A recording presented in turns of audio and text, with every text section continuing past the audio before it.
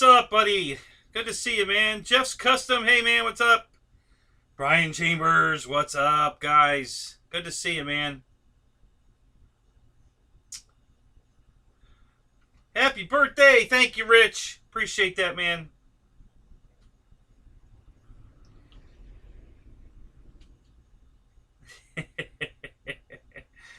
Eric Quinn, good to see you, buddy. JCB, good to see you. Jody, what's up? And Craig, Joe, William. Welcome, welcome, welcome, guys. Thank you, man. Thank you, George. Yeah, it was, you know, when GB said it was his anniversary last night, I thought for a minute, I'm like, didn't me, Josh, and GB all start the same week? So I went and looked, and yeah, my anniversary is tomorrow, actually. My first show was October 30th. I went back online, and I was actually had headphones on. Was talking to tell your wife I say hello. Tell her thank you. I'll make her laugh later. I was on the phone with Josh, and we were trying to get my, because I was on streaming, but it didn't say, or it either said I was streaming and I wasn't streaming. Thank you, Nate. Appreciate that, buddy. Thank you. It either said I was streaming and I wasn't, or I was streaming and it said I wasn't. I don't know. It was weird. You know, apparently I had a separate window streaming also at the same time. But I had all the cameras figured out. We had Rafter Cam that night working and all that. So that was all working. So yeah, it was interesting anyway. But yeah, that was my first show. So I'm just playing with some settings on the camera here.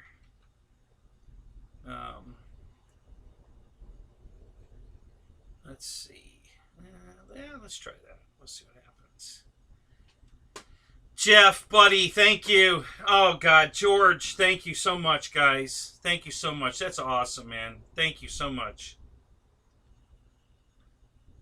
It just means a lot to me that you guys think my content is worthy of your donations. So, you know, I really, it means a lot to me, guys. I mean, just you guys watching alone is enough. But you know, when you start that, I mean, that basically just absolutely tells me that I'm doing something you guys like, and that makes me very happy. You know, I really enjoy doing this show, and I love it even more that you guys love that I do this show. So that's why I do this show. That's you know, I just love connecting with you guys, and thank you, Jeff.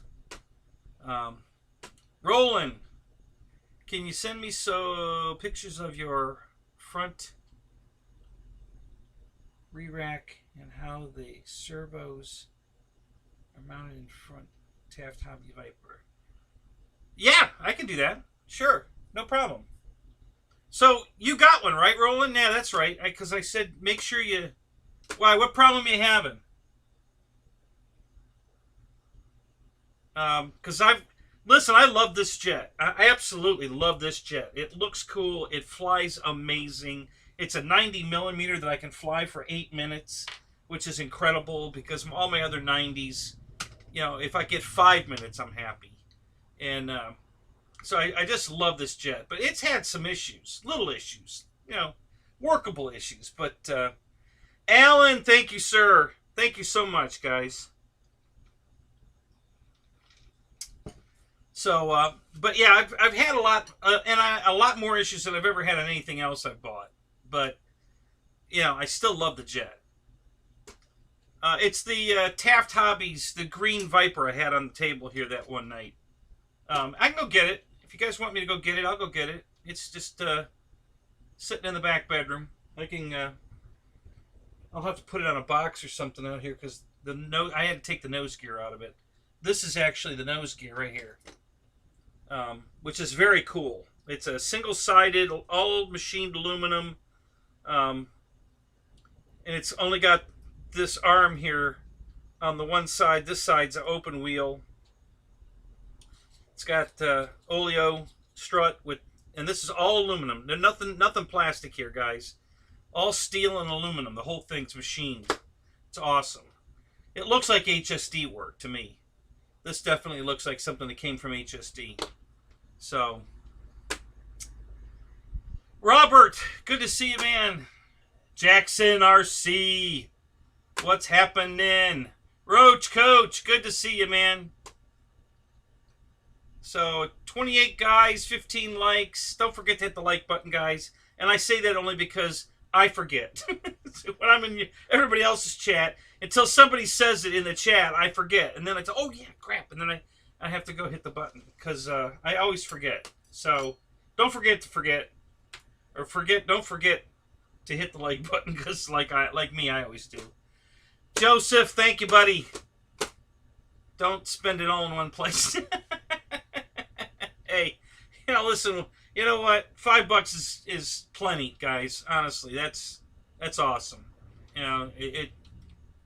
It's not the amount, it's the thought, and I can't thank you guys enough for that. I really can't. It's just awesome that you guys.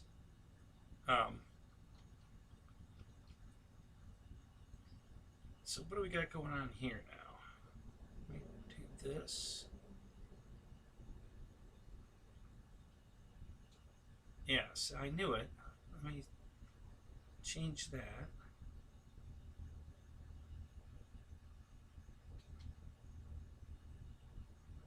Yeah, that's much better. Okay. All right, good.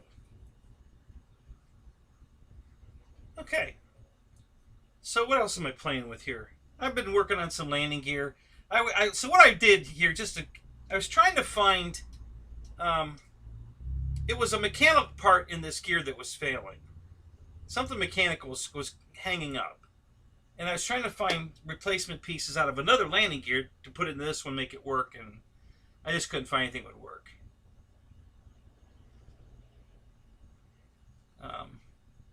Hang on a second. I gotta back up to Alan's. Said something. I don't want to miss what he said there.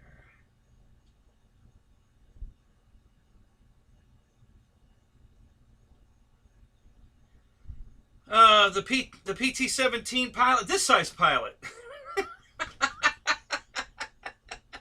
This is the guy right here. This size pilot. I have no idea. Scale wise, like a scale, I don't know. It's just, I don't know what scale the airplane is. It's 1,300 millimeters, but I don't know what scale that is to the real one. I guess we could find out. Somebody look up what the full size wingspan is on a Sturman, convert it to millimeters, and then divide 1,300 into it, and that'll tell us what scale it is. And then we'll know what scale pilot we need. Victor, what's up? Rando, good to see you, buddy. Hey, Ricky's here tonight. What's up, Captain?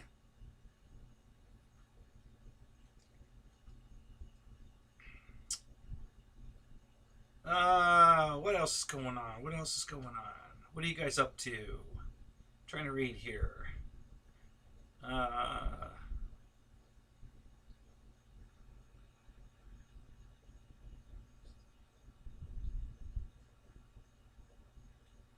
Okay, so trying to decide what to do.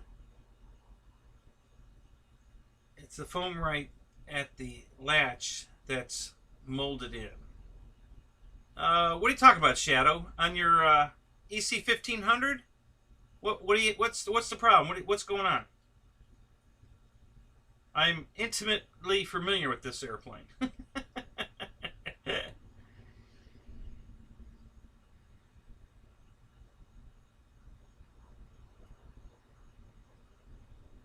Oh, you smashed it already? No kidding. Oh, man, Roland. Really? Oh, crap.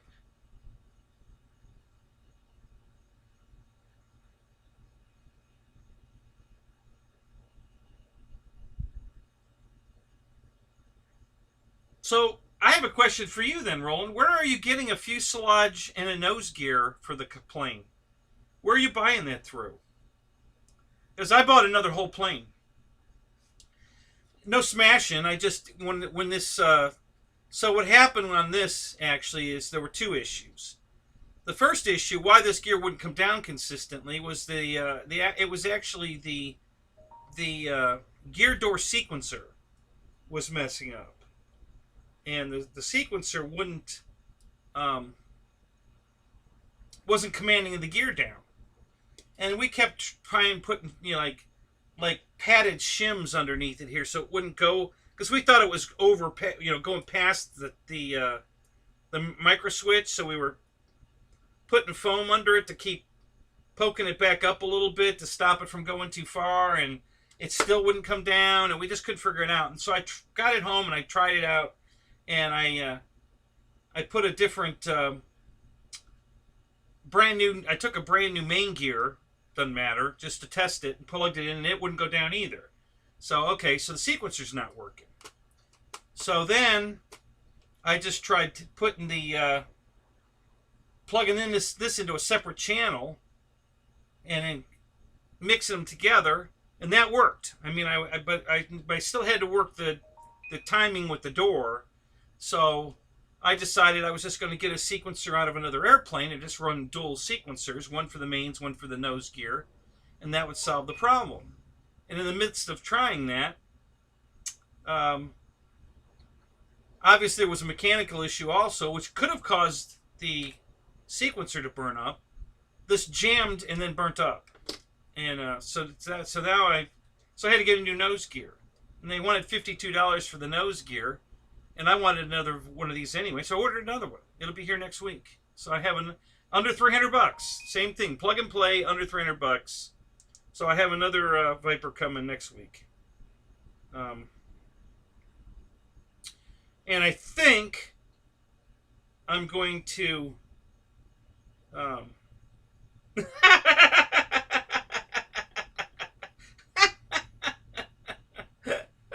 Wow, that's a scary pilot. Damn. Holy crap. Woo. Wow. What the hell? Damn. Just in time for Halloween. Right, Robert? It's a good Halloween pilot there. Damn.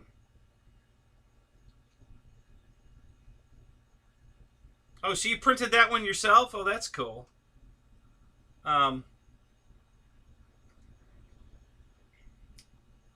Yeah, so I got another Viper coming, and that'll give me a new nose gear. I'm only going to fly one of them at a time anyway, and it's real simple to pull the nose gear out of that, so I'll just swap the nose gear back and forth if I'm swapping jets. But yeah, so I found a sequencer I had in a Mustang that was incorrect for the Mustang. The mains would go down, and then the inner gear doors would stay down, and they're not supposed to stay down, they're supposed to go back up. The Tiger helicopter, is that that's the red one? Is that the one we're talking about, Roach? Oh,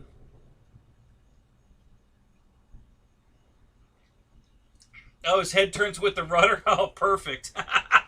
I'm gonna see his head turns too. So I'm gonna make Kenny's head turn with either with the rudder, or maybe I'll just put it on a separate dial and make it turn manually, you know. But yeah, I'm going to do the same thing to Kenny. I'm going to make his head turn. Yeah, I was getting to that, Eric. Sorry. I got distracted by this scary pilot.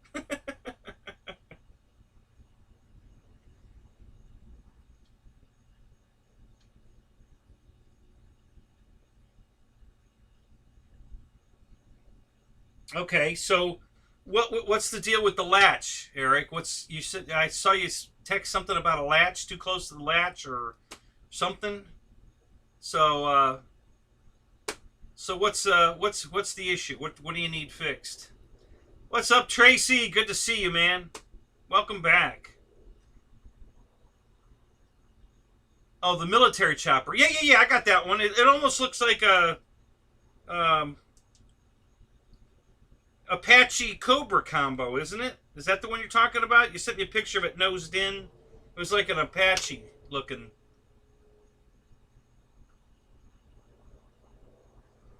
Yeah, I made in the Viper. I've got, oh man, I've got 20 flights on the Viper. Oh my God, I can't stop flying it. I mean, you know, these guys that smoke cigarettes, they're chain smokers. I'm a chain Viper flyer. Oh my God, as soon as it lands, I throw another battery in it and go back up.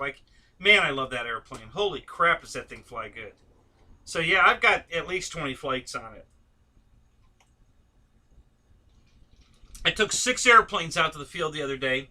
I only flew 2 of them. I flew the Viper like 7 or 8 times, and I flew my giant Carbon Z T-28 like 6 times. You know, so yeah, it was those are the only 2 planes I flew all day.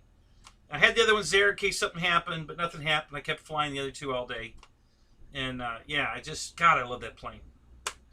So that's why I ordered another one.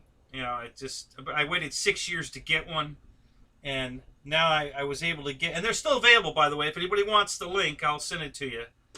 You can still get it for under $300. Plug and play.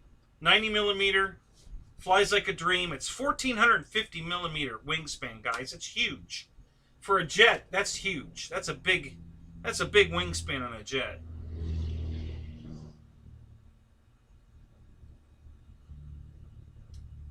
I flew the T-28 3 feet. Flew the T-28 3 feet. Huh? What are you talking about, Ben? Oh, your T.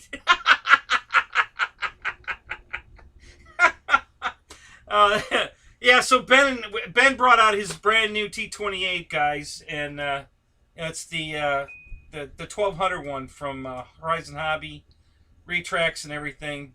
Beautiful bird. And it's got an E-clip holding the front wheel on. Oh, thank you, Troy. Thank you so much, buddy. Man, thank you. That's fantastic. And so we checked everything, got out, put it on the ground. I did one more little flight check. Everything rolled out 3 feet, and the front wheel fell off. The E-clip popped off, and the front wheel fell off. that was the end of that. So, thank you, 200. Thank you, man. So, yeah, so I flew Ben's, I taxied Ben's 3 feet. I didn't fly it. I taxied it 3 feet. And then the wheel fell off. So, hey, Ben, did you get it? Did you get an E-clip? You all ready now?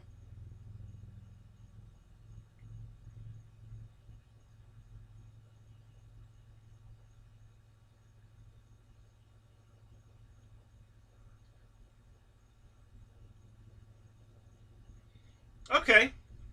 I got you. I don't know. I'm not familiar with the Kingfish. So what kind of clip is it? Take me a picture of the clip. The problem area you're talking about. Send me a picture, Eric. I want to see what you're talking about.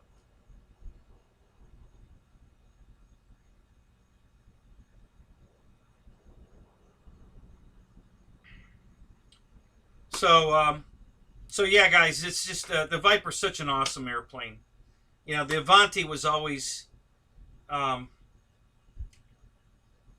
So my best favorite all around everything jet is my Yak 130, the 90 millimeter Yak 130, because it's so scale. It flies like it's on rails. It's just, you know, it looks so cool and it flies so good. It's awesome.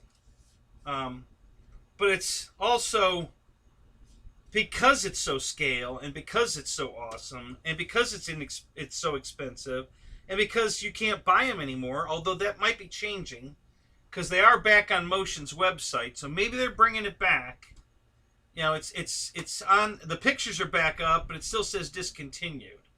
So I'm trying to figure out why they put the pictures back up. So maybe it's coming back, but current status is not available. So you know, you get nervous when you're flying a plane that you can't replace if something goes wrong. You know, at least I do. You know, it's something that I really care about, and I really care about my Yak. So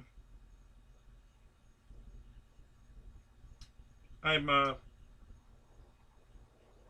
it's not that I'm afraid that I'm going to fly it into the ground wrong or something. Just something can happen. You know, you know, fan blade could break off in midair, or you know, on takeoff roll, and then I have to cut the power and belly land it out in the road or into a tree, or you know, anything can happen, guys. It doesn't have to even be pilot error, and it doesn't make me nervous that I'm afraid to fly it. Kind of nervous. I love flying it. It's so easy to fly. I love flying it, but I just worry about unexpected things happening, like what's been happening on the Viper. Thank God nothing. You know, I had a ball link, and I still don't know how this happened. But the ball and the link, okay? So the ball's screwed into the control arm, and the link is snapped onto the ball. So on the main flight of the Viper, I'm flying, and all of a sudden I notice that the rudder is doing this, you know, because it's not attached. So I land it right away. I don't want to keep flying it like that. So I land, and no problem, perfect landing, you know, beautiful and everything. I taxi over, and the ball link, there's no ball in the link. So, oh, it popped off. I go look at the rudder. There's no ball screwed into the control arm. Now, how the hell does it fall out of both at the same time? I mean, it literally came off the hook. The link came off the ball, and the ball fell out of the control horn at the same time. So I actually lost the ball. You know, I mean, it's out in the field somewhere, I guess. I don't know. So, but how does that happen? Like, how's that possible?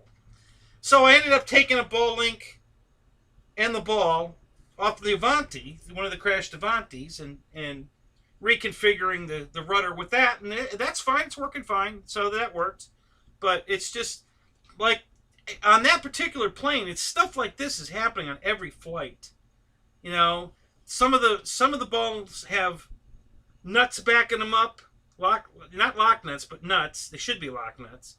Actually, a couple of them are lock nuts, but they're not. The screw's not long enough to get into the nylon part, so it's not really a lock nut. And then some don't have nuts on them at all, and they're randomly falling off or getting loose or whatever. And I'm tightening them up, and I'm putting contact cement on to glue them on, and I'm literally going over the whole airplane almost every flight.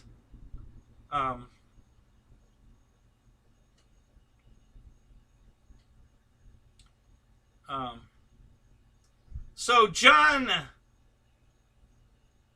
is asking Jeff, what's the deal with the Carbon ZT28? What do you mean, John? Did I miss something here? Yeah, I do too, Jeff. I haven't been happy about having to change and fix and all the work I've had to do on the Viper, but God, it is so beautiful.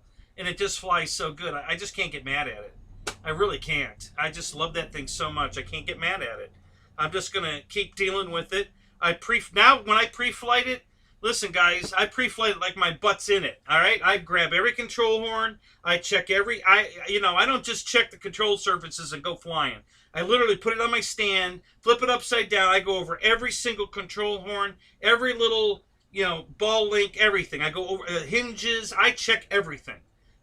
Before every flight, because I'm afraid I'm going to lose it, and I don't want to lose this plane. So, now I have to do a real extensive pre-flight before I fly it every time, until I get every nut, bolt, and screw glued or re-glued or whatever I got to do to keep everything together on the plane. And it's a little bit of a pain in the butt, but it's worth it. I absolutely love this airplane.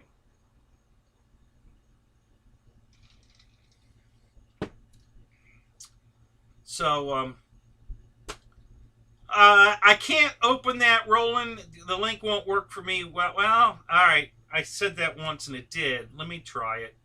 I'll open it and see what happens. 99% of the time, I can't open a link in my stream because it doesn't work. I get the 404 smack message, that I can't open the link. But I'll try it. We'll give it a shot and see what happens. So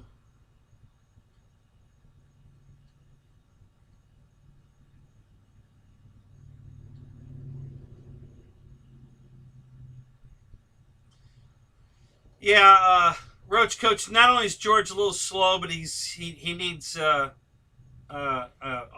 autocorrect because he can't even get MBS. Mary Boozer Show. Is that what it was that night? You spelled it wrong.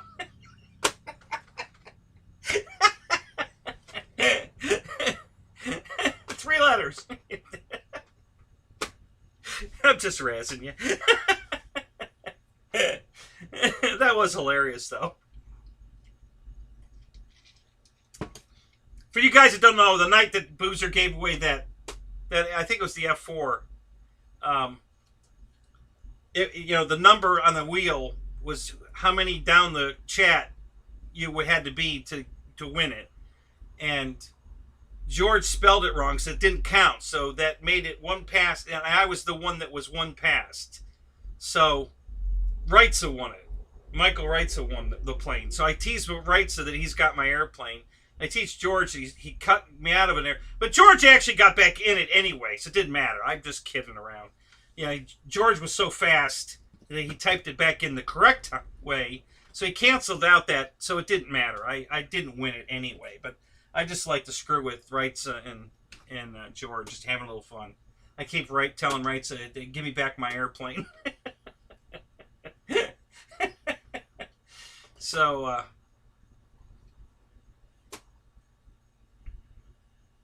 yeah, I'll bet, George. My ex has an iPad in the house, and oh my God, I hate that thing. I really hate that thing. Oh my God. So, anyway. So that's the inside joke there. Yeah, see, it didn't work. Yeah, oops, something went wrong. So, yeah, I can't open it. So, you know what? Send it to my phone. Because I can open it on my phone. I can't open it here. But if you send it to my phone, I can open it there. Yeah, I can't open links in here. They don't work. Ever since Love RC sent me that spam thing that shut my show down that one night. And I only say that, I'm not saying that to pick on him or to ditch him, anything. He sent it to me. Now, whether he knew it had a, I'm going to say a harmless spam thing in it, because it didn't really ruin my computer. It just screwed up my show. I couldn't get the show to finish. I had to actually shut the show down and bring it back, and then most of you guys had gone to bed. I don't think he did it maliciously or anything. It just happened. But he sent me a link, and the link, when I opened it, and ever since then, my computer won't let me open links. So I don't know if the computer's trying to protect me, or I don't know what's going on. But I can't open any kind of link. If you guys send me a link, I can't open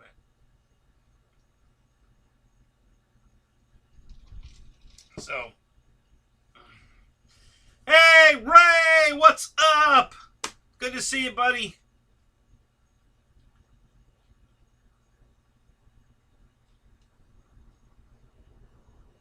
So I was behind in the chat here, guys, because I had gone back to look at something. So now I'm trying to catch up again. Yeah. Yeah, oops, something went wrong on my sex tape. Yeah. Yeah, if I had $1 for every time I heard that.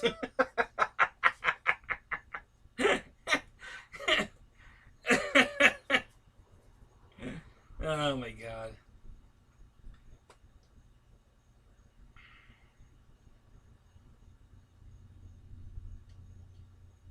No, but the 1.21 gigawatts did affect me. I did lose my sense of smell. Not 100%, but 90%. I can't, I'm cooking food, I can't smell it. She brings food home for dinner, I can't smell it. The dog takes a crap right in front of me, I can't smell it. So there's some advantages to it. But yeah, I can't smell anything anymore. Barely, I mean, it's got to be really, really strong, and then I kind of get a whiff of it. But, in general, like tonight she brought Taco Bell home, couldn't smell any of it. Yeah, I can't smell anything anymore. And the only thing that, before I got struck by lightning, I could smell. So, So it seems like the one thing which is, honestly, if you're going to lose something, that's not a horrible thing to lose. That would, if I had to lose one of my senses, I think that's the one and I had to choose. I think that's what I'd choose. Yeah, I taste everything. I can taste. I just can't smell. And I know a lot of times what you're smelling enhances the taste. So yeah, I'm sure I've lost some of my taste as well because I don't have the smell to enhance it.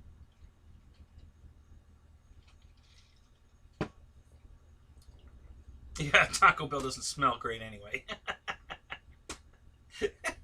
True, but the fact that I can't smell it at all, it just confirms that, yeah, I can't, I can't smell it. Like when Dave Marshall farts, I can't smell it. So that's a plus. So, John wants some Taco Bell. Yeah, they just put one up. I mean, it's not even a quarter of a mile away. They just opened one up right here down the street from me about 4 months ago, maybe. And so now, at least, because I'm usually busy doing something, getting ready for my show, I don't cook. And before, she always wanted a steak on Thursday night. I had to go cook a steak. But now, since Taco Bell opened, she just runs down there and gets me Taco Bell, so I don't have to do anything. I can just eat it and get ready for the show. Right, yeah, exactly. I don't have to smell fish anymore. See, Ricky's figuring it out. Yeah, so it's not all downside. But but seriously, guys, yeah, it's definitely affected my sense of smell. I can't smell shit anymore. Literally, can't. Yeah, it just for some reason my smelling but my smelling sense is gone for the most part. So yeah, but that's all right. Like I said, I'm not gonna be too. Like I said, if I could pick one, that would have been the one I would have picked. I'd certainly rather be able to hear, touch, feel. These are the important things. Smell. Okay, so I can't smell the flowers anymore or anything. I'm not glad, happy about it, but God, it could have been way worse. So yeah, no problem, Roland. I'll get you some pictures. If I go get the plane during the show, I'll take the pictures right now and send them to you. Which is a good chance that might happen. So yeah, but it'll either be during the show or right after the show. I'll send you the pictures.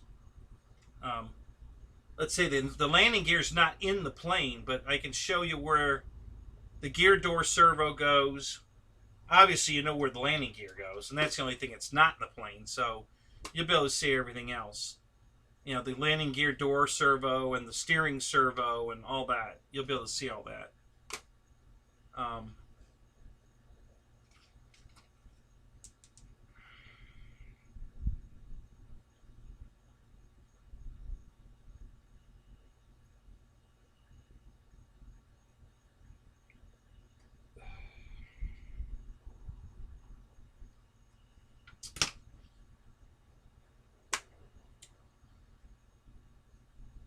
No, the tree hasn't fallen down yet. The whole top of the tree's dead. Next time I go out the field, I'll take a picture. When you first come around the corner into the flying field, dead ahead is the tree.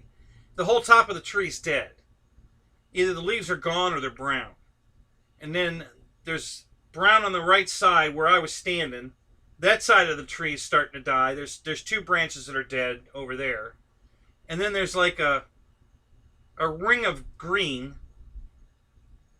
that's still alive, and then the left side of the tree is green.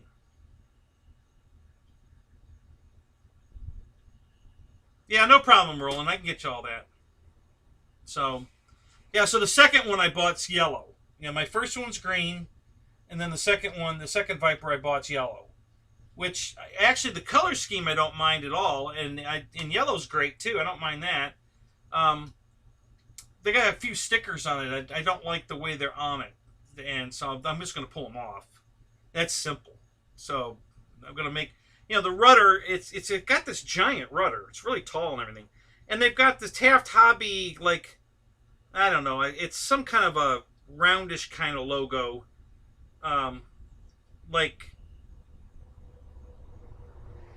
I don't know. Like on a trophy where they have those like leaves that go around it, and then something in the middle, either a peace sign or whatever.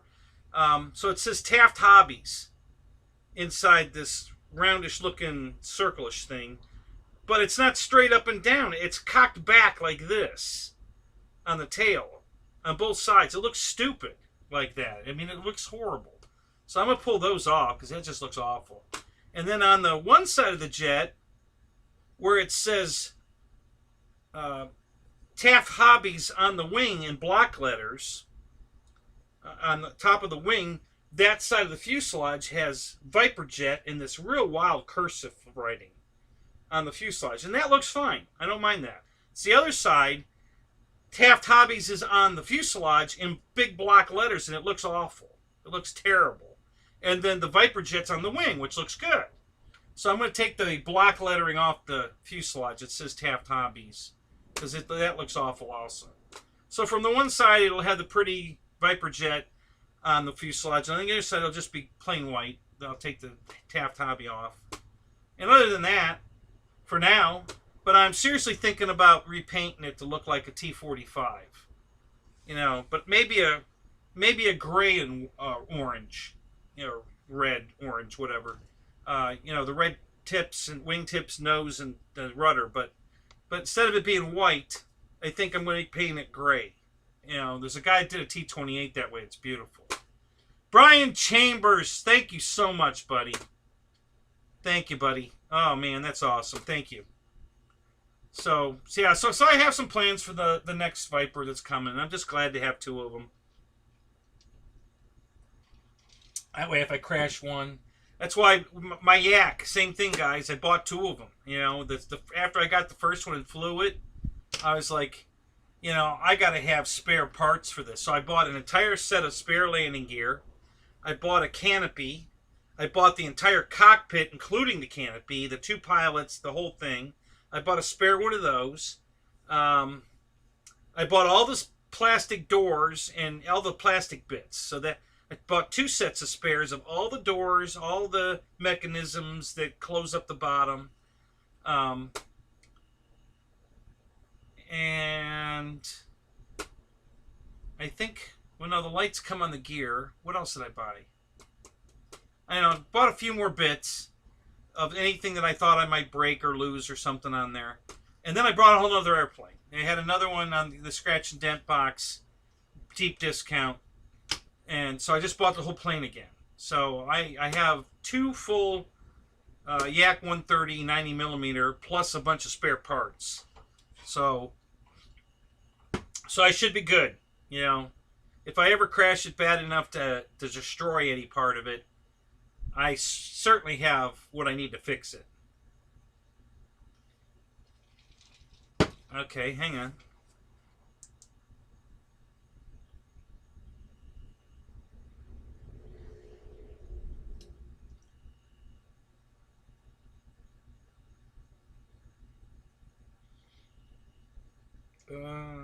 Geez, what do I do? Oh, I know what I'll do. Let me pause the chat for a second.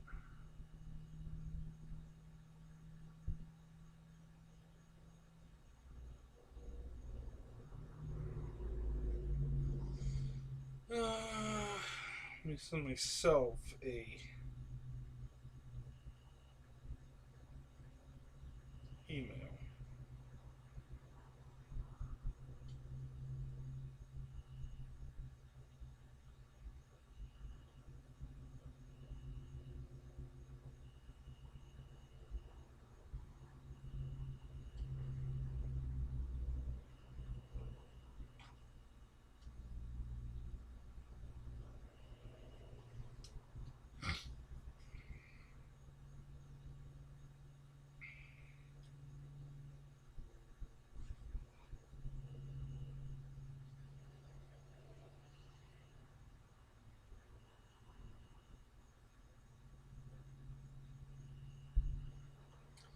this is really weird.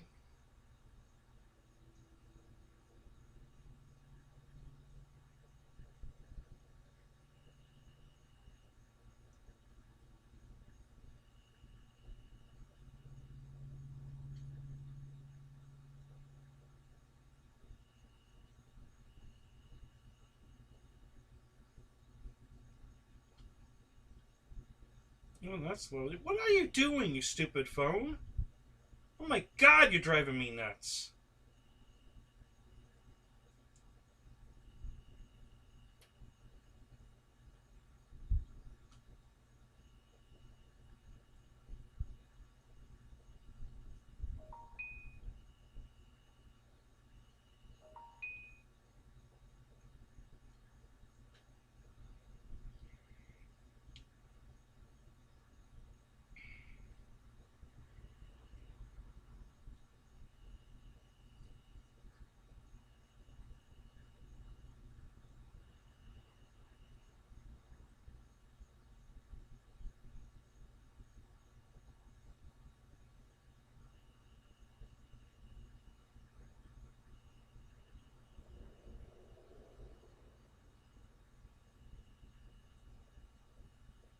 Oh. Alright. Crap.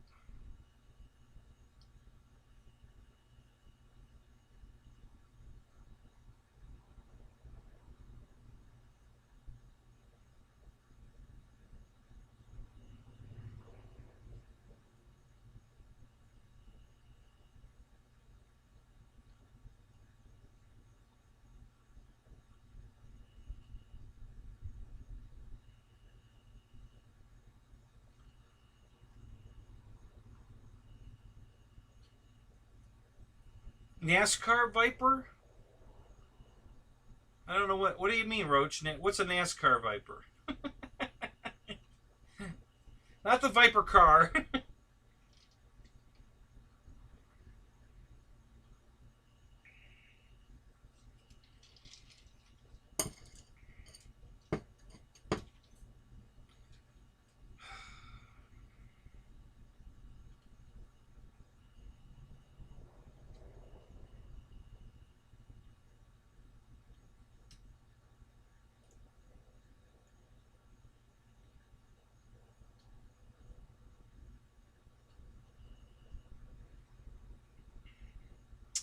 Hey, Tyler's back. Welcome, Tyler. Good to see you, man.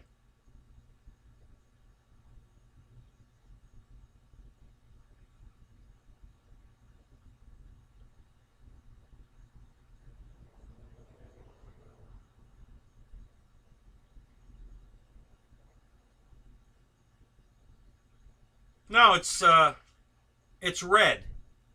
Although it's kind of pinking up. I think it must be fading in the sun. It wasn't pink, but in person it doesn't look pink, but it's starting to. It's starting to get that way. I guess the sun's fading it. It was a lot redder than that. Now that you mention it, I was going to say now the camera's changed, but no, you're right. It is starting to look pink. Not there yet, but it's getting there. Oh, great. Here comes the rain. I'll have to start shouting. The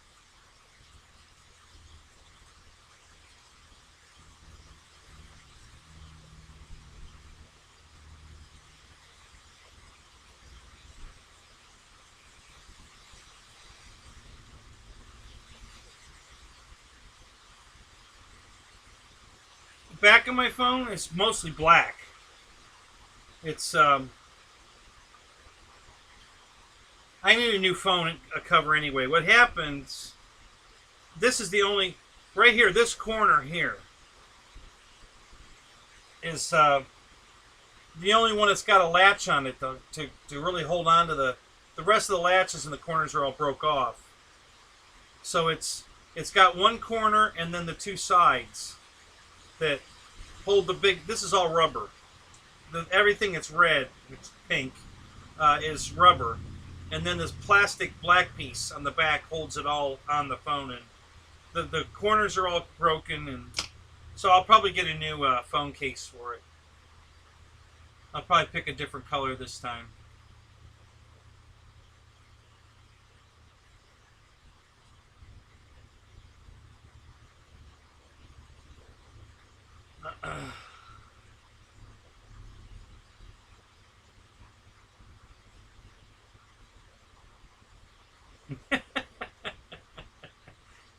Well, don't do that, Tyler.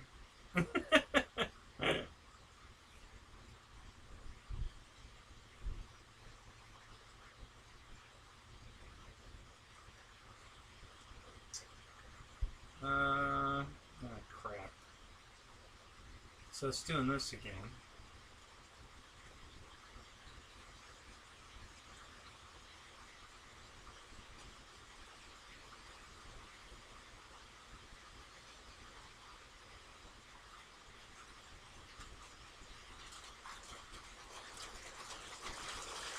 Yeah, we've had great weather all week, guys. Here it comes. Well, it's raining.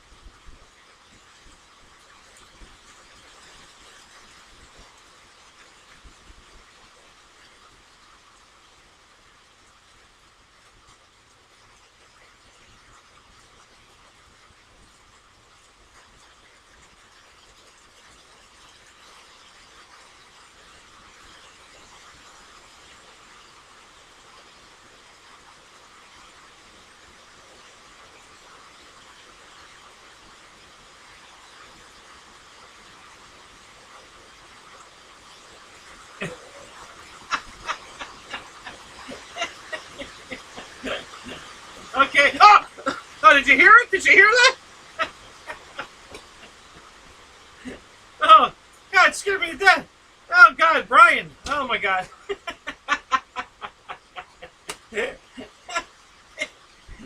Am I taking a whiz? Bledsoe. Hey, buddy, good to see you, man. Hey, I really like the pictures of your setup, that your man cave with the big desk and window and all those damn airplanes. You should be shooting your show from sitting in a chair, not behind that little bar you set up in the corner there that you're hiding behind. Man, the rest of that place is awesome. You should sit at the desk and shoot at it. You know, put the camera at the window shooting at you and see all the airplanes behind you. That place looked cool as hell.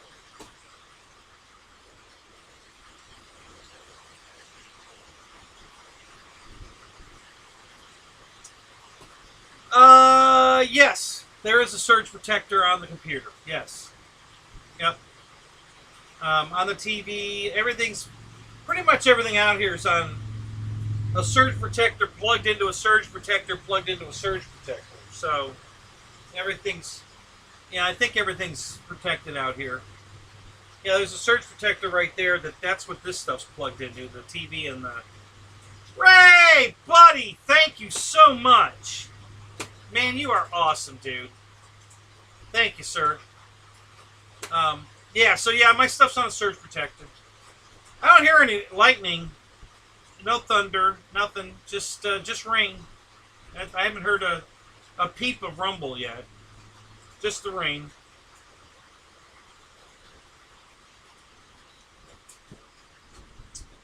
Had a bad wave of rain come in before I came out here tonight. Just before I came out here, it poured, and then it quit. And I came out here and got all set up and everything, and it's been over an hour, and now here we come again. So,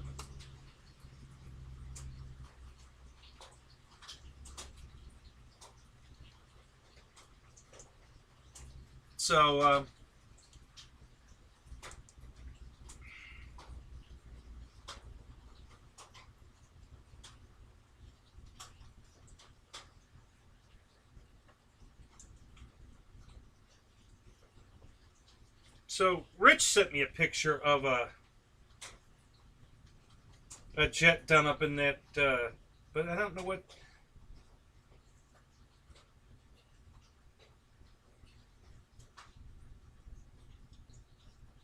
Is that,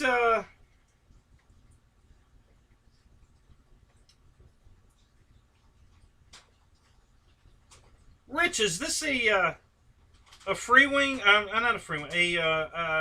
No, it's not. What plane is this, Rich? Yeah, that's the scheme I'm talking about. So I might do my Viper in this scheme. The second one, the yellow one. Not the green one. I like the green one. But what jet is that? That looks good. I like it.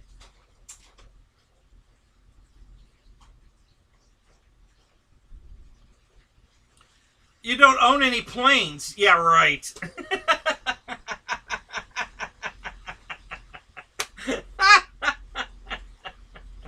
You got a shitload of planes, dude. Some good looking ones, too. Damn.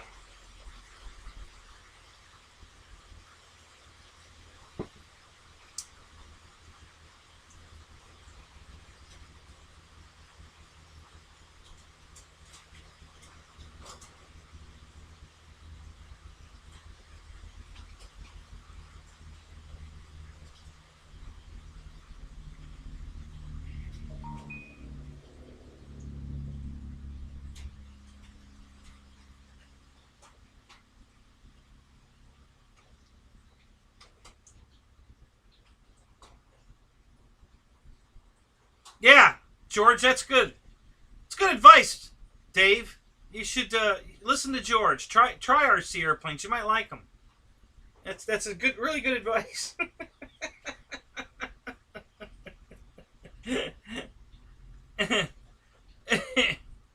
You don't think they're for you?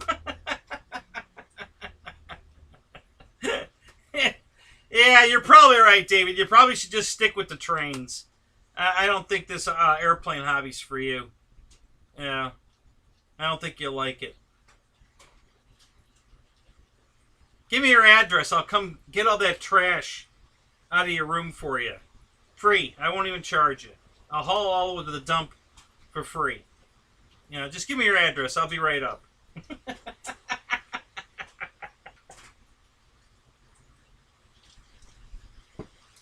Yeah, Rich, I don't know what an Aviator,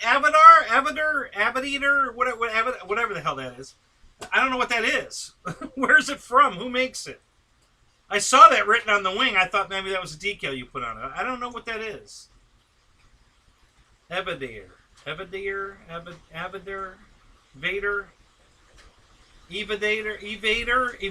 Oh, Evader. Yeah, maybe that's what it. Evader? What the hell's an Evader?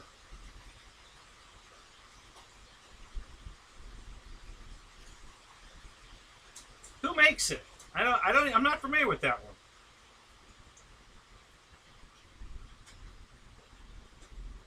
No, I didn't see the pic of your high-end Escort. Uh-oh. Let me take a look. Holy crap.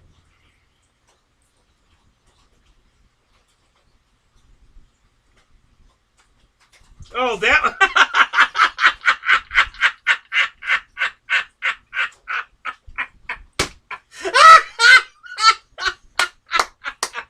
That's what that picture was. I was like, why are you sending me this picture? What the hell? I didn't read the caption.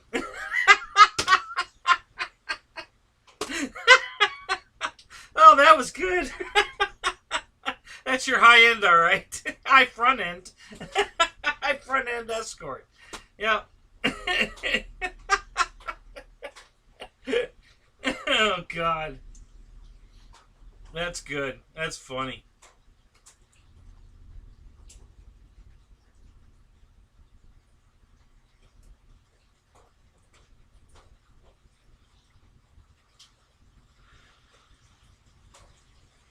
Uh-oh, hang on a minute. I missed something else here. You guys are having too much fun without me. Apparently the lightning strike has sent Kenny back a year. Well, why? Am I that far behind in the chat?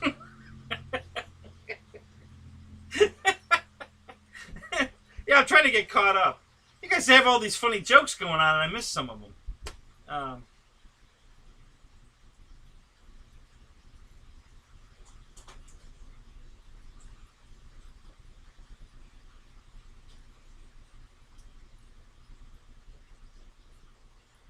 tomorrow is exactly, I mean, my first stream was on Thursday, October 30th, 2019.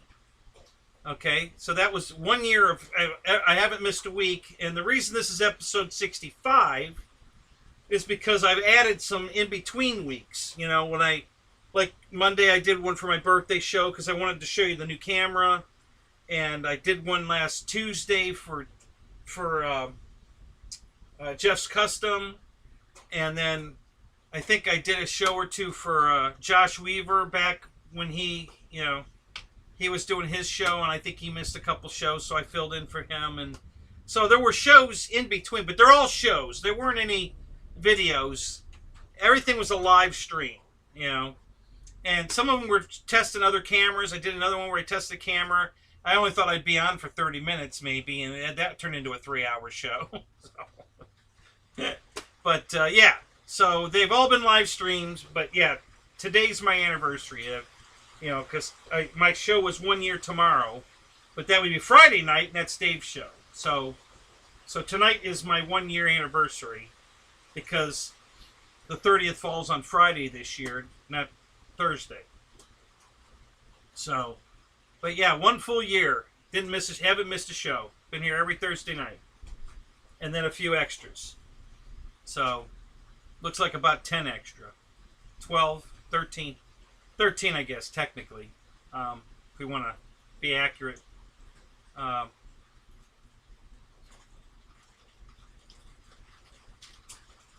so this is an old plane.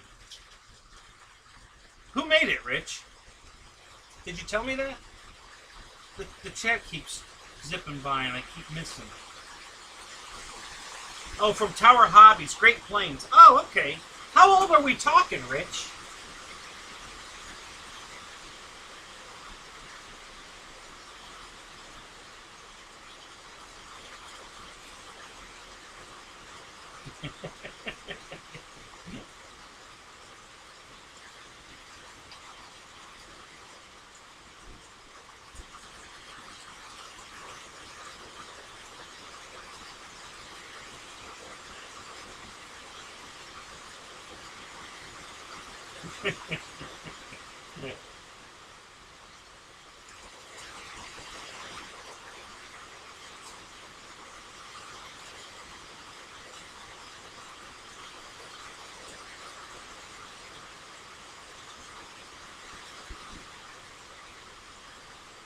Thank you, Jeff. Happy anniversary. Thank you. Appreciate that, guys. Yeah, it's been a great year. I mean, as far as this is concerned, it's been a great year. I've loved these shows, every one of them. Haven't had a stellar year overall. This COVID crap, losing my job.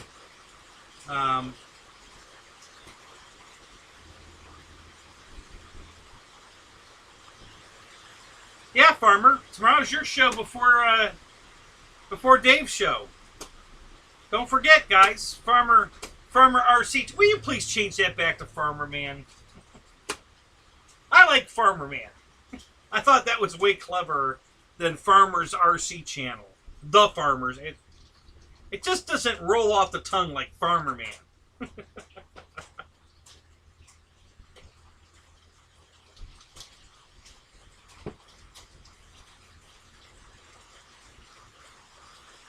41 years, Bill. Oh my God. God bless you, buddy. Oh my God, that's fantastic. Roach Coach, thank you, sir. Thank you so much, man. Thank you.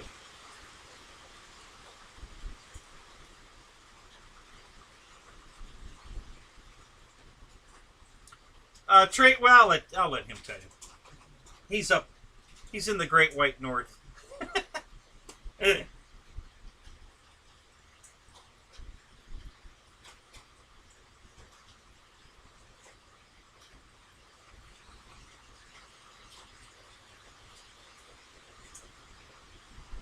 Oh my God, Bill.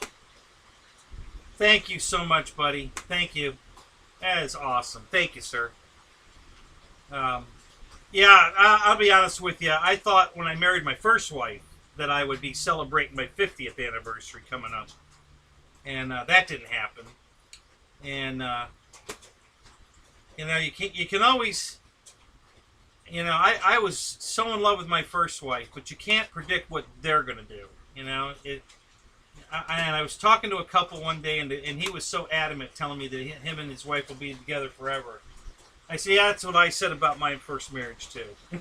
And then he looked at me funny. I said, listen, I know how much you love your wife because I love my wife the same amount, but that doesn't mean she's going to love you. And she has 50% of the control in this relationship. So if she decides for whatever reason she's leaving, there ain't a thing you can do about it. So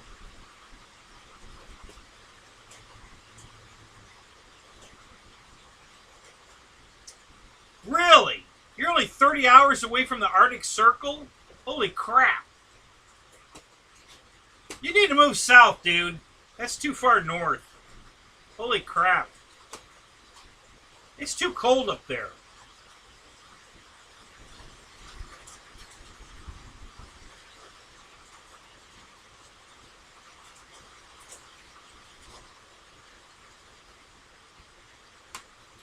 Yeah, but you only get like 4 days of summer, and then 4 days of fall, and then, you know, 182 days of winter, and then 4 days of spring. Not quite that bad, but kind of. See, we have 360 days of summer. And then 1 day of fall, and 1 day of winter, 1 day of spring.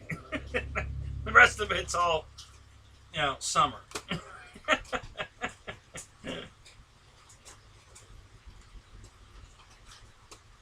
Well, then I guess you're living in the right place.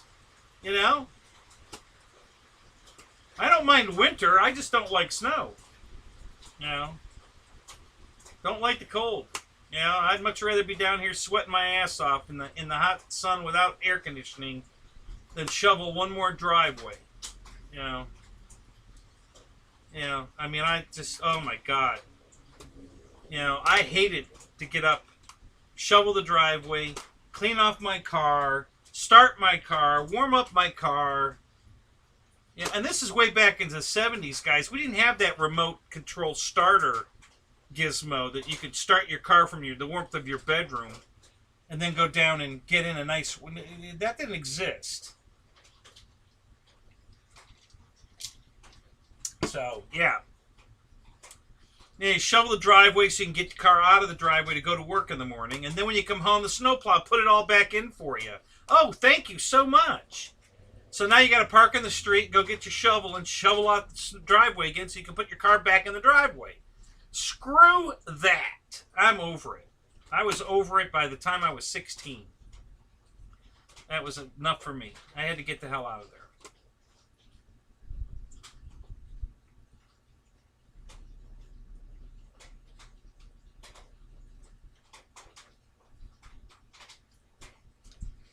What?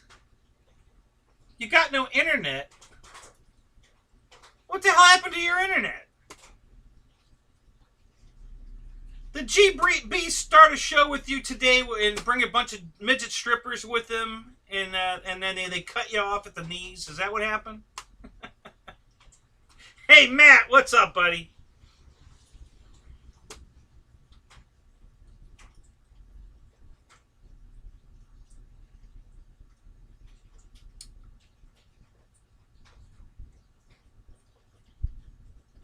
Oh, God, I hated school, Tyler. Oh, my God, I hated school. My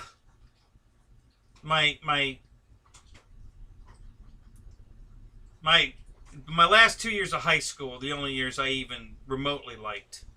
Before that, I couldn't stand school. But don't drop out. You gotta get through it. Just get through it. Just suck it up and get through it. You know, you gotta have that diploma. You know, just make the best of it. You know, I was in the choir. I sang with the choir, so that was fun. You know, just do whatever you need to do to get through it, but just get through it.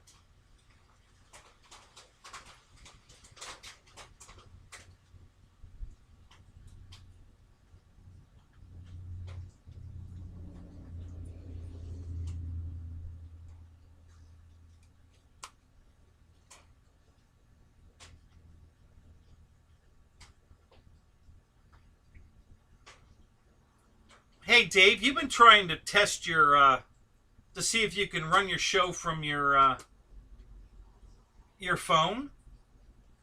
Test it now, and I'll bring you into the chat. You know, you can be my live guest. I'll put my headphones on.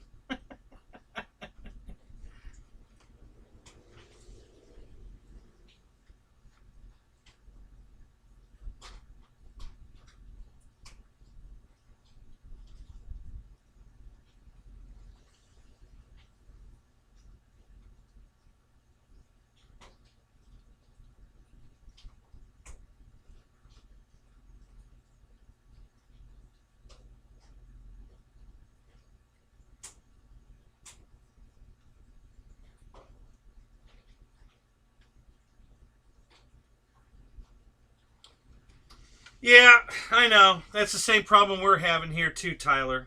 There's no jobs. I did go back online today, actually, just before I come out here, and I got an interview with UPS again next Wednesday. Don't get too excited, guys. It's not that big a deal. It's a temporary seasonal thing for Christmas. And it'll be delivering packages out of my own car.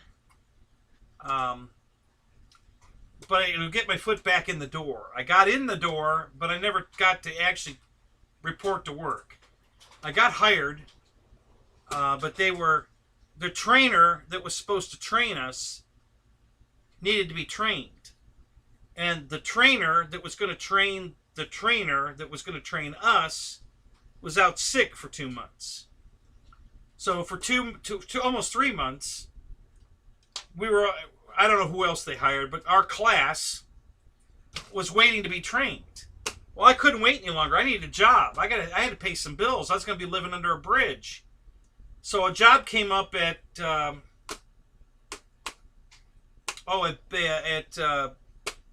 Bayonet Plumbing and Air Conditioning, Heating. It was a job, so I took it. And then UPS called, and I, immediately called them back, and I said, I'm so sorry. I had to take a job. And this was a full-time job, not a temporary seasonal job. I said, listen, I'm still interested. I want the job. Can I reapply for it next year? And they, oh, absolutely. Yeah, you're all set here with us. Everything's great. We're sorry we took so long. Oh, I said, it's okay. I understand. I just, I had to get a job. And every year they send me emails, hey, do you want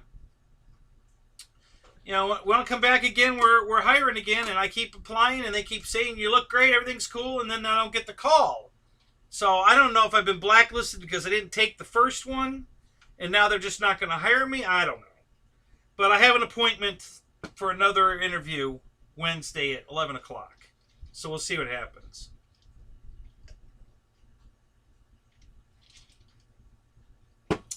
Yes, exactly. I can deliver my own airplanes. Wouldn't that be awesome?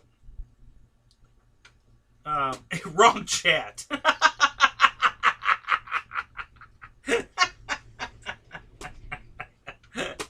Oh my God. Dave wants to be in the high-end escort chat. Yeah, just queue up flying times because he's looking for a high-end escort. He just sent me a picture of it.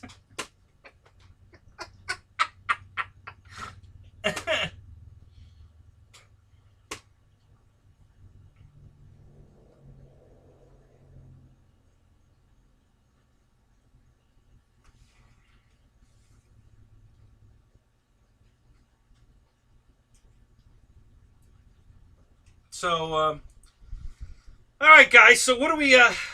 Who's got a new plane on the way? I also have another ASW-28 coming. This time I ordered it from Hobby King, my second favorite place. Um, yeah, Tim, you're still here. I see that. Oh my God! Yeah, I saw that, and I'm looking. First, I saw the little picture, and I thought there was a snake underneath it. And I'm like, what the hell? And then I opened it and saw what it was, and I'm like, why are you sending me that? I didn't read the text. That blew the whole joke. It was funnier this way, though. Oh my God, that was hilarious. Yeah, Jeff, I ordered it from Hobby King. They had it in stock in the U.S. It was only $10 more than the one I bought from AliExpress, and I don't ever want to go through that experience again. So for the extra $10, I bought it through Hobby King. It's on the way. Well, the package has been sterilized. It's not technically hasn't moved yet, but the Viper's moving. It's already in. It departed California yesterday. Yeah, yesterday. It departed California yesterday, on its way here.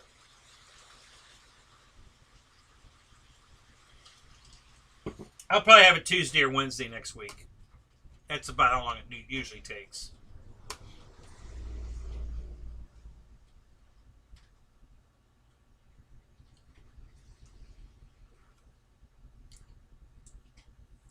If you guys have here, let me see if I can put a link up. Hang on a second. Since we're sharing tonight, let's let me see if I can share. We'll try that. Why not?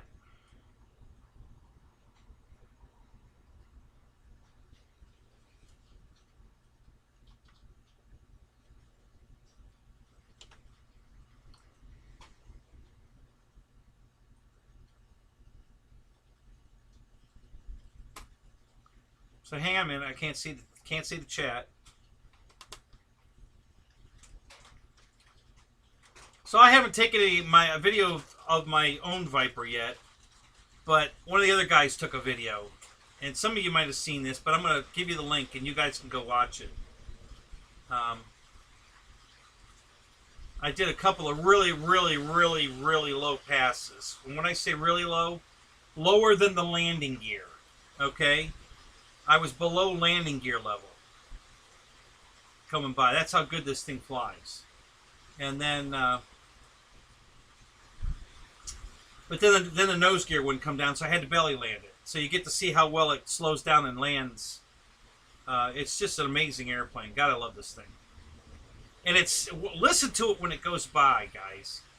If you're listening to anything else, just pause it, whatever. Turn the volume up. Listen to what this thing sounds like when it goes by, because it sounds like a real airplane. I mean, it has that whistle sound that it's getting higher pitch as it comes toward you, and then it gets lower pitch as it goes away. It's awesome.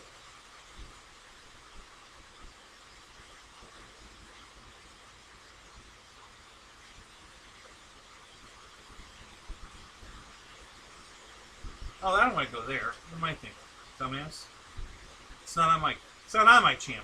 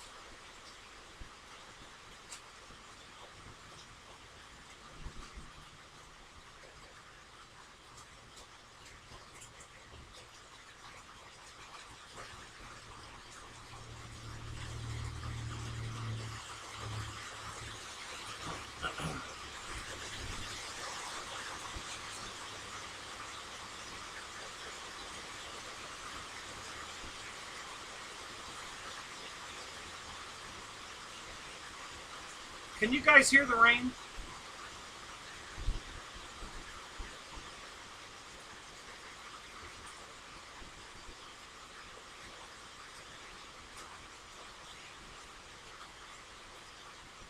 Okay, so about a minute into the video, you're going to hear a jet take off. That's me. The other two guys are already in the air. They've been up there about a minute. And then you're going to hear another jet take off. That's me taking off. And then the camera guy stays pretty much on me the rest of the flight. So you'll see me make some high flybys, and then I'm going to make a couple of really low passes, and then I'm going to circle around while I'm trying to get the damn landing gear to come down, and then I belly land. So, but listen to it when it comes by, and you know. So this is the only video I have of the jet so far. Actually, I think I think his name's Andy, the cousin of one of the guys I fly with. I think.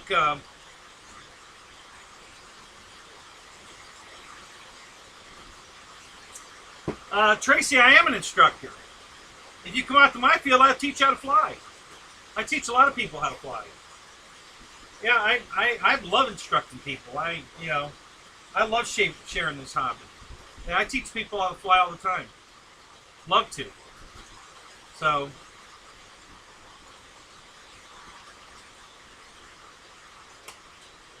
is it pouring at your place, Farmer Man, or are you commenting that you can hear it's pouring here?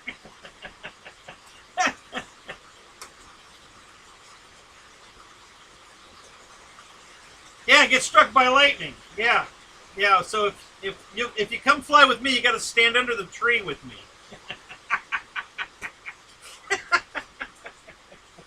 That's a condition of the, you gotta take the risk. No risk, no reward. Oh, my package is coming Tuesday, Alan? Great. Super. That's great. Thank you, man. So,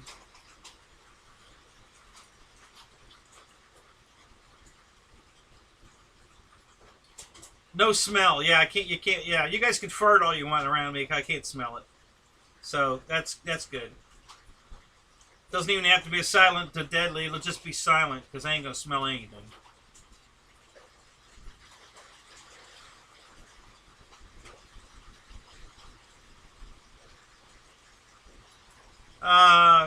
Well, now, where'd you send it here? Did you send it to my phone, Shadow, or email? Where'd you send it? Oh, here it is. Yeah, I got it. I haven't watched it.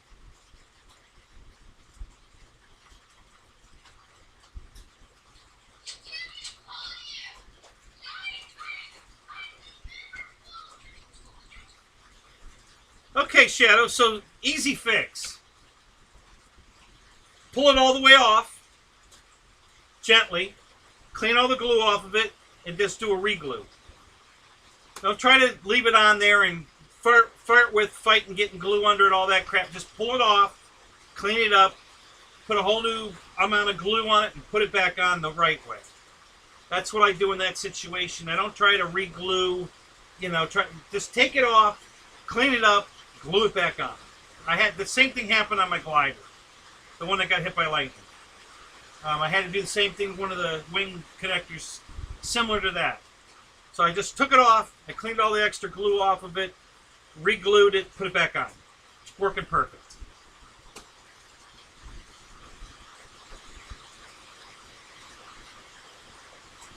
Oh, it's snowing there, huh? Oh, wow. Yeah, no snow here. Just rain. Lots and lots of rain. Pull his finger.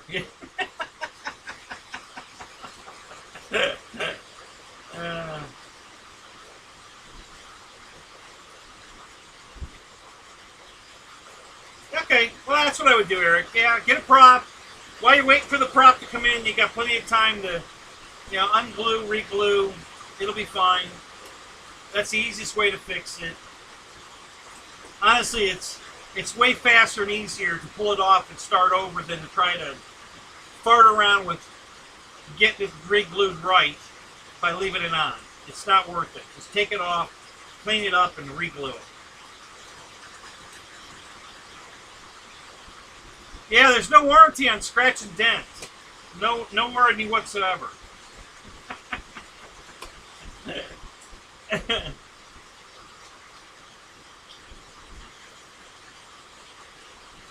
Now I train in anything. Quadcopters, helicopters, RC cars, whatever. It doesn't matter. I do it all. I'm just an RC nut. I don't care what it is. You know, if it's RC, it's for me.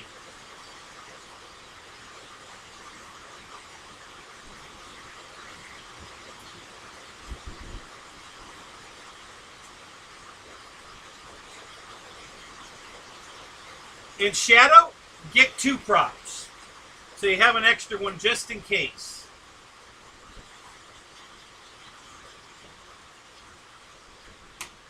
My EC 1500, I had an extra. You have to buy 2 extra props because there's a left and a right. So I have 2 extra props in the car.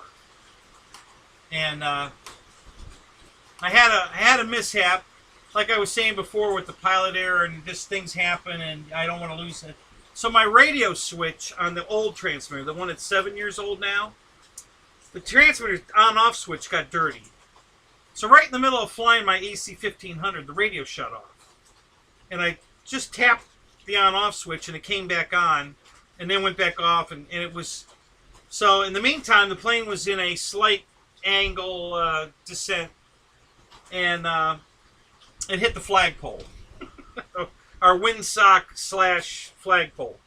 So the plane hit the flagpole right on the prop. So it didn't put any compression damage on any of the foam, no impact mark, nothing. But it did knock both wings off. It pulled the glue out of the root of the wing where the outer parts plug in.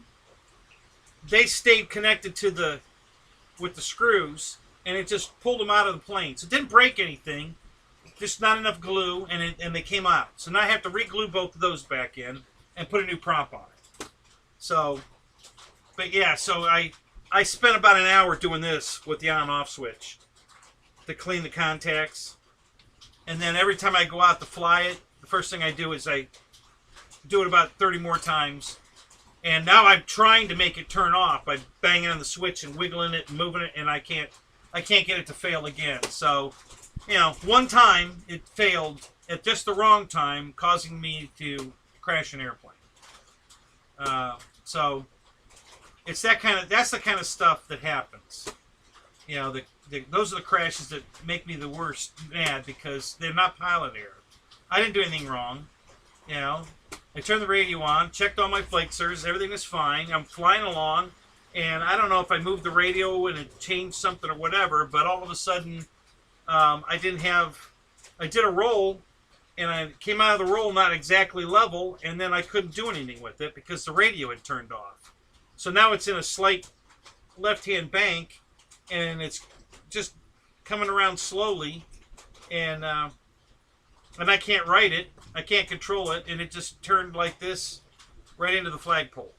And so not a big deal. Easy fix. You know, put a new prop on it, re-glue the wing connectors back into the plane, and we'll be out flying it again. I got lucky, honestly, because the flagpole would have done a lot of damage to the foam had it hit it. But the prop took the blunt of it, so no impact damage on the plane at all. And it just kind of spiraled down lightly to the ground, so the hit the ground didn't hurt it any. So, you out of here, Tyler? All right, man. Take care, buddy.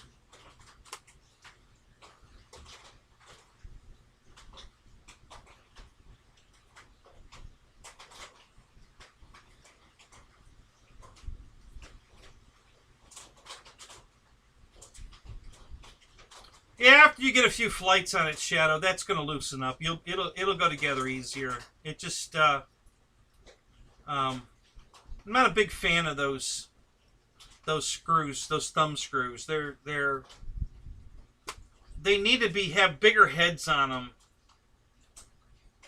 Because I've got a couple of screws from a couple of 3D planes where they put the canopy back on after they plug the batteries in and they set it down, and then they've got 4 screws through the side, and they're the exact same thread size and everything, length, thread size, but they've got these big white knurled thumb screw heads, And they're so much easier to tighten those up than those stupid little, I don't know, socket head, whatever kind of head screws we've got.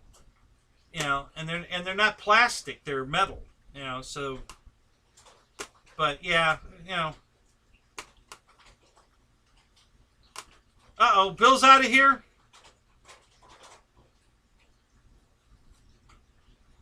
Good night, Bill. It's good to see you again, buddy. Haven't seen you in a while.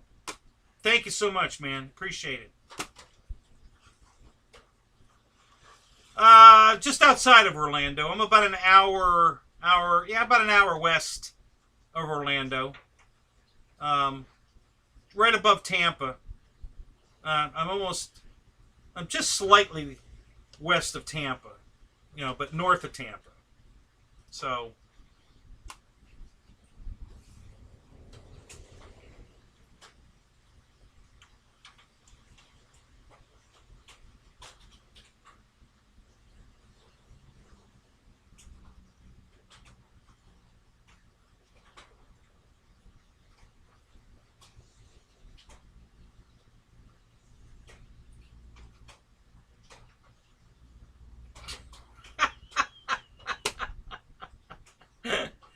oh my God, Dana, you're gonna need a spot in the tree down here to hang yourself next to me and Dave.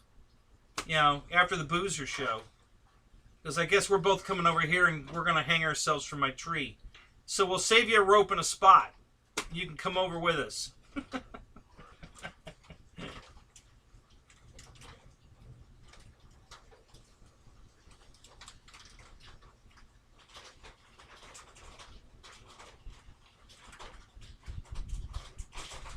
Yeah, exactly, Shadow. What was Flght thinking? Yeah, those stupid nylon bolts they came up with was the stupidest thing ever.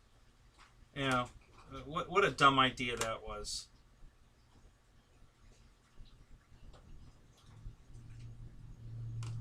Thank you, Brian. Yep, that's how I'm telling you, man, that jet flies amazing. It really does. It's just I just can't get over how great that plane flies. No gyro, guys. You saw how smooth that thing's flying. No gyro. That's just the way it flies. And it was windy that day. Not bad. We were about 9 gusting to 11-ish kind of wind. Not a really windy day, but not dead calm. I think you could see the windsock in or the flags are out in one of the flybys. So you can see the wind's blowing. It's not dead calm. I know, George. Your brother's not far away at all. That's why when you were down here, I was trying to hook up with you. I figured I'd come up and we'd all go where Boozer flies and hang out. And we just kept missing each other on the texts. Yeah, you're not far away at all. Or your brother's not, I mean. Yeah.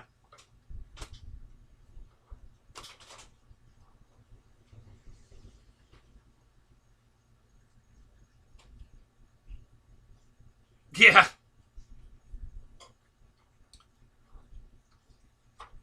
Three guys hanging from a tree, struck by lightning.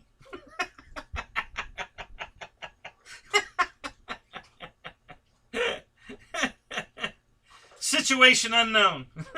No suspects currently at the time.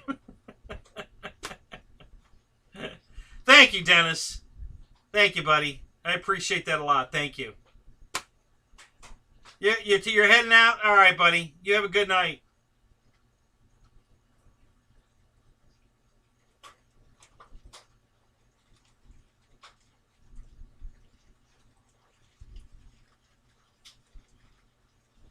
Yeah, I've seen him. I don't know if you guys...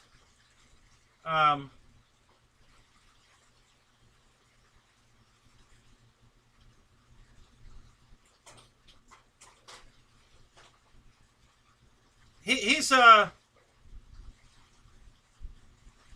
seems like an okay kid. You know, he's pretty young. But he definitely watched my video on building his PT-17 before he built his, because he copied my yellow shrink wrap on the strut idea. Yeah. I love it when people do that and then they don't give me any credit for it, like they thought of it. And I know he saw mine because my video was up 2 days before his.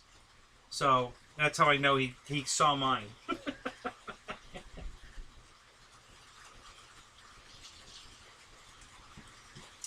George, I was not blowing you off at all, dude. I wanted to be with you so bad. I'm sitting here, keys in hand, car's loaded, man. I'm waiting for a message. You know, I got to get to George. No matter where, I don't care. We're gonna go hang out. You know, I was ready to go, and I'm waiting and I'm waiting and I'm like, is my phone working? He just sent me a message. I sent him one back, and yeah, we're missing each other. You know, but next time, you know, you got to make plans. Actually, give me a heads up before you come, and let's make some serious plans. To, you know, even if we can go. I don't have a problem coming up to the Boozer show. You know, where he flies, because that's closer for you, and then we can all meet there. Nathaniel, what's up, buddy? Good to see you, man.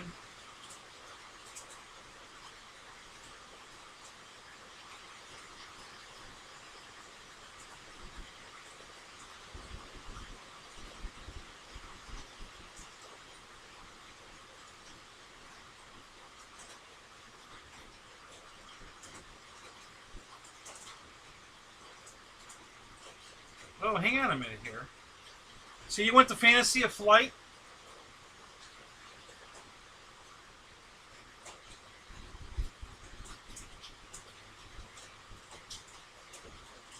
Oh, so you're local here, Tracy? You're here in Florida? No kidding, really? Well, I fly in Wesley Chapel. You know, I live, you know, in Spring Hill, but I fly in Wesley Chapel, which is way over by you. It's way closer to Fantasy of Flight. So it's not far at all for you to come to our field, and we're open for business. Come on over.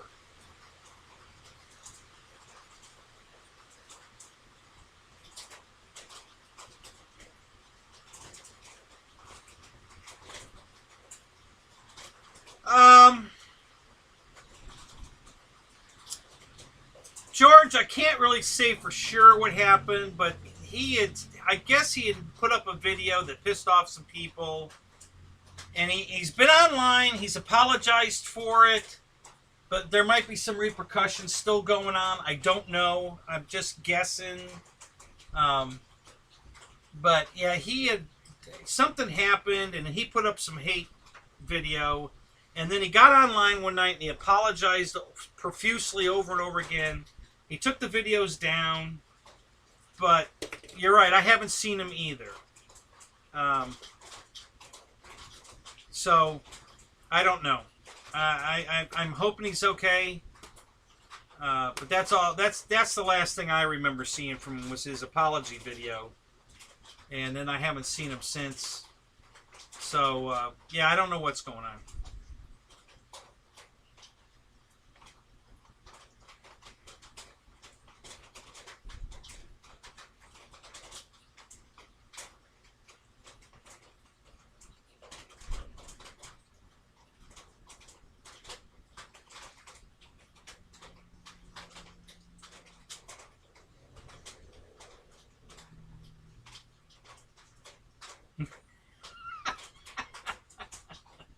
Oh, Dana, you just love to stir the pot, don't you?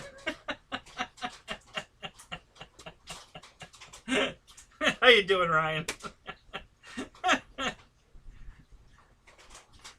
Yeah, if you want to come flying, dude, let me know.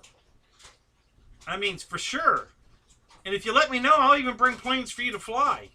You know, you can practice on mine so you don't break yours. So, you know, just let me know.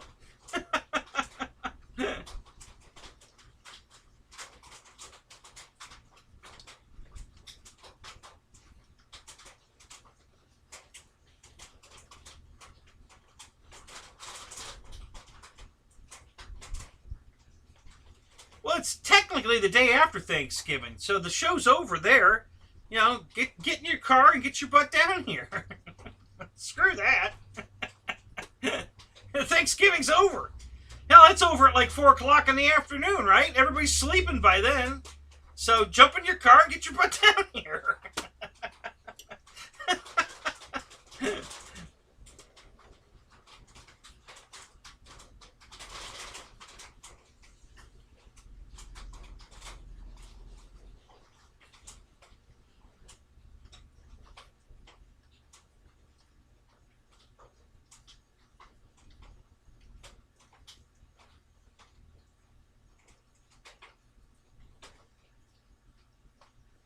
Yeah, Ryan, your indoor videos of you guys having fun with the trucks and crap looked like a blast. That had to have been a lot of fun. That looked great. You know, you're definitely testing tough. You know, the toughness for sure. A couple of times I agree. I think somebody was gonna hit a ceiling fan. Holy shit.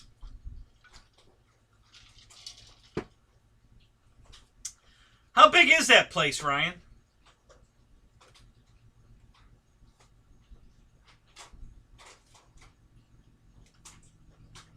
Christy, have you talked to him?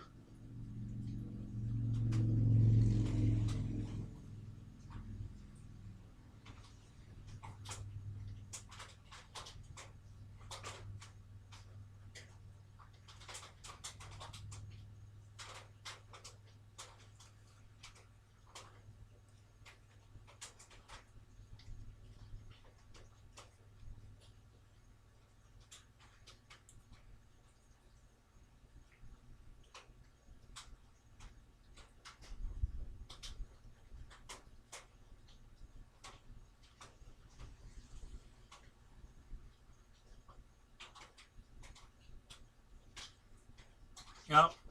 Wrights is here.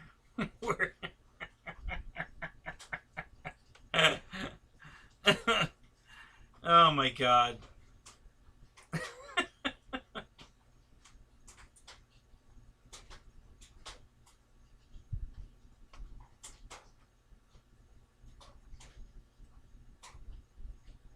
Thank you, Tara. What lanes? What are we talking about here? You need to get more done on the lanes? What lanes? What are we talking about?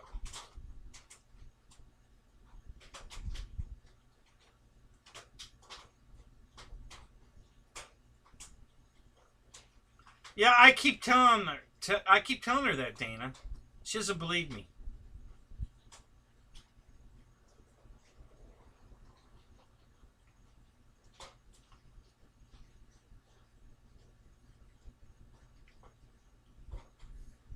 How did I see it? I'm on Insta? Huh? I clicked on one of your videos and you guys were jumping the trucks inside the, I don't know, isn't that how it works? You make a video, you post it, then I click on it and I watch it. If there's a trick to it other than that, I don't know how I saw it. I don't know.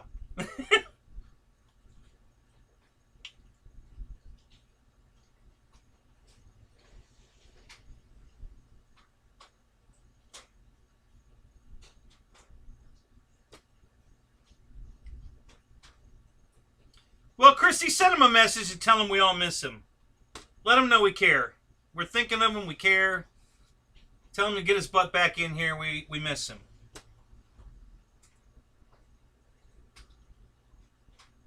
Yeah, I was just curious if it's as bigger than my new garage going up, or same size, or just trying to compare how much room you had, because it looks pretty big.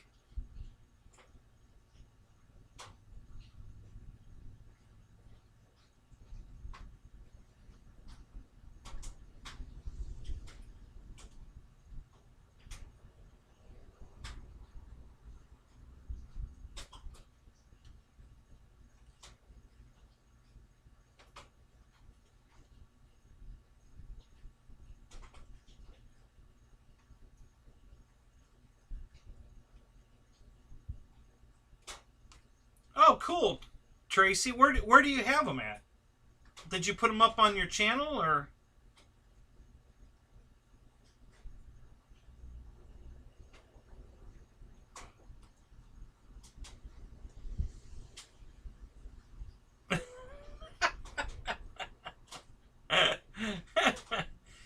Too late. I already read it.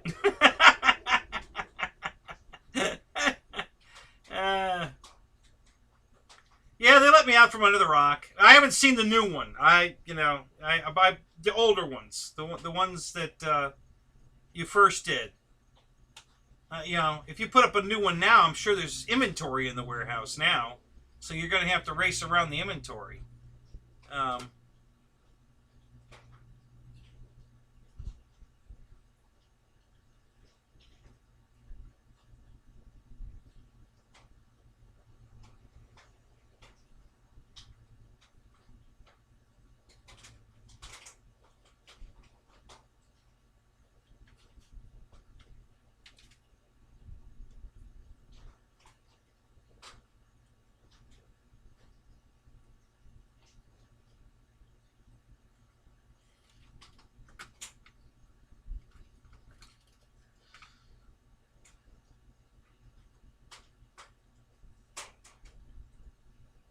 Yeah, 10 minutes on the Carbon Z's not unheard of at all, Alan. All my flights are more than 10 minutes.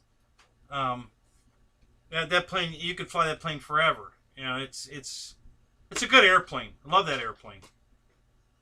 I'm going to do a repaint on mine.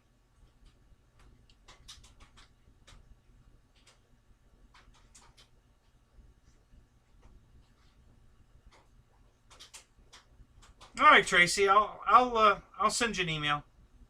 That sounds good.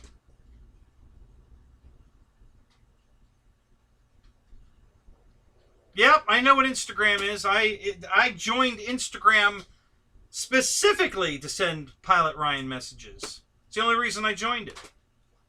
And he was the only follower I had until recently. I finally clicked on a few more of you guys as I noticed who was on there, but yeah, Pilot Ryan was my only Instagram follower at all. He was the only one I'm following at the beginning. Good evening, Mr. Addict. What's up? How are you doing tonight?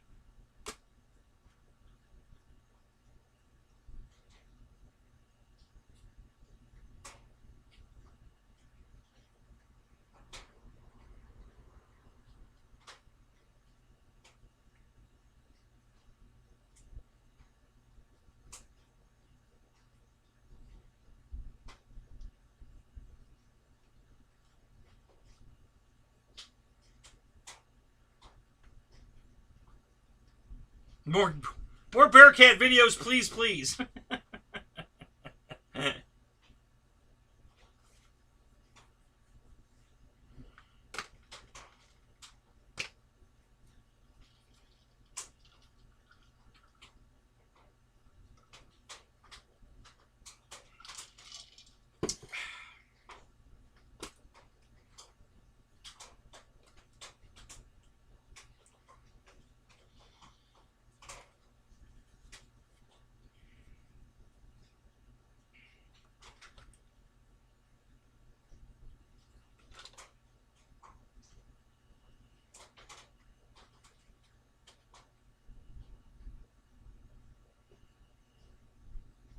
How'd you lose the tail wheel on your Bearcat?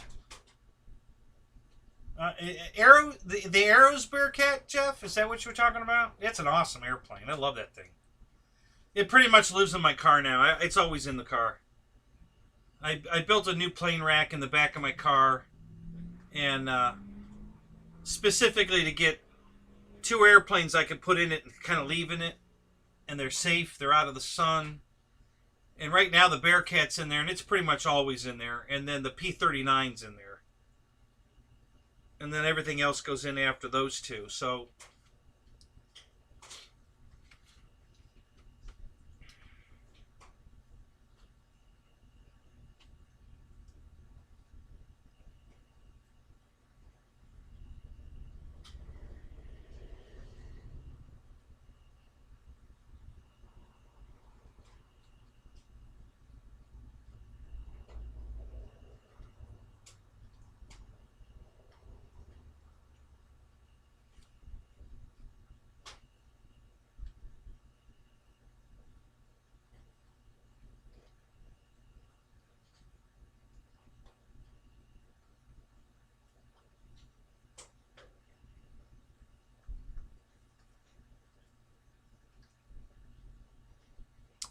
What kind of problem are you having? The Bearcat?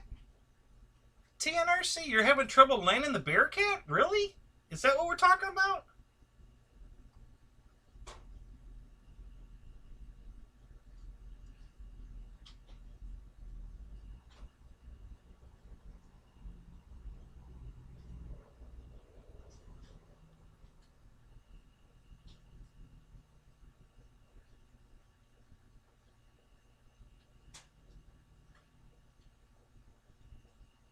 It's a damn midget rack? Yeah.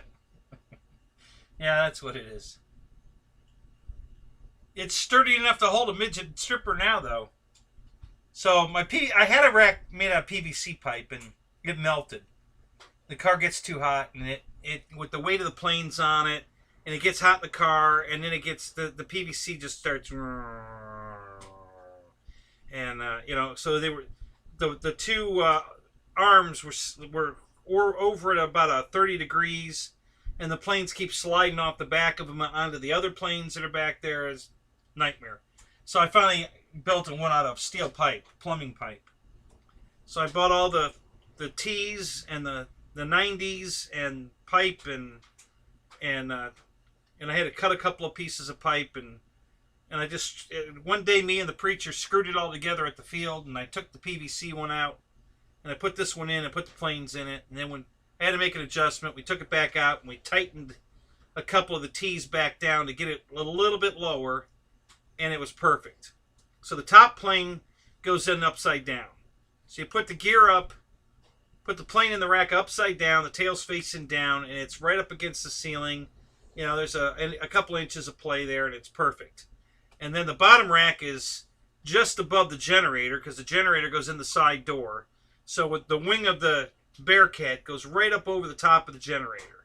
And so the two tails are facing each other. One up, one down, and they just go past each other like this. So the Bearcat tail's going up, the P39 tail's going down, and they sit in the rack beautiful. That worked out perfect. So I'm super happy with that.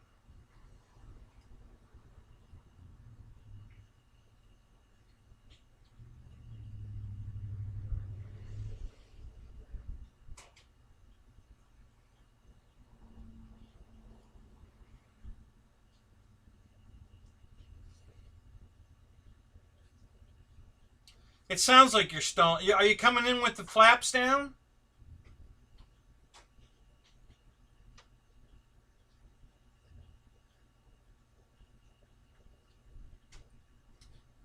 I can do that, Shadow. Hell, I could. Well, could I get out there right now and take a picture of it and put it up?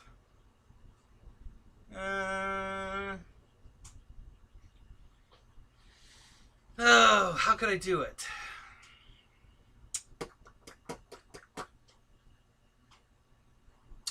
Well, I could send it to my ex, and then she could send it back to my email, and I could grab it off my email and put it up.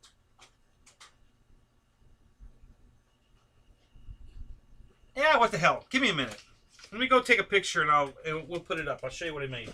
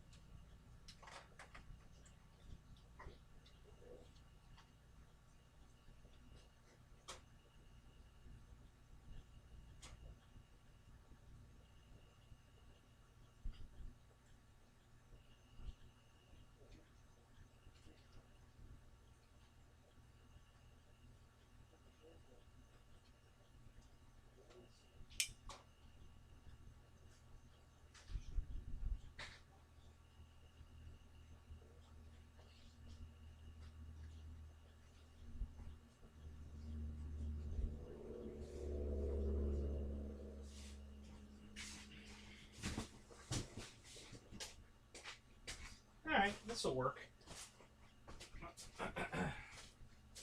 I am back.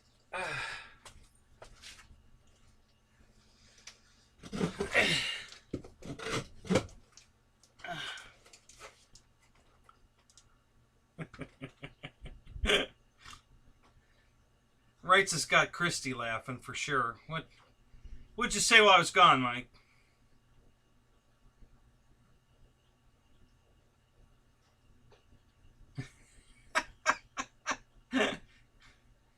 Oh my God.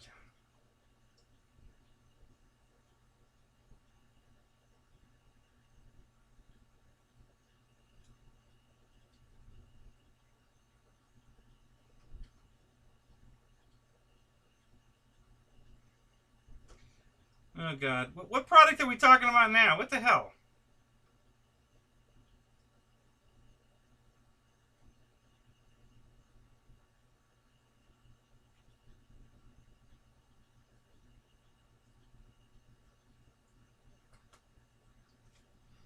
Alright, whatever. Guys.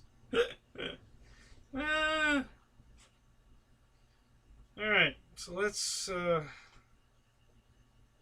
share this with the X.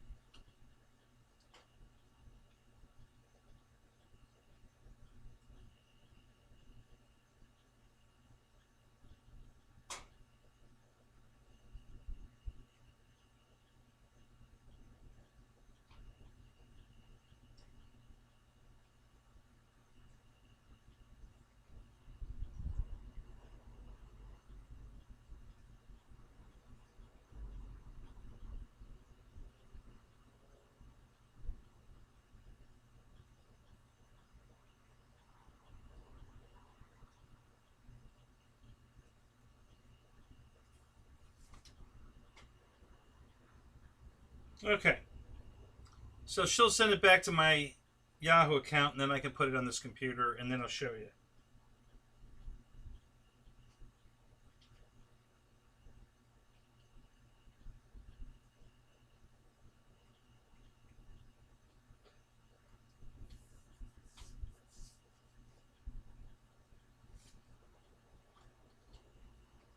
Yeah, I understood you, Alan. I got it. Yeah, I understand. That same thing happened to GB. Roy grabbed the radio away from, I think Bill was flying it and lost sight of it. And Roy saw it, so he went and grabbed the radio away from him and saved his plane, got it back.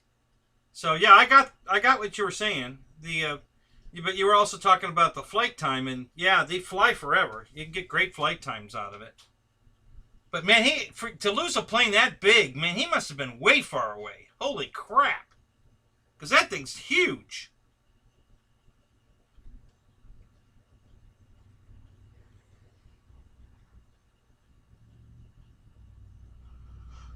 Oh.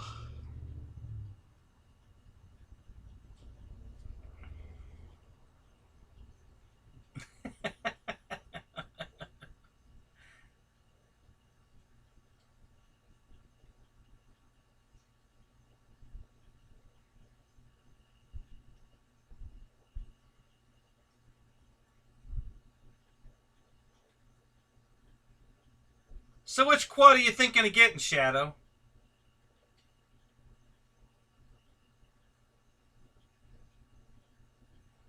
What kind of radio was it, Alan?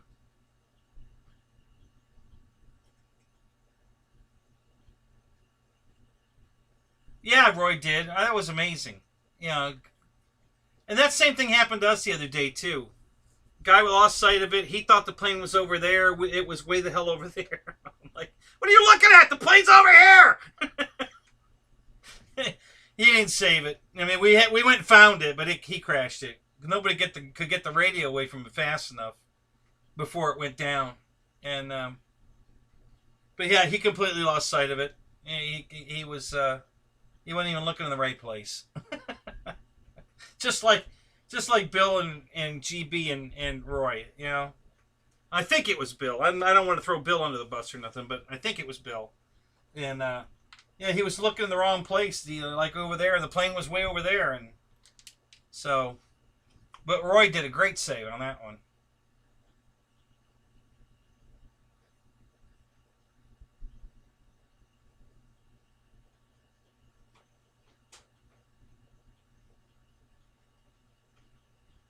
Yeah, I I've saved two guys' airplanes. One, the guy was flying it, and it was way far away. He couldn't see the orientation anymore, but the ailerons were backwards.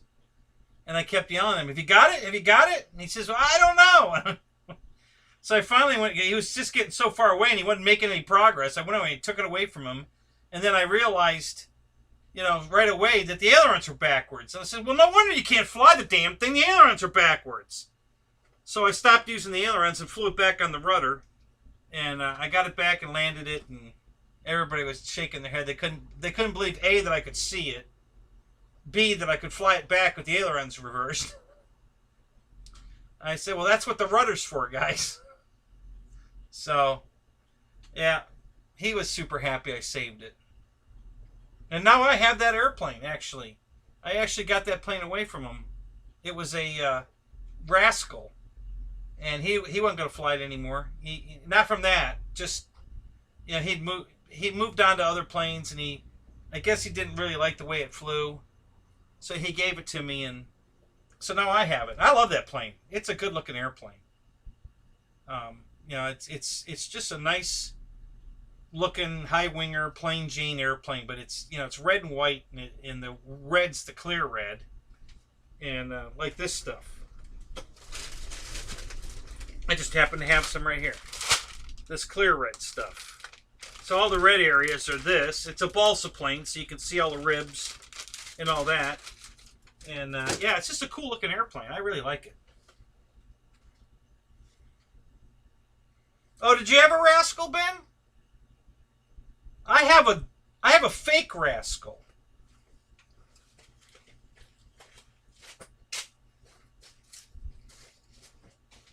I think this is the one from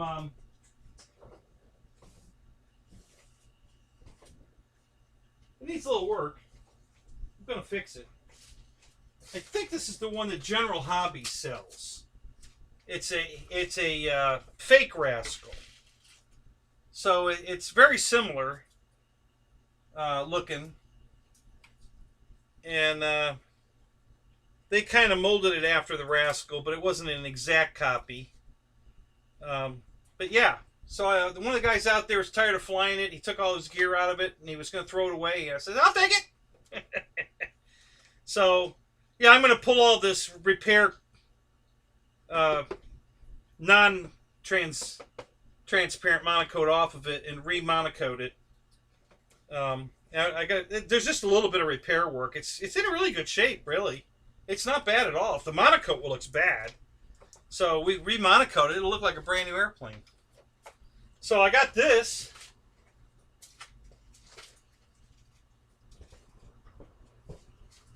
If you want a project, Ben, I'll give it to you. Let me know. Otherwise, I'm going to fix it. But if you want it, I'll give it to you. You can have yourself a project. Yeah, you're right. This one's kind of fatter. It's not as narrow as the real one. And the shape of the horizontals are more roundy like. Yeah, it's definitely the real one's prettier for sure. But this one flew great. It's a very similar looking airplane.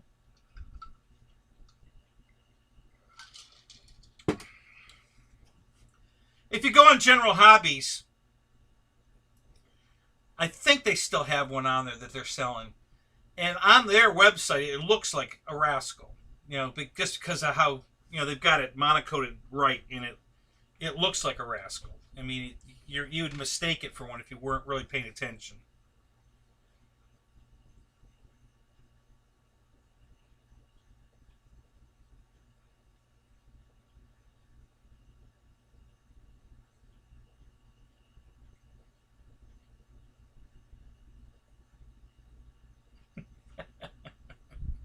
Hey, Dana, how many beers have you had tonight?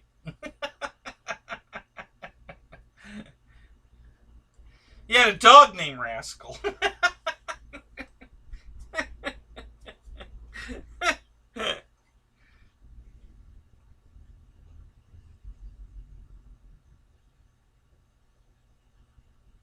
Yeah, exactly, Ellen. The red, um, transparent red really makes it stand out. I've got some here's some transparent green. Got some transparent blue. My gentle lady is done in transparent blue. Um, Still can't find the wing to that damn thing. I don't know where I put the wing. The fuselage is right there, but the only thing that's transparent is the horizontal. But the whole wing's transparent blue.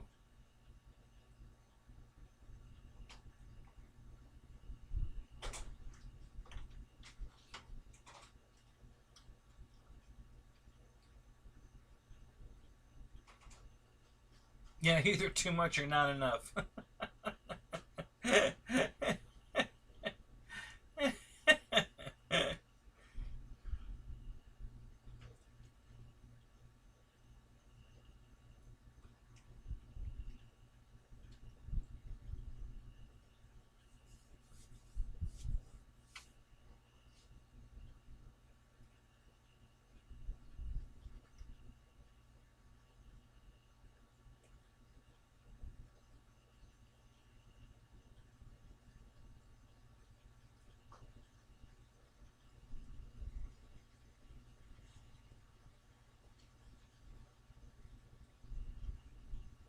The crap skull?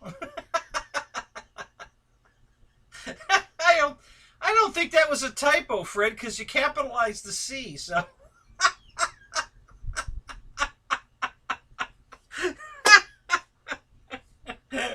that's funny, Fred.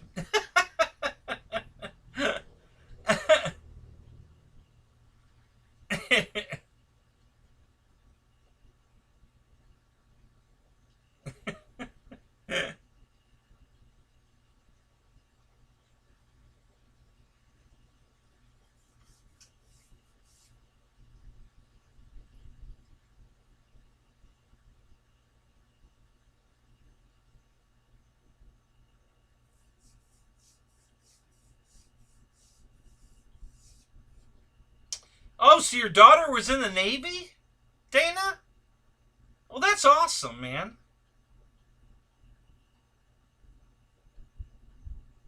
Tell her we said thank you for her service. That's freaking awesome. What did she do in the Navy?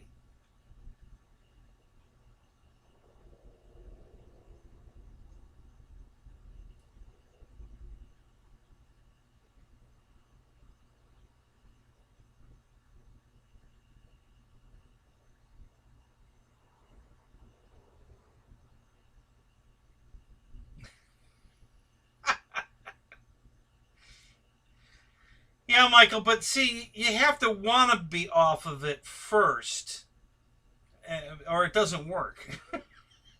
I don't think he wants to be off of it yet.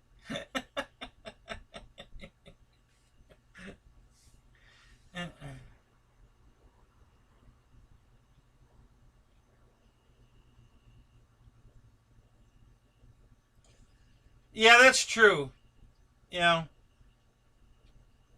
that was a fad for a while that seems to have gone away.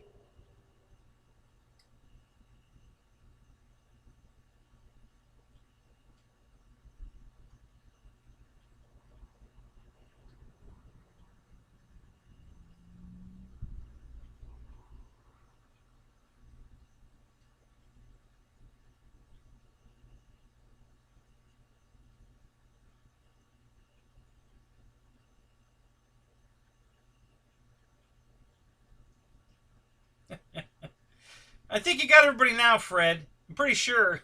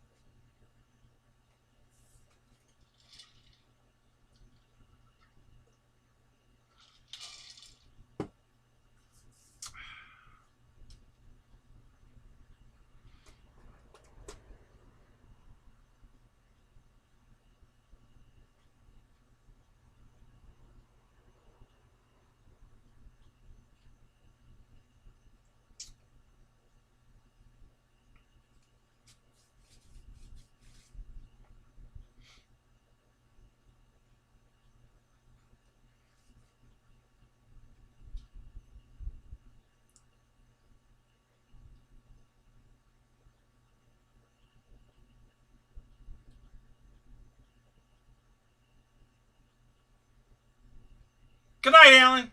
Thank you, buddy.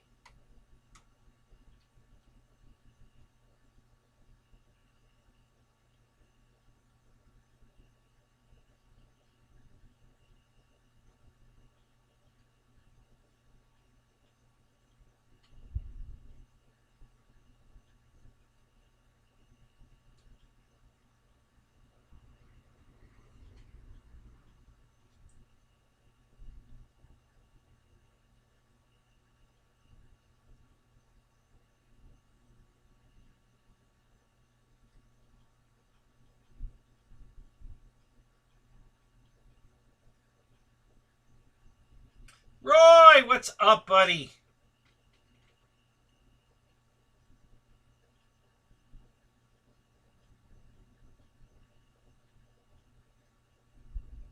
Oh, wow. Fred. Oh, my God. Thank you so much, buddy.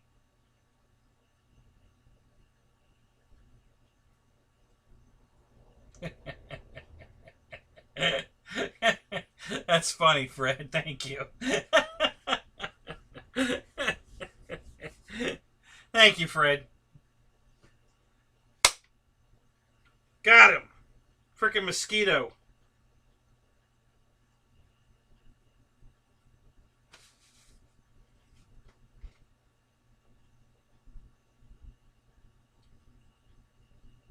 All right, George. Thank you so much, man. You have a good night, too. And let me know the next time you're coming down here. We got to get together. Well, oh, yeah, so you just said you're not going to make the Boozer show. Yeah. So next time you're coming down to see your brother, make sure you get with me because we're close. We gotta get together, go flying.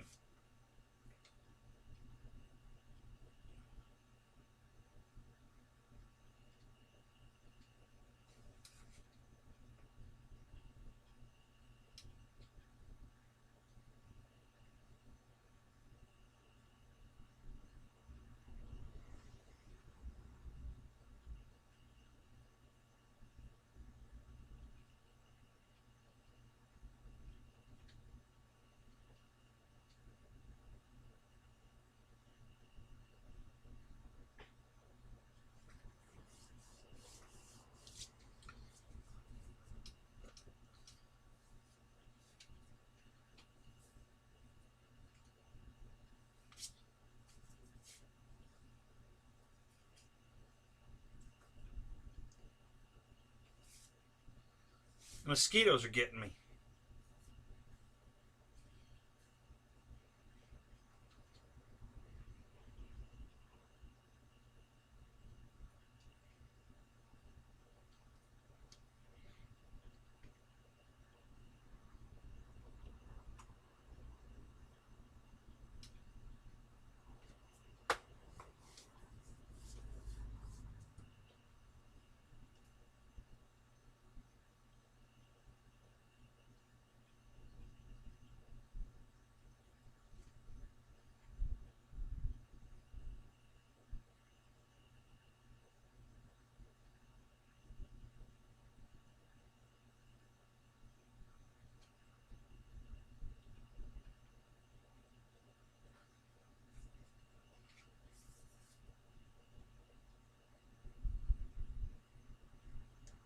Mr. Mike! Speak of the devil! How are you, sir? Haven't seen you in forever.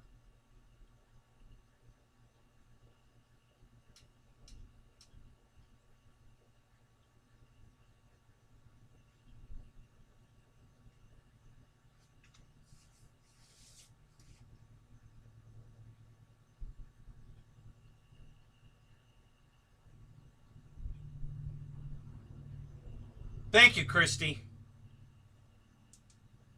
So what have you been up to, Mike?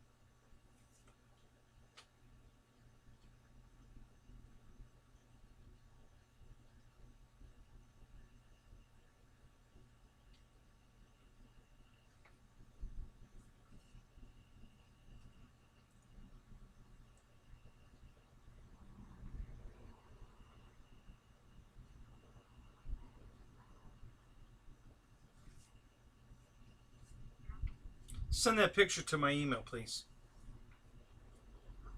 The one I sent you. Bye.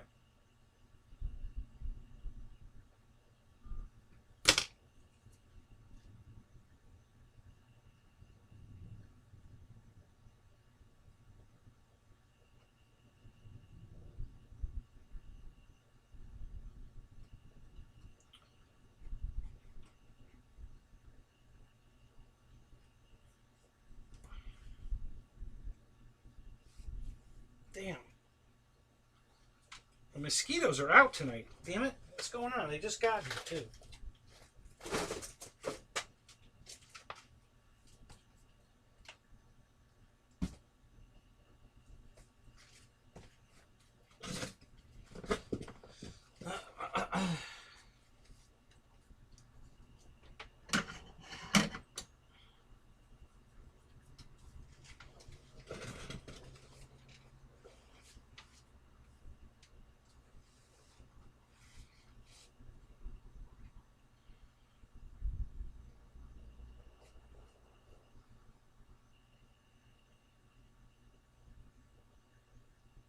Uh-oh, you got a V1200? Oh, God. Oh, holy crap. Watch out. Michael have a 12 cell in that thing before the end of the night.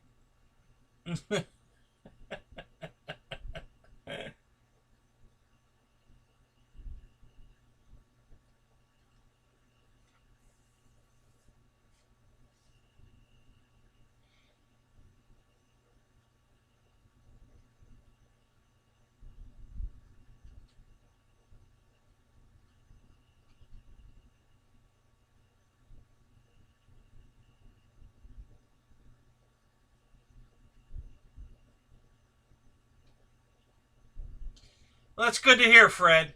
Yeah, I'm really glad you're feeling good.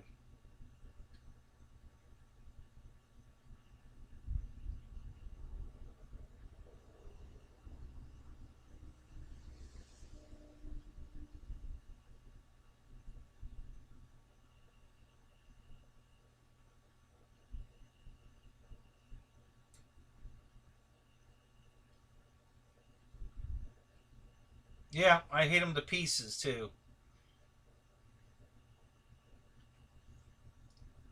So tell us about your club experience, Mike. You finding people helping you out? What's going on?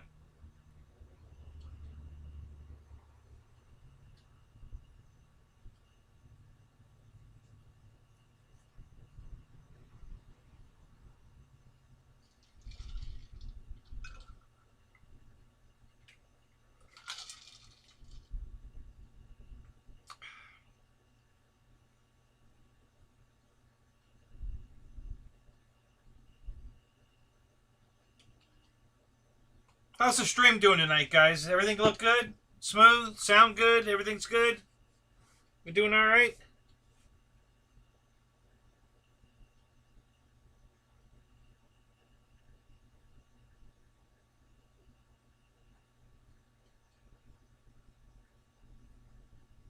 No, well, hey, Roy. What do you want to talk about? Give me a subject. Ask me a question. You know. Yeah, most of the show tonight right now is in the chat.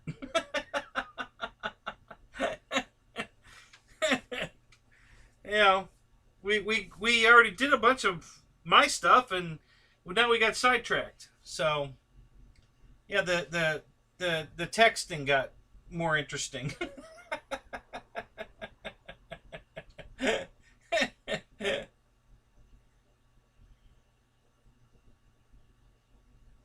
Yeah, it's the mosquitoes. I can't. I don't think I can check it out here, Tim. Hmm.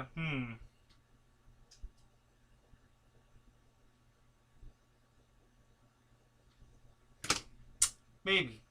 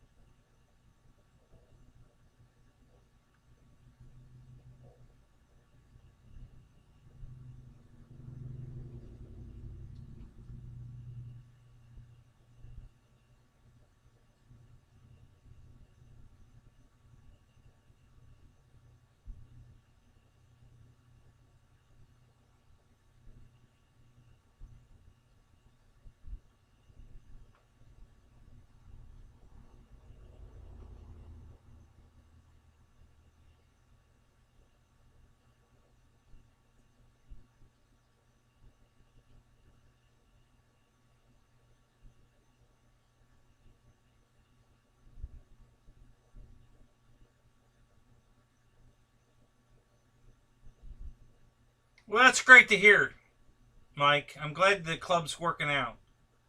Nice people, nice place to land. That's good.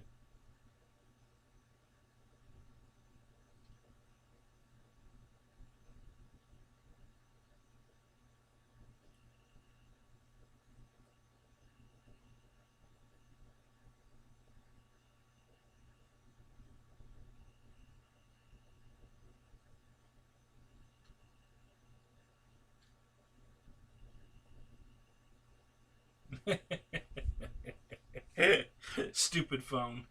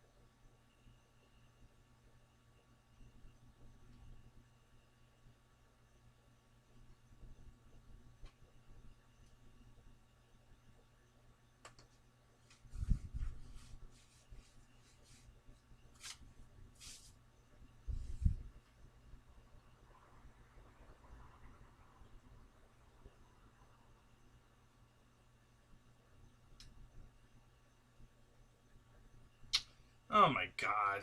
Really?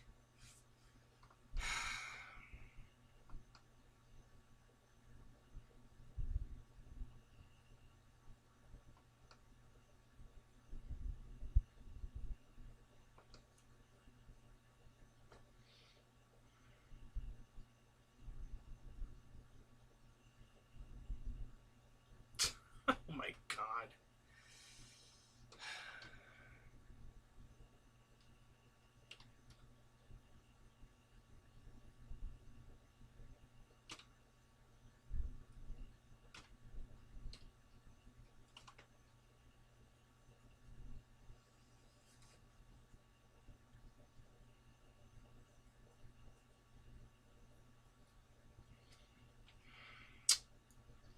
Jesus.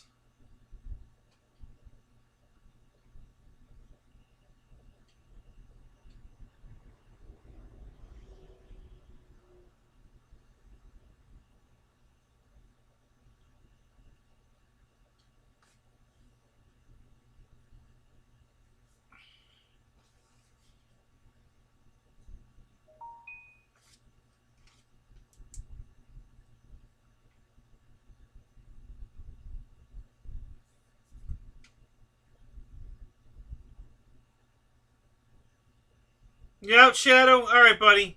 Have a good night.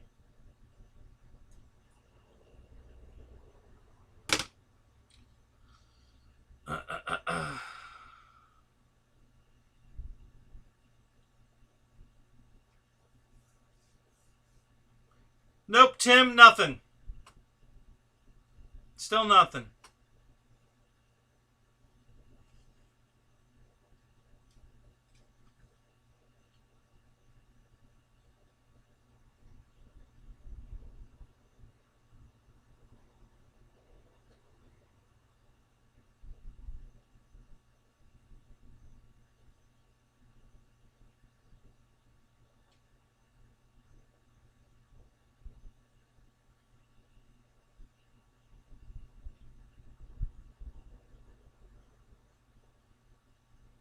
Yeah, I don't know. You know, nothing yet, though.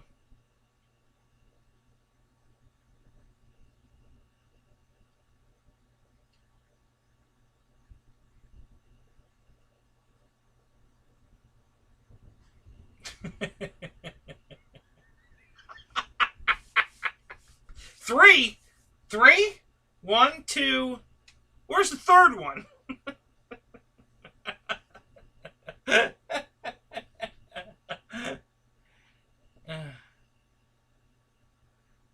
The last thing I printed on here was a one of the vases. I've been dying to come out here and set it up with the new parameters and try it again. And I just can't. I forget. I can't get. I got so much going on, guys. You just can't even imagine with the garage and all the car work I'm doing and the RC stuff I'm doing and it's just, oh my god, it's just overwhelming. I got so much stuff going on. But yeah, I wanted to come out here the other night and fart around with the program. Maybe tomorrow night while Dave's show, I can come out here and watch the show here and fart with the printer. Because I want to get something printed. Because I want to find out how this new stuff works. I'm dying to make one of my vases that glow in the dark. I think that's going to look cool as crap. So I've been dying to do that. So, but yeah, the last thing I printed was a vase. I pretty much, I have enough here. I probably don't have enough here. I was going to say I could make a small vase maybe with the parameters I have in that material, but I don't know if I have enough material to do it. It's getting down to the bottom there. Oh, you have one too. Oh, okay. That makes sense now. I forgot about that.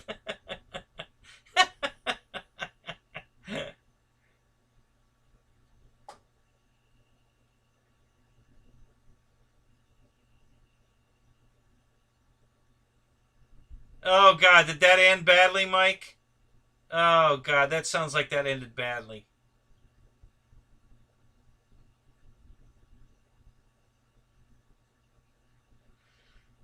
Roy, you know what? I'm a Dynam fan, and I got to tell you, I'd buy it. I don't know anything about it other than what the boozers said about it and Dave. But, yeah. You know, it's one I'd buy. I'd like to have that one. So one day I'll probably end up buying it. One thing about Dynam planes is they never go away. They don't discontinue anything. I mean, my God, they've, you know, all these planes that I bought, they're still, well, I'm not sure they're still selling that one. I know they're still selling that one, and this one, and that one, and, but yeah. Yeah, I'm just, you know, I don't know anything about it but what you've seen on the shows, but I'd buy it. Definitely buy it. The boozers loved it. As a matter of fact, I think they have two of them now, don't they? Didn't they get the new green one too? I know he had the black one.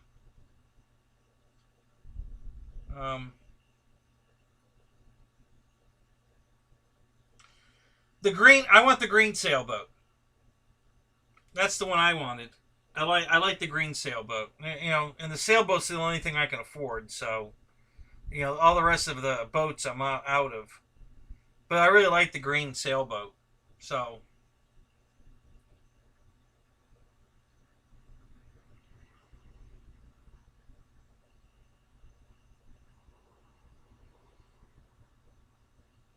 oh, that would be cool.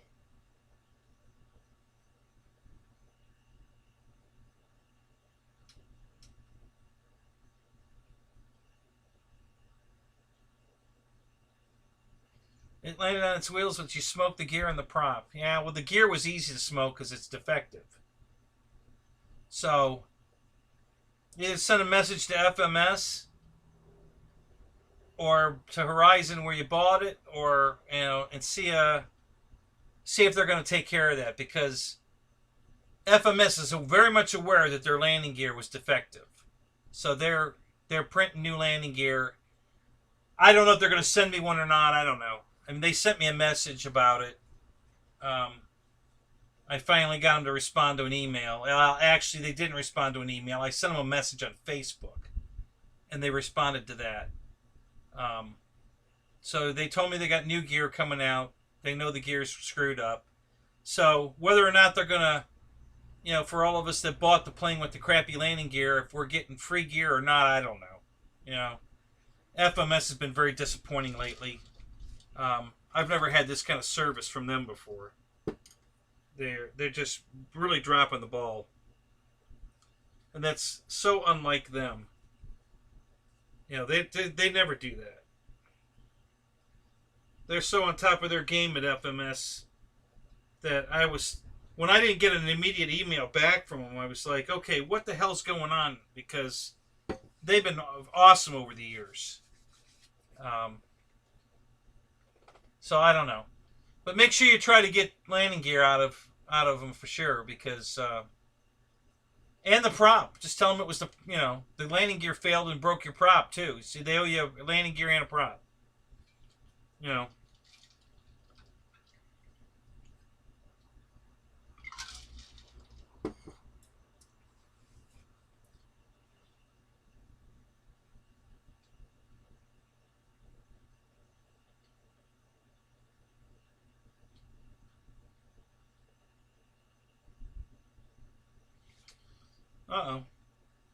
Fred's talking my language here.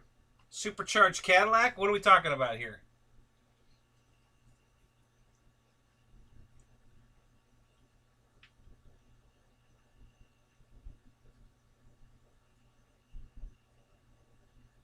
Oh man, Fred, you have got a collection. That's awesome. Hell, you're ahead of me. Crap. That's not good. He who dies with the most toy wins. I'm not going to win. I can't catch that. 130 airplanes. Holy shit. 13 RC trucks. Yeah, I've got 13 RC road vehicles, cars and trucks. I have 2 sailboats. I'm one up on the sailboats. 2 or 3? Wait a minute. 1, 2. Yeah, well, I've got boats. I only have 2 sailboats, but I got a bunch of other boats.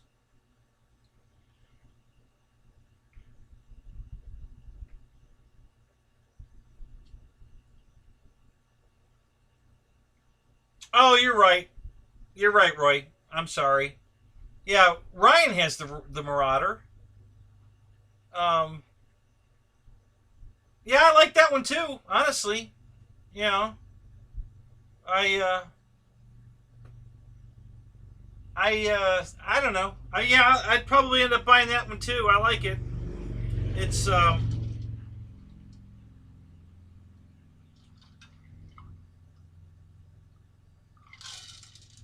yeah, you're right. I got confused there for a minute. Hey, I'm old. I have an excuse. I'm over 60 now, so you know, the second thing that goes your memory, and I forget what the first thing was. So.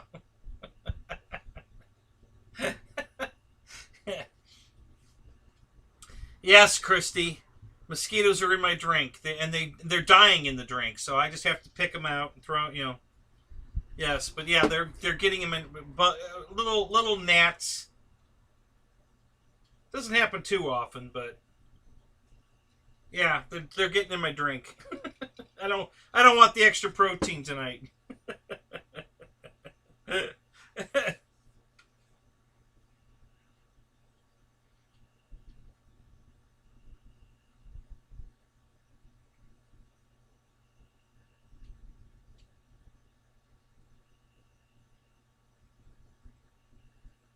Yeah, I'd be just saying supercharged Hellcat.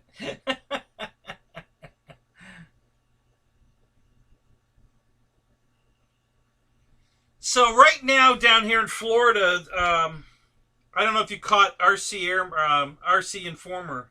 Rich is over at Top Gun, which is going on right now this weekend. So tomorrow, Saturday, and Sunday.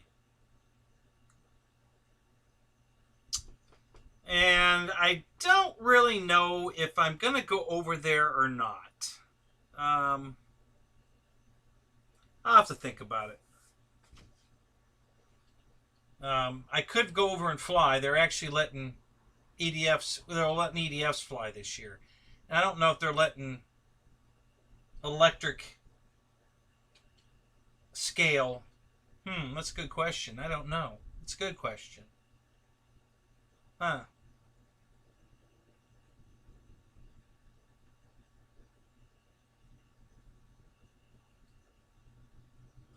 Paul, why is motion looking better and better each day? What's motion doing you think's looking better?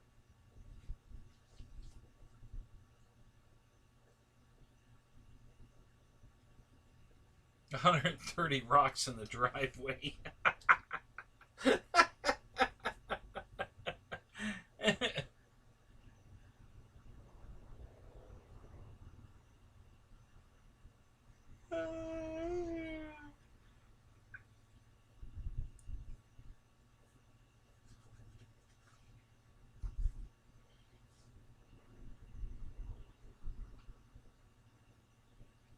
Yeah, Fred, I'm almost to the same problem you're at. You know, you got so many planes you don't know which ones to take out and fly.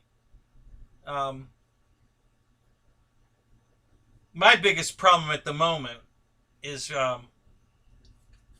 just because of how much crap is in my rooms, I can't get to half my planes right now to fly them. So the ones that are on the back half of the racks, in the back behind the couch and all back there, I can't get to them to fly them. So I'm just gonna wait until the garage is done, and then I'll go fly them.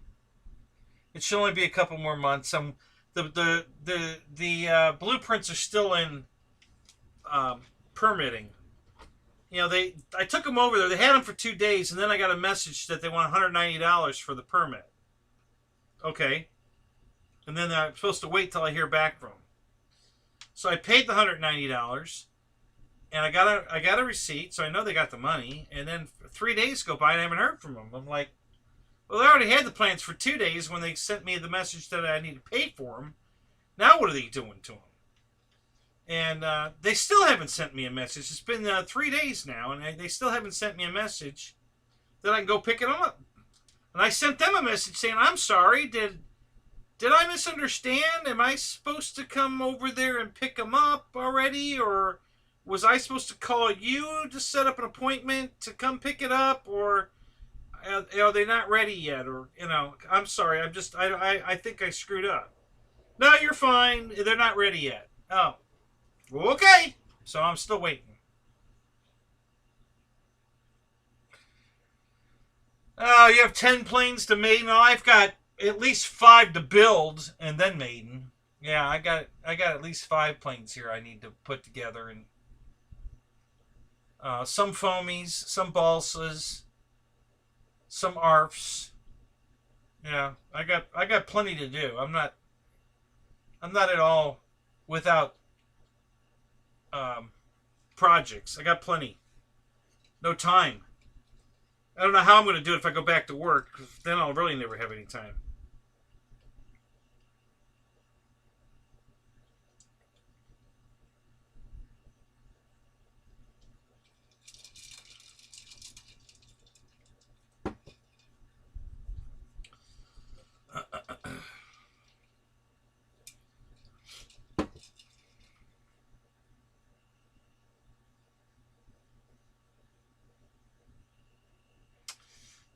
Fred, I really like the new HSD Cessna 182.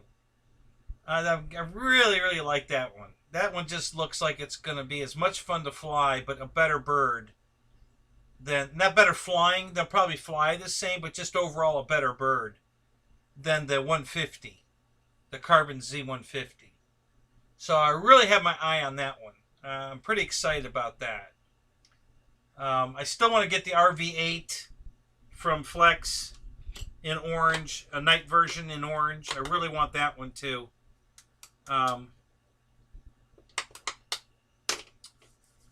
Still waiting for the government to make up their mind if we're getting a stimulus check or not, or whatever, because I'm not making enough with just my state unemployment to really spurge on airplanes anymore. When I was getting the government check and mine, I had a little extra money to buy a couple airplanes, but that dried up. So I'm kind of holding off now. I gotta wait and see. They keep talking about we're gonna get some more money. They can't make up their mind if it's gonna be 300, 600, or even more. So I don't know. I'm waiting to hear what the government's gonna do. Who knows?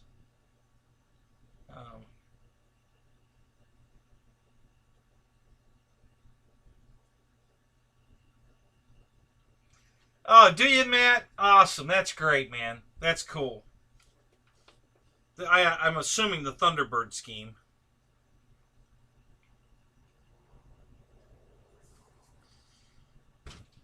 Yeah, when we were watching Flght at the show, that looked pretty good.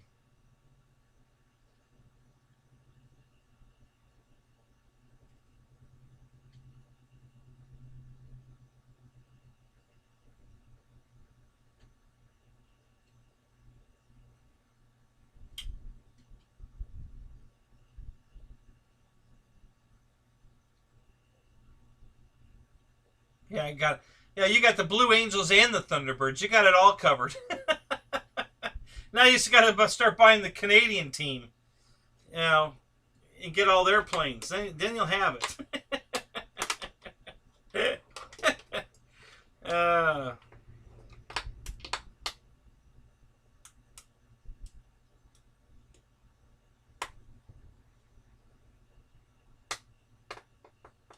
yeah, I didn't think about that. I could go over and fly the Yak at Top Gun. That plane's worthy of that. I didn't even think about that. You know, I could take that over there and fly it.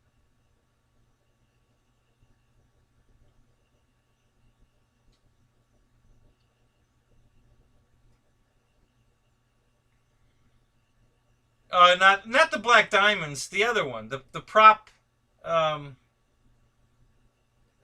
the Royal Snowbirds, or what are they called? Shit, I don't remember now. Or the BAE Hawk team, the Royal Canadian Air Force.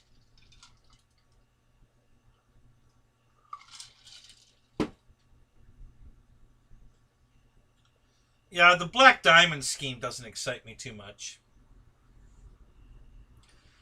Fred, the EC 1500 is fantastic in the wind. It doesn't give a crap about how windy it is. I mean, it just doesn't give a crap. That plane's so much fun in the wind. That's just an. Listen, I bought a second one. The new one's in the box in the living room. That plane's so freaking awesome. I bought another one. I love that airplane. I didn't think I would. I'll be honest with you. Yeah, the Snowbirds. Yeah. You know, when it first came out, I looked at it, and I'm a big Coast Guard fan. I got a good friend of mine retired from there. Another good friend of mine, uh, the new preacher guy I just started hanging out with at our field. He's ex-Coast Guard. So I just have a big love affair with Coast Guard. And of course, you can put it Navy, Air Force, whatever, but it's colored like a Coast Guard plane. So that's what I see when I look at it. So right away, I had interest in the plane. But at $399, I was like, no, it's too much. I'm not paying that for it. So then they offered it with a free battery. And I'm like, okay, well, that's $100 off roughly. So, yeah, you know, at that price, I might be a player. And the guy that owns the flying field I fly at has one. So I went over and I asked him. I said, Bo, what do you think of this thing? Do you like it? Oh, he said, I love it. It's great. He says, here, I'll let you fly it. And he threw a battery in it and he gave me the radio. And I went out and flew the shit out of it. And like, oh my God, this thing is a blast to fly. Holy crap. It's very aerobatic. It does that. You fly it around inverted and shit, you know, and then you can drop parachute guys out the back. And it's hilarious watching 50-year-old men chasing parachutes all over the field. They love it. You know, when I come out there, they start, you know, they come right over. Hey, you going to drop any parachutes today? Are you going to chase them? Yeah. Okay. It's hilarious. So, yeah, I love the plane. Absolutely love it. So I bought mine with the first one with the battery pack because that was a good deal. And then this big deal they had, it was even a better deal. $100 off. That was even a better deal. So I bought a second one. It's still in the box. I haven't even opened the box yet. I don't even know if it's damaged. I haven't even opened the box. But, yeah. So I love the plane. So if you're thinking of getting one, get it. You know, absolutely. Don't, you know, I mean, you might want to wait till it goes on sale again, which will probably happen, you know, in another week or two. Black Friday, they'll probably put that one back on sale again. I suspect. I'm not sure, but I bet they do. So, yeah, I'd get it. Yeah, I really love that airplane. It's a good flyer, and especially a windy day plane. That one's always in my car. When you take the wings off, I have a pillow on the floor on the passenger side of my car. So I put it in the car tail first and put the tail up in the air and put the nose on the pillow so it doesn't get all scratched up and stuff. And it just stands up in the front seat. And then the wings go right underneath it on the seat. I usually put my 2 radio cases stacked like this and then put the wings right on top of them. And the thing fits in the front seat. So it doesn't take up any room that I'm using anyway. Nobody's ever going to the field with me. So yeah, so it's always in the car. I always have it in the car. It's in the car right now. If I ever get this picture up that my ex is supposed to be sending to my email, you might actually catch a glimpse of it in the picture because it's in there with this picture. So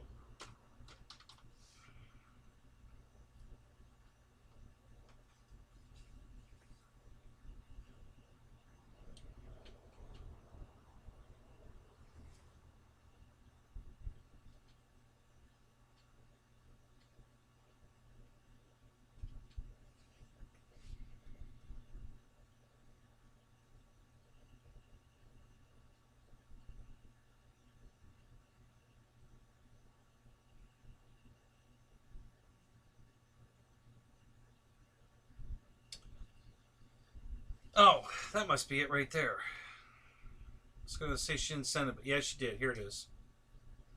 All right. Hang on a second. I'm going to put this picture up. If the little thingy stops going round and round and round and round and round and round and round. Yeah, come on. Load the picture. Come on. You can do it. Come on. Come on, baby.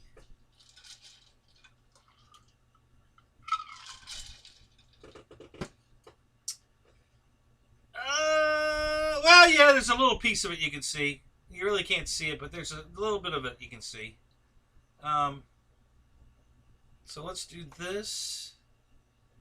Save image as.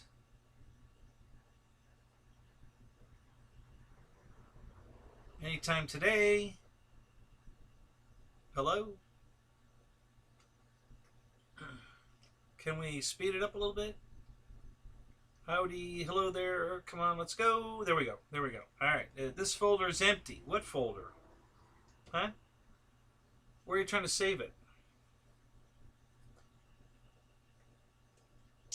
It's not empty. I'm trying to save it to the desktop, but that's not empty. There we go.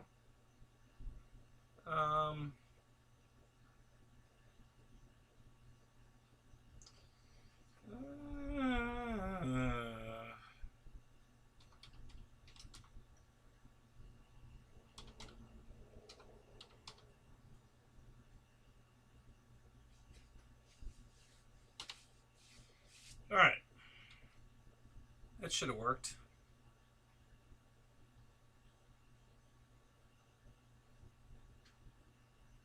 All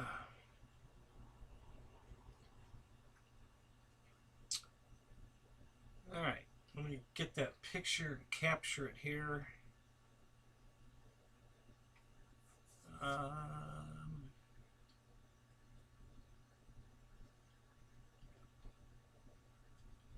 Hang on. Let's go. I guess we can go here.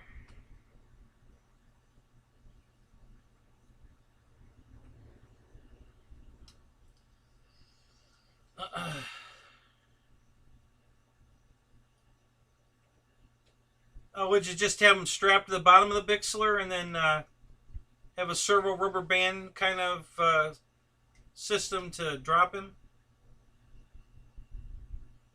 I know a bunch of people have done that. I think Josh Bixler himself invented that parachute release.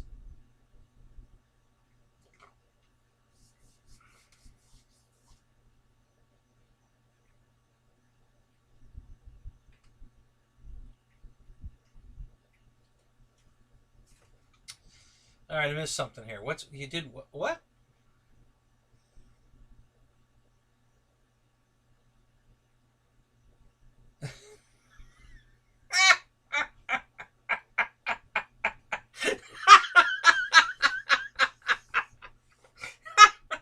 Oh, God, Roy. Oh, man. Was it good for her?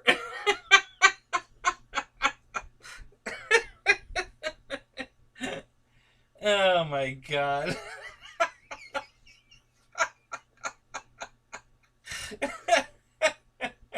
Oh, my God, that's funny. uh...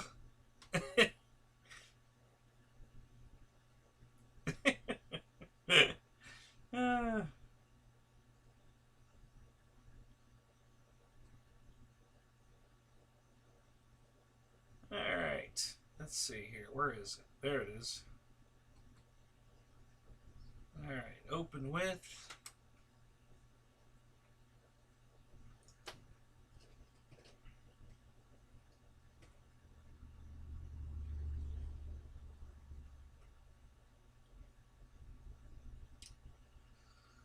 Open with. Open with.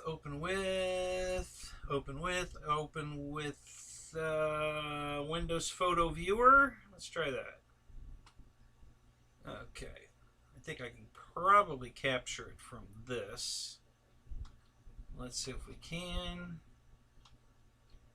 Okay, so let's go to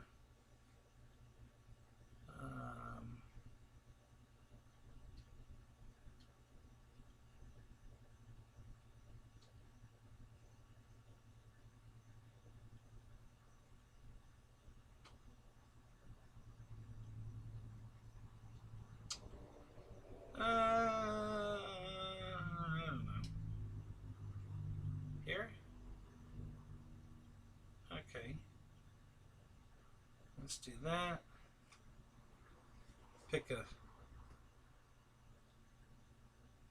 image.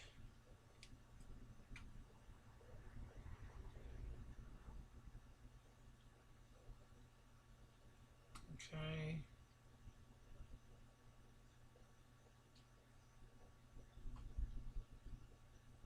Oh, all right. We can do it that way then. That'll work.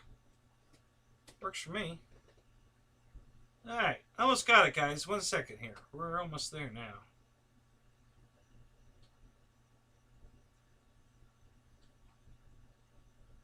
That should work. There we go. All right. Okay. All right. That worked. Open this up. Open this up. Okay. All right. So here's the plane rack, guys. And it's so if you look, it's steel pipe, you know, just lead, steel lead pipe, you know, plumbing pipe. And if you look, there's at the top there's a 90-degree elbow, and then there's a straight piece of 10-inch pipe to a T. And then coming out of the T is a I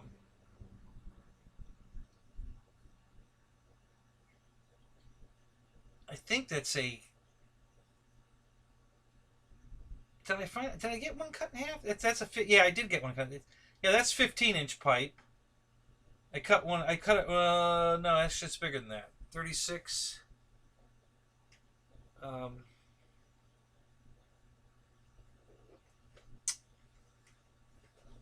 18-inch pipe. So that's a piece of 18-inch there. The top one's 8.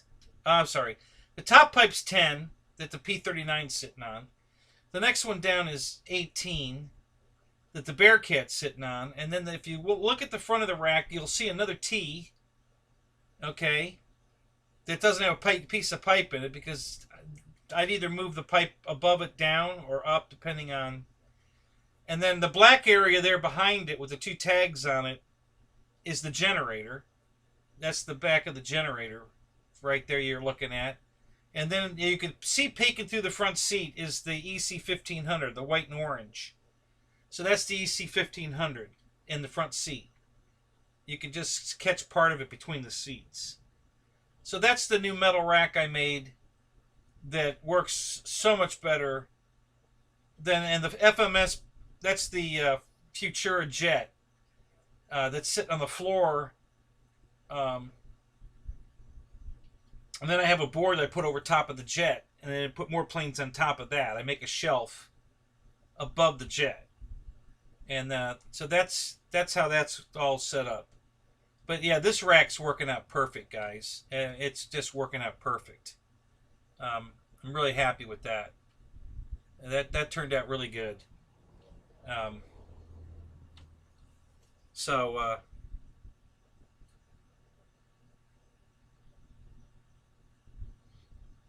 yeah, and Roy, I saw the real one painted like yours at I forget what air show I was watching online. I was watching an air show probably from last year because all this year's air shows are canceled. But I saw the P-39 go by with the white, the white on it, the tail, and I was like, hey, I know that airplane. I've seen that airplane.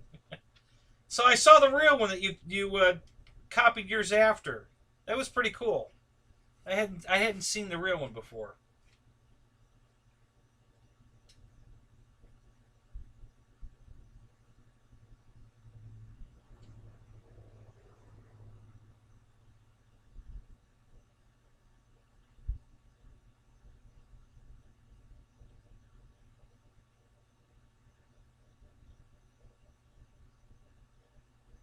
Yeah, it's metal pipe.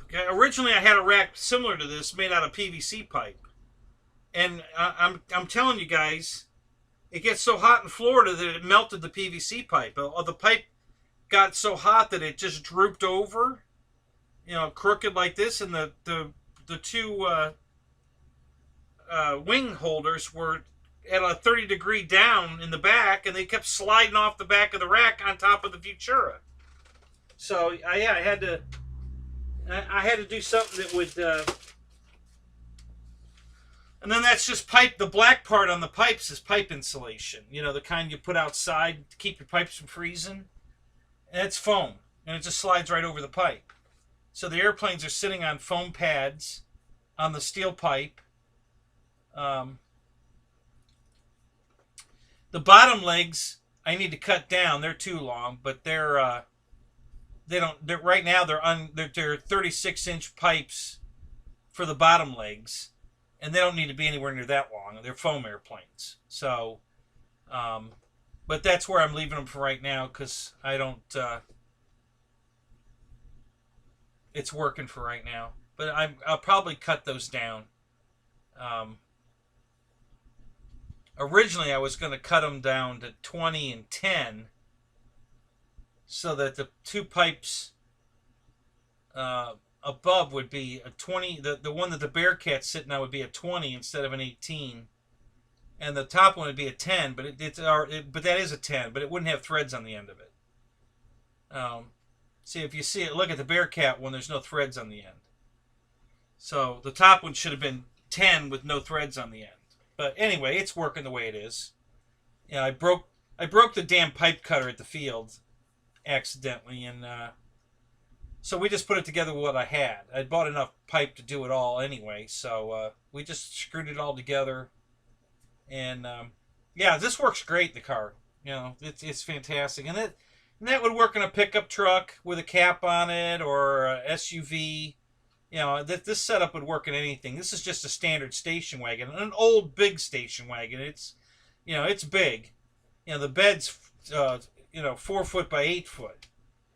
But the height is pretty low. It's only well, let's think about this a minute. So that's a 4-inch, I think, extension, and is that a 10-inch?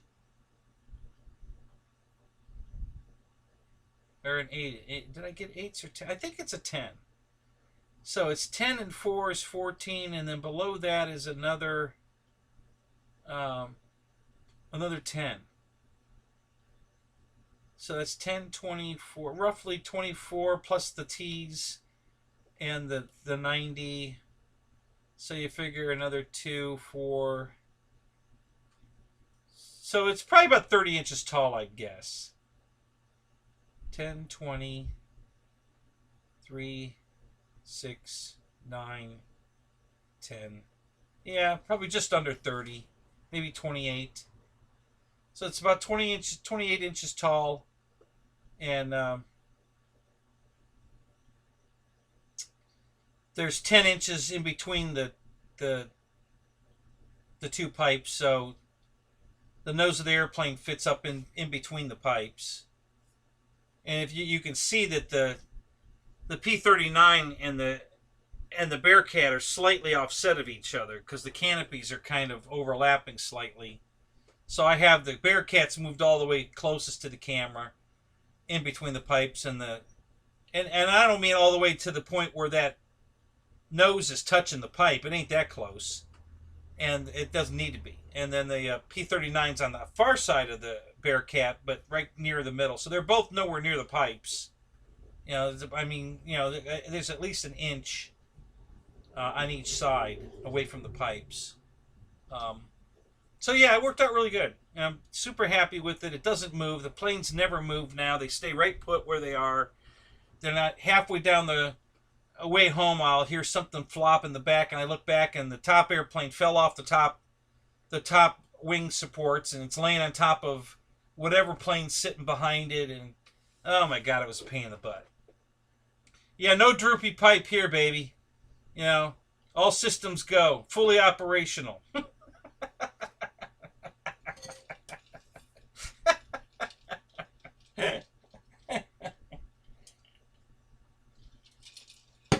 I may be old, but systems are all ahead full.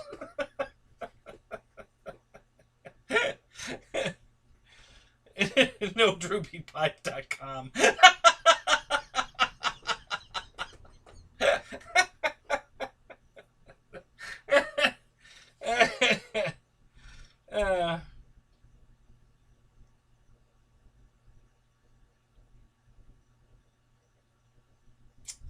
Popsicle sticks and duct tape. There you go. Droopy pipe syndrome repair kit.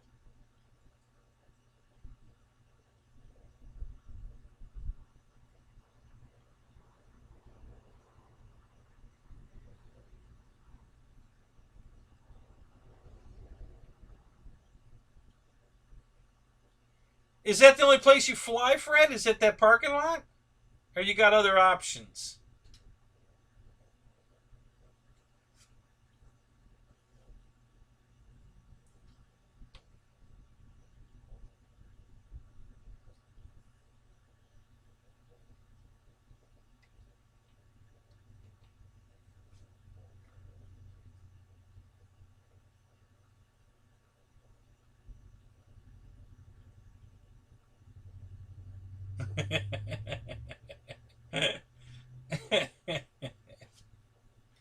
Oh my god, that was funny.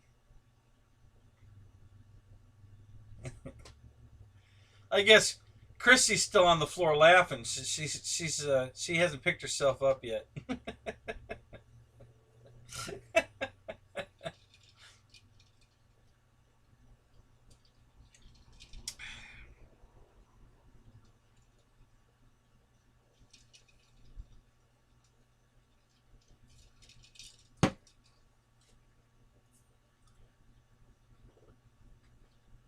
Yep, there you go. See, Christy, I told you.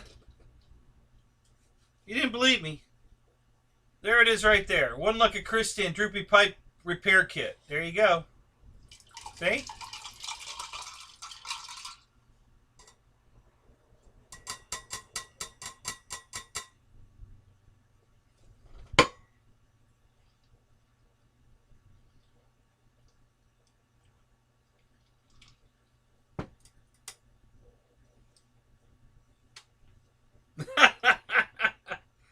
Yeah, actually, you can see Roach's airstrip in one of his videos.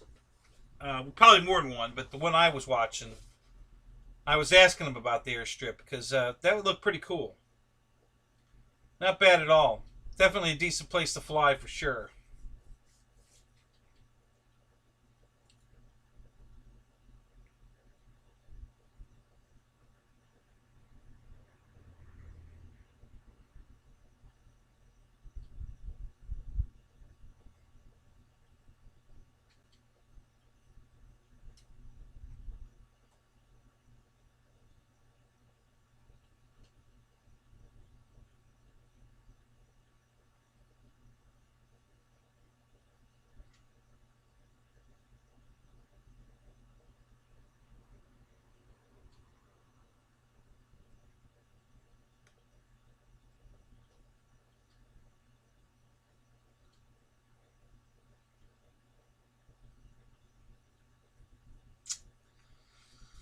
Oh, I know.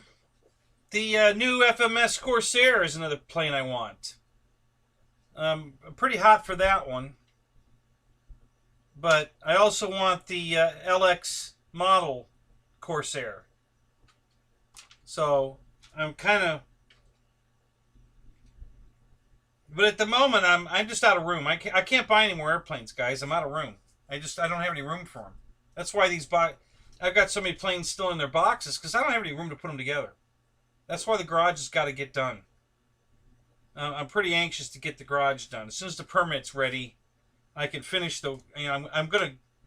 Even though the slab's not poured yet, I'm going to go ahead and schedule the build. Because I'm going to... We're full steam ahead on getting the slab poured. And not screwing around. We're going to just put the slab in and get it done. I'm hoping to have it before Christmas. If we can have the building up before Christmas, it'll be awesome. So that's what I'm hoping for.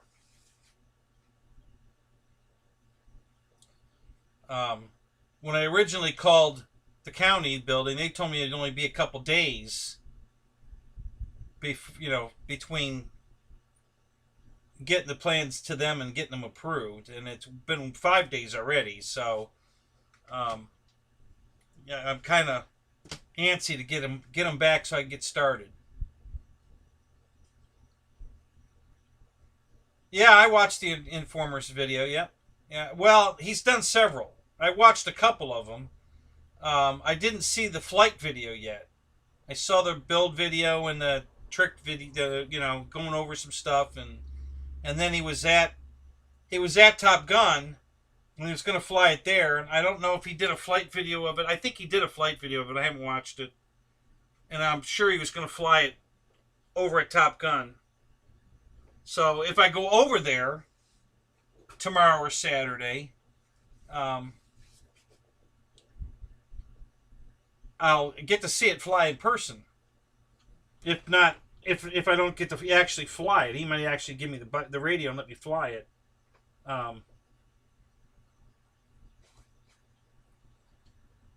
But, yeah. So, yeah, I might go over there for that. I don't know. I may take a ride over there. Oh, I got some more good news. I ordered my air conditioner for the tent. I tried to go buy it. I found one local, and I was actually on my way there to get it. And I called the store to make sure... if they said they had 3 online, I put it in my cart, I paid for it, it was there, and then it was from Home Depot, and they told me, don't come until we email you that it's ready for pickup. So I got in my car, and because it was pretty far away, it wasn't the local Home Depot. I was going to have to drive a ways.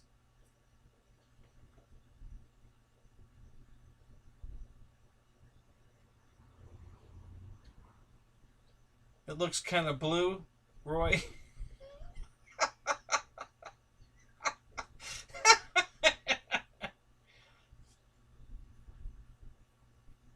Yeah, Matt, I know. Yeah, that's what Rich was saying. There's not much free flight time. So why is that? Have you been to Top Gun? I mean, I was there, but I guess I wasn't paying attention to... Is everything like regimentedly mapped out of who flies when? I mean, is that how it goes over there? I didn't pay that. I was at Top Gun a few years ago, and I don't remember that. I don't know. I must have missed that. It looked like the same thing as Florida Jets. Just if you want to go fly, you just take it out to the flight line, and the air boss tells you when you fly. So I don't know.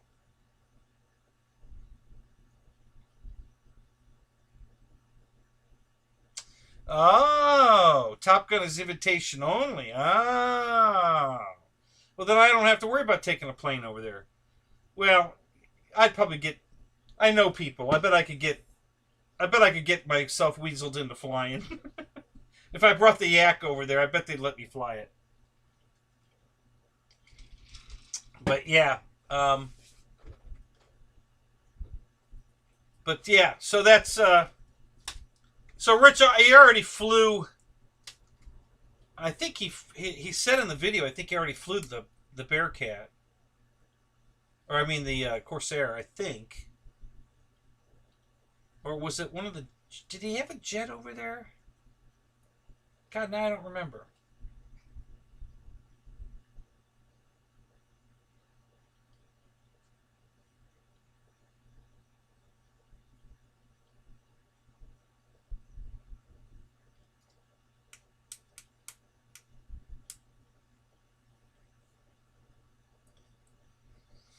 Oh, we're talking about the moon's blue? Is that what we're talking about? Oh, I thought we were talking about something else.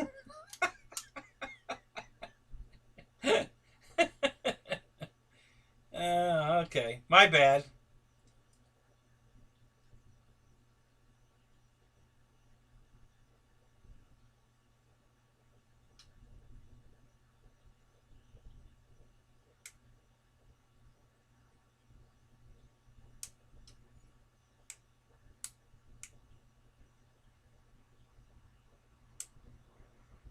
No, definitely not the Avanti. I no longer have an Avanti. And I'm not getting another one.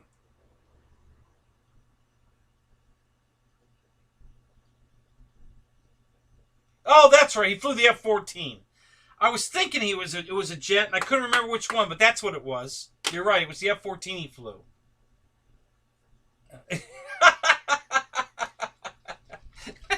Christy.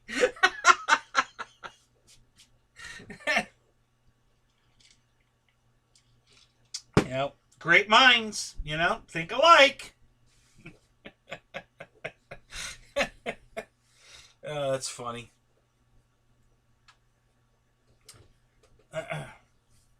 Yeah, I was looking at what did he have on the ground there? He had that propeller plane thingy, whatever that thing is, that Russian thing, the C6 or whatever, and then he had the Corsair, and then there was something, and I couldn't remember what the hell it was. But yeah, you're right. It was the F-14, and he flew that. So yeah, I don't know if he flew the Corsair yet or not. He was going to try to weasel that in there. Um,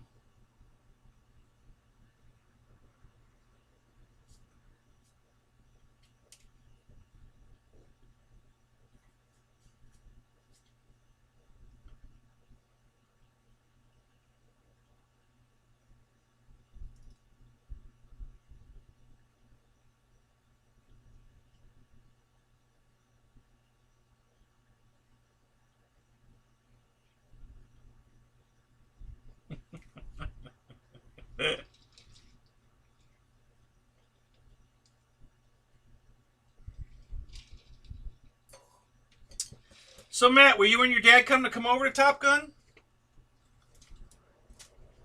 To watch?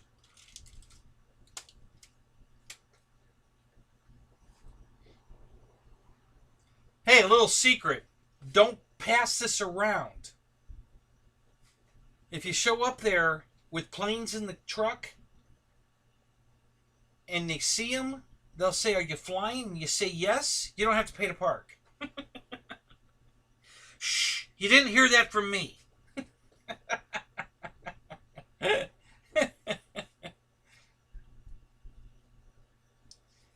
Just bring a few airplanes and make sure they see them.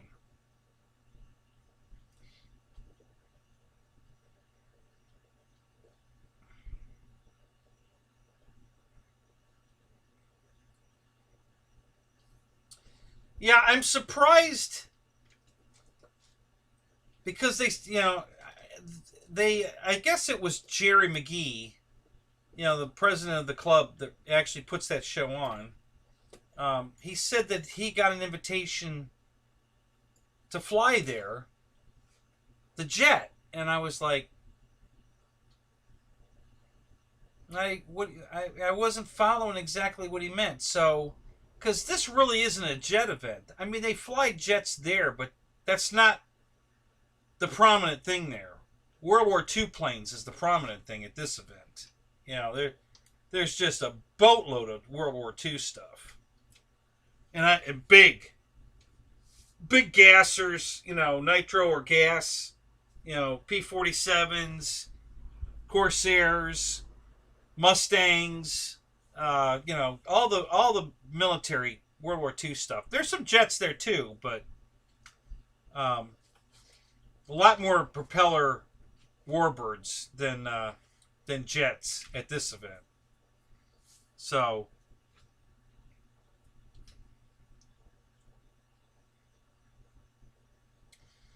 you got it all set up, do you? All right. So why the name change to RC Captain Mike Keller? What's up with that, Mike? You guys keep changing your damn names. What's going on? Time for bed? Oh, come on. It's only 12:21.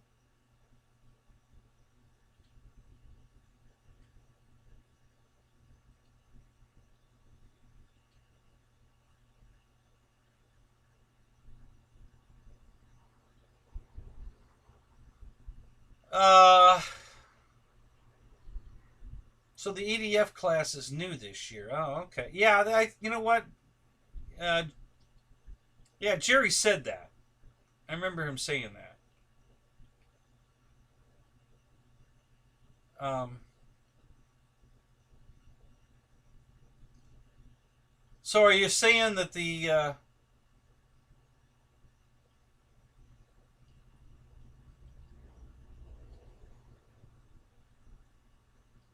every jet looks stock? Are you talking about the EDF jets look stock?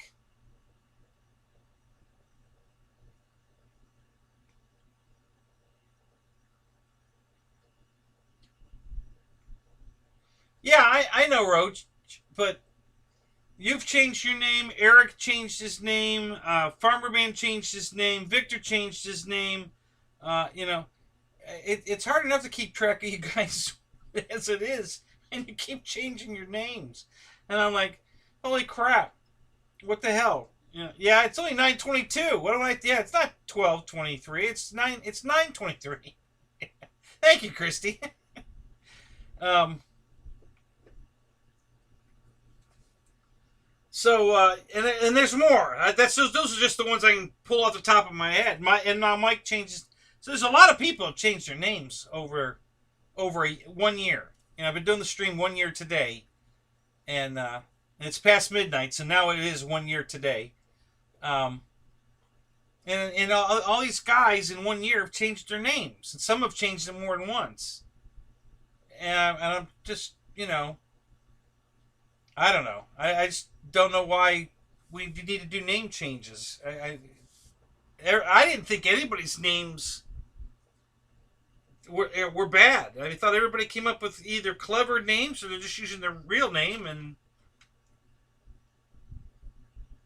you need to add something RC. So why not just Mike Keller RC? Or, you know, why RC Captain Mike Keller?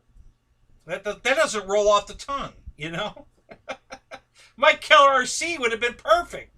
That rolls right off the tongue, but RC Captain Mike, that doesn't do any rolling at all. That's a tongue twister.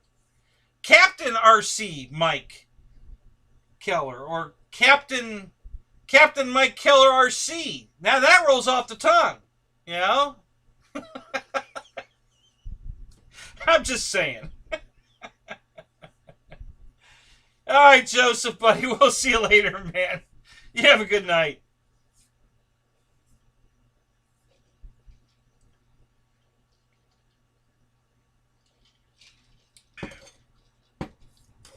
So, at least yours, I know who you are. I mean, you didn't change it that much. When FARMERMAN changed his to uh, RC Farmer, RC, no, what did he call him? What is, it's, I don't know. Jesus, I wasn't sure it was him or not. You know, it was different enough that it could be or might not be. I wasn't sure. So I didn't know if I should call him Owen or not. You know, I wasn't sure. And, you know, yours obviously is you. I mean, I wasn't questioning who am I talking to. I knew it was you. You know, besides the picture, you know. But, yeah, FARMERMAN, I didn't know if that was him or not. You know, I wasn't sure.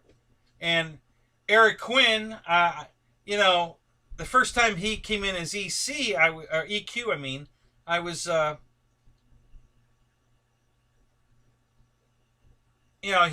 figured it out. It was him, and I said, "You changed your name," and he says, "Yeah, you noticed." He said, "Thank you," and I said, "Yeah, that's all right. Well, why'd you change your name?" All right. So I don't know, and then Victor changed his, and I'm like, I don't know.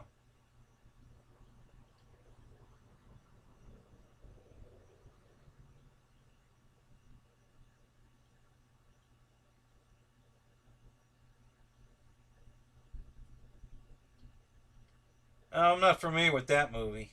I don't think. What movie is that? I don't think I know that one.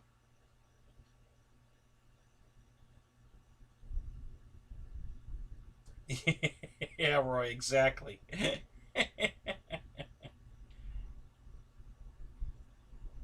You broke the safe addiction. All right, good for you, buddy. Awesome. So, how much more fun is it to fly now, right?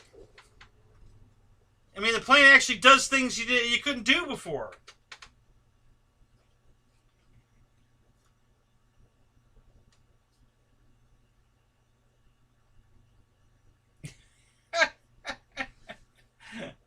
Pilot Pilot Ashley Roach clip.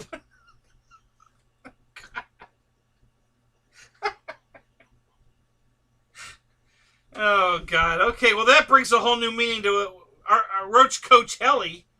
I wasn't thinking that. I was thinking the other kind of Roach Coach.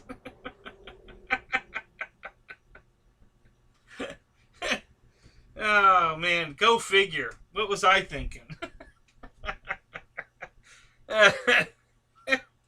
Oh God.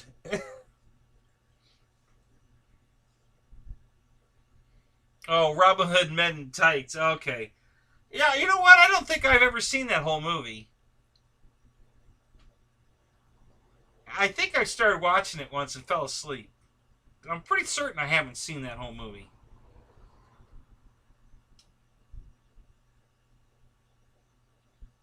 Yeah, I'll have to try watching that one. Yeah, I haven't.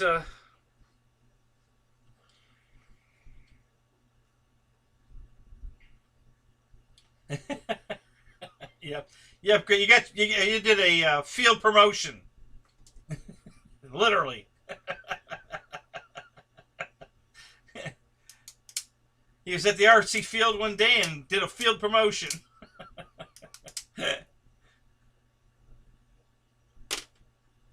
Monty Python.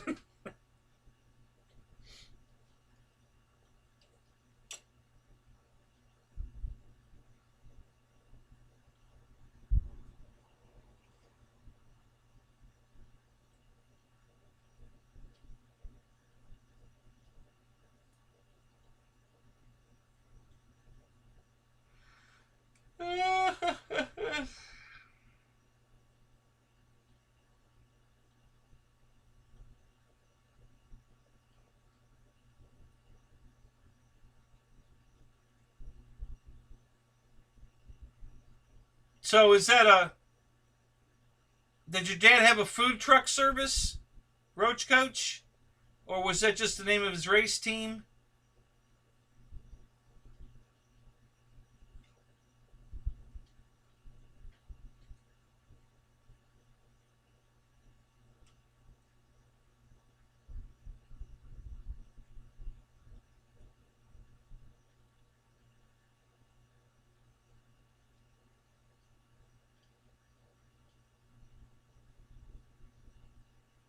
You got you got called that junior high.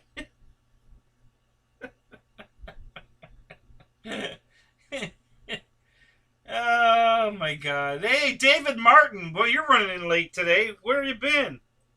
Good to see you, man.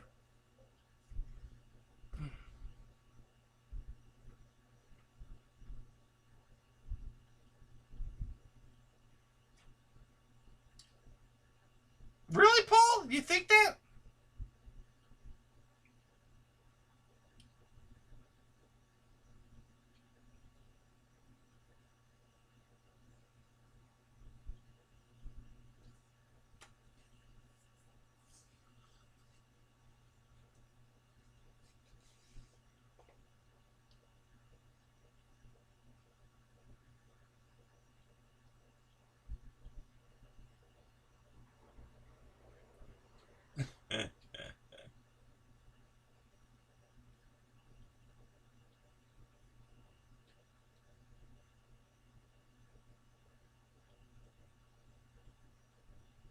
Oh, well, good luck to you tomorrow morning there, David. Yeah, I've been debating on whether I'm going flying tomorrow or not. If I could have picked up my air conditioner today, um, I was going to go flying tomorrow just to test it out. I was going to go put the tent up, bring the air conditioner, set it up, and then leave the tent up overnight for Saturday. But I didn't get my air conditioner, so I came home and ordered it online. It'll be here Tuesday. So now I don't need to go flying to test the air conditioner, but that doesn't mean I can't go flying. So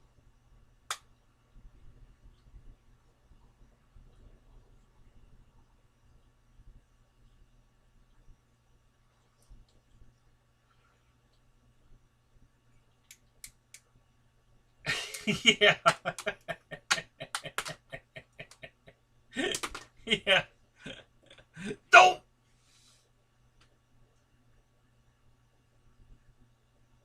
You had that down by June. See, you guys are talking foreign language to me. I've never even tried this stuff ever. Just not my deal. So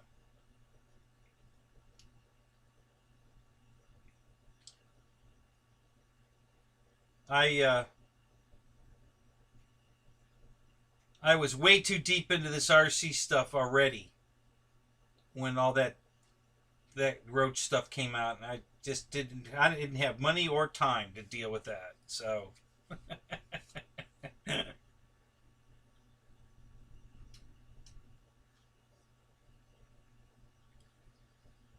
right, Mike. Hey, it's good to see you back, buddy.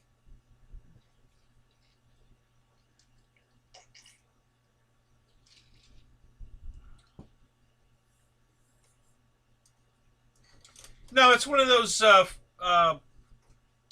small portable. They call it a portable air conditioner, Fred. Um, we have a big one in the house that my generator won't run, but it works great in the house. I mean, when we had our big unit went down, and we didn't know if we were going to buy another big unit to replace it because it was a packaged unit, and I don't want to do another package unit. So if we couldn't fix it, we weren't going to replace it. We were going to put a real air conditioner in because it's a double wide trailer, but it was already set up for a standard air conditioner because we have a closet next to the bathroom that used to house the air handler. It's obvious because there's a big hole in the floor where the pipe came up through it and all that. So we were just going to put the air handler back in there. It's a linen closet now, but we can definitely move the linen closet somewhere else and put the air conditioner back in there. So I was going to get a regular, probably a 2.5, 3-ton unit with an air handler, put the air handler back in there and do the whole thing right and have some real air conditioning. And but we got it fixed cheap, so we went that route. But while it was down, we went out and bought one of those portable air conditioners, and I think, I could be wrong, but I think it's a 3,500 or 35,000 BTU unit. I think.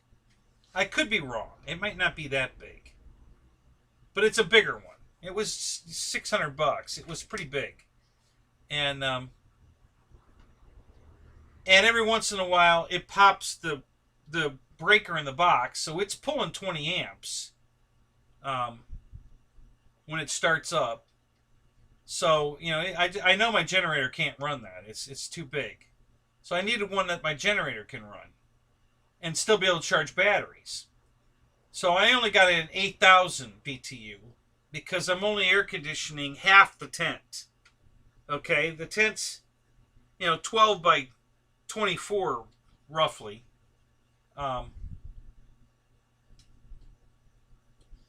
So the back of the tent's going to be airplane storage, and the front of the tent's going to be the air-conditioned area. And what I'm going to do is there's 2 zip windows that go through to the back. And the one side, I'm going to put the air conditioning unit, because it's only a 1-hose unit. So I'm going to put the air conditioner in the front area, run the discharge hose through the doorway, and zip the doorway closed right up to the snorkel, the hose. and only air conditioning the 12 by 12 front half. And the heat will go into the back, but I'm going to have all the windows open in the back, and there'll be a breeze blowing right through the tent that'll take the hot air and just blow it right out through the the screens, and we'll have the front closed up for the air conditioning, and it should work fine. I have no doubt that it'll at least drop it a few degrees and dehumidify it. So if you go in the side there, it's going to be very comfortable than sitting out in the hot sun. And it'll be under the tree, which is going to help also. Of course, until the tree falls down, because that's the tree I got hit by lightning. But anyway, so that's the plan. And of course I'm still going. It's only 12:30. Welcome back there. So you got power? Is it going to stay on? You think you got it now? You're all right?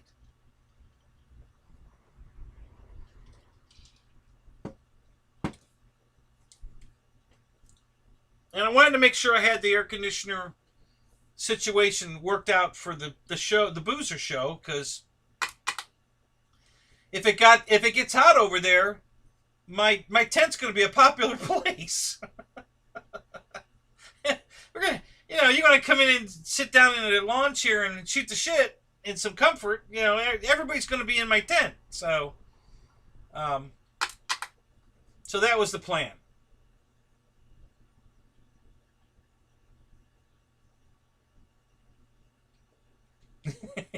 Yeah, exactly.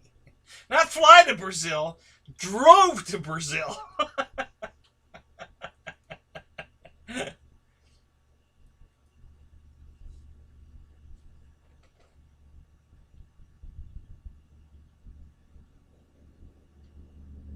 Oh, I got you. Okay. 10-4.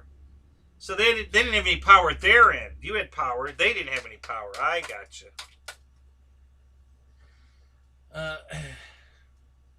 He keeps his roaches in the ashtray.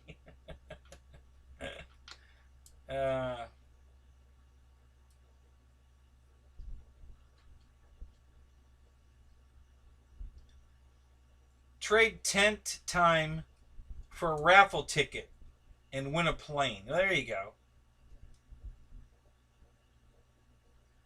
12 guys, 1 tent. Well, this tent's supposed to sleep 16. So there you go. The only problem is only half the guys are going to get air conditioning.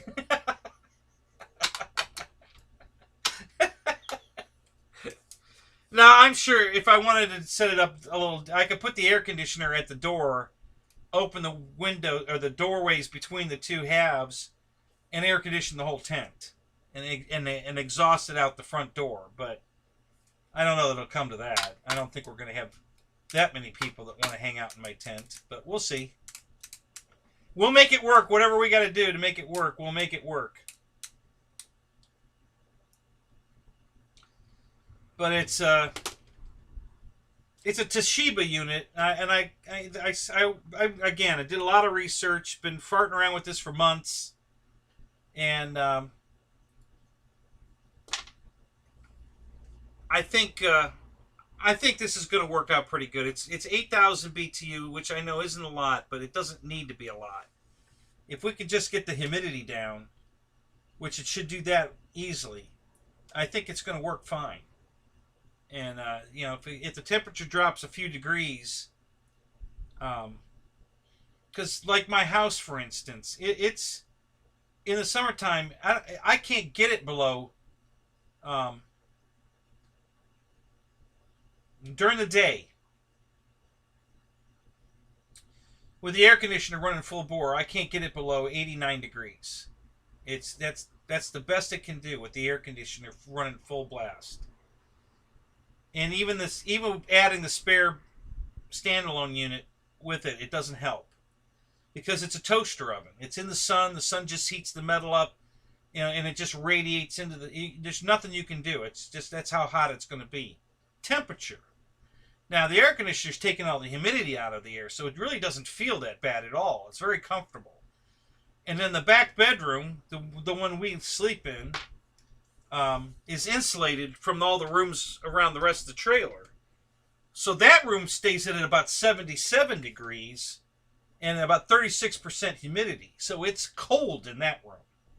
So during the day, like right now, my ex is working in there because she doesn't go to work anymore. She stays home and works. So that's where she works, is in the bedroom, with the temperature at 77 and 36%. So she's very comfortable in there.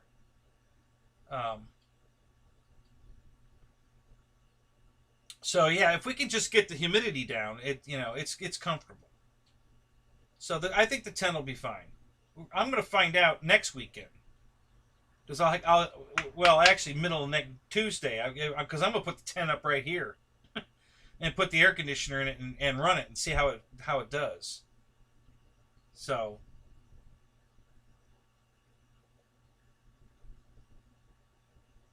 yeah.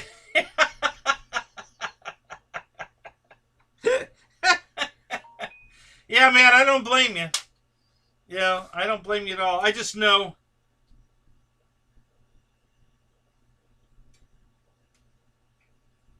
I know what's going to happen down there. And there's going to be so much going on at night. Between bullshit and cooking, night flying, that you're not going to want to leave to go to the hotel room. And then by the time you go to the hotel room,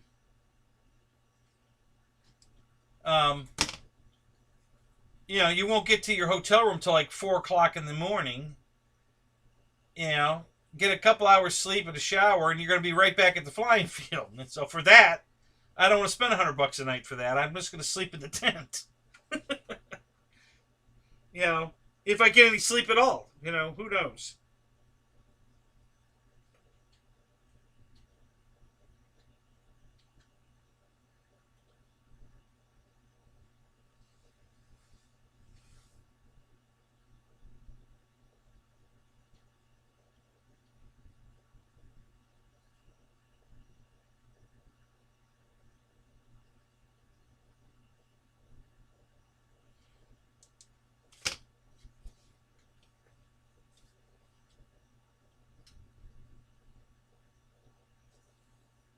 Yeah. So you're gonna plan. You're planning on night flying too. So that's, I've been to this stuff before like this, and I know how it's gonna go. And yeah, we'll be flying until 3 or 4 o'clock in the morning, easy, before everybody finally gets drunk enough or whipped enough to finally want to turn in. And for 4 hours tops, I don't want to spend $100 a night for hot breakfast. That's, well, I'm going to come down and steal some breakfast with. I'll just come have breakfast with you, and because it's a buffet, and they don't check tickets or anything. So I'll come. I'll get up and come down and have breakfast with you.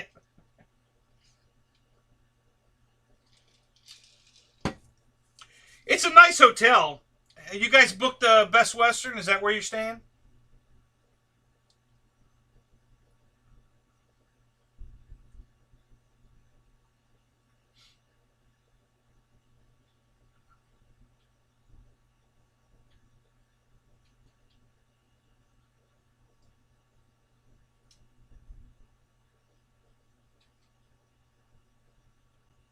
Yeah, actually, I should order the RV-8 and have it for that show, so I can night fly it down there. God, I didn't even think of that. Jesus, I might have to order that.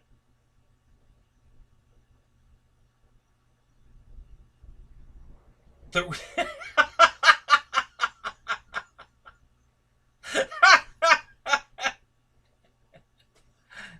that's funny.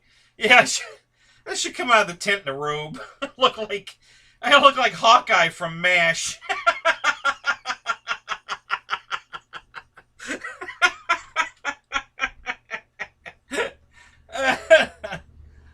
Oh, that's hilarious.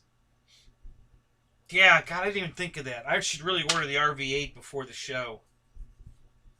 Because that'd be a good daytime and nighttime plane to fly. Wow. I guess I'm going to have to do that. I'm definitely going to have to think about doing that. That didn't even really occur to me till just now. Yeah. I've got some night flight planes, but I haven't got room to bring dedicated nighttime and daytime planes. And the other nighttime planes I have, yeah, I really wouldn't want to fly them during the day. I mean, that's not true. I wouldn't want to fly them at that show. I want something more impressive at that show. Yeah, I'm gonna have to, Roy. I think I'm gonna have to. I don't think I can wait. I'm gonna have to order it. Was gonna wait, but I'm gonna have to order it. I want to have it for that show. So yeah, I've got the Air Titan, which is a great airplane, but it's a high wing kind of, cubbish kind of, and I really don't want to take that to that event. That's not going to be very cool at that event. At night it will be. I mean, it'll be a showstopper at night. It's a great night plane, but I don't have room to bring a night only dedicated airplane. I'm not going to have room in the car for that. Next year I will. I'll have my trailer next year. So yeah, and then the other like the I could take the Pawnee. That's a nighter, but again, it's a 1200 millimeter, white foamy kind of airplane, low wing air tractor. Again, not really a great daytime showstopper airplane, but it's going to be awesome at night. And what else? The I got the radiant night radiant glider. Again, not really a daytime showstopper, although it's a glider. Gonna have some fun with it. But what else? I got a shitload of night flyers. What else do I have? Well, I'll bring my quadcopter, so that'll be a night fly. I gotta fix it though. The lights on one side of it are out. I gotta fix that. What else? God, I can't even think of all the night fly planes I have at the moment. Just got too many damn airplanes. The EC 1500 with the lights that it has on it, it's pretty easy to see it. So I could fly that at night. It's got 2 landing lights, 2 nav lights, a tail light, a red beacon light in the middle of the fuselage. Yeah, it's got lights on it that definitely make it visible. So I could fly that at night. I know I've got some more night though. Night airplanes. Oh, that's true. Yeah, we're back. See, I want to fly the big stuff down there. I don't know. I don't know what I'm going to do, guys. I'm just going to have to, the next couple of weeks, I'm going to have to work on this. Figure out what all I want to take. But yeah, I'm definitely going to order the RV-8. I've just made up my mind that I'm ordering that. I got to have that for the show. It's not only is that a good nighttime plane, it's a great daytime plane. That's going to be a...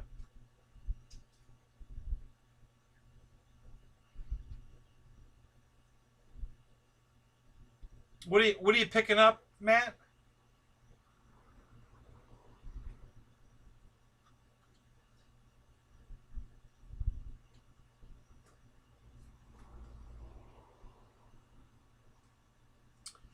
Missed something here. Let me go back.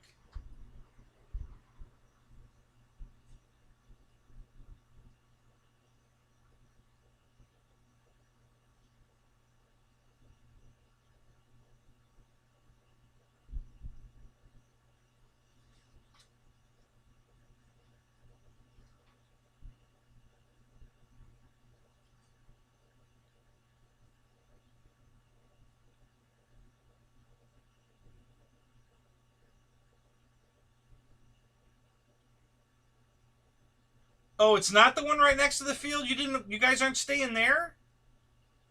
Oh, crap. How come? Was it booked?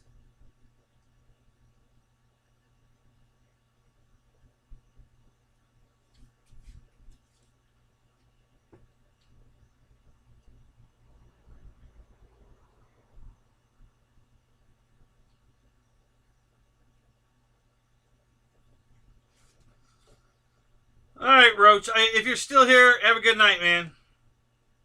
We'll talk to you later. I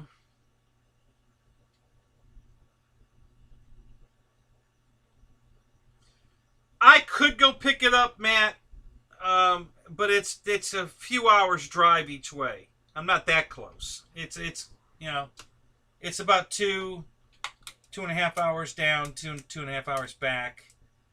One of the guys that flies at our field actually works down there. I don't know.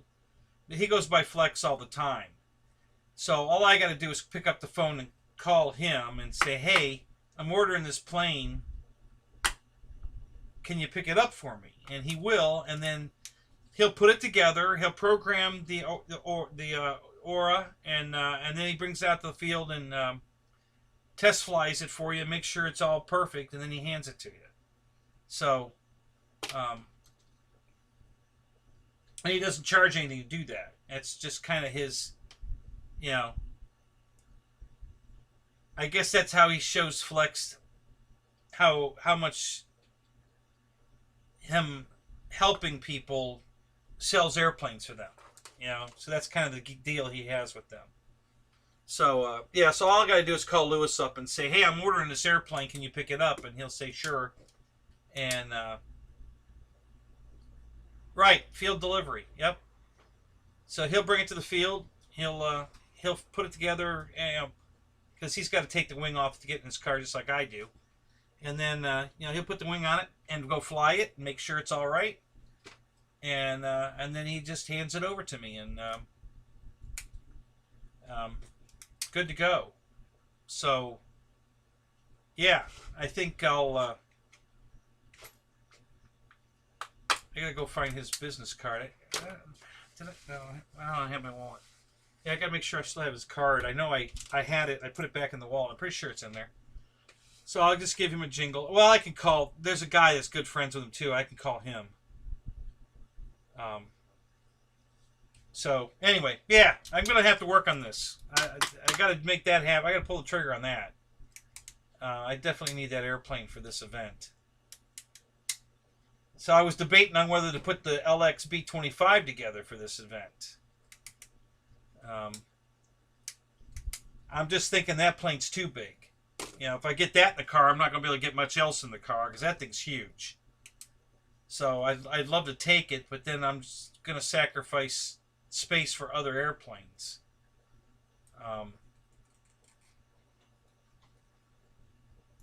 I'm probably only going to bring one jet, probably the Viper. That'll probably be the only jet I bring.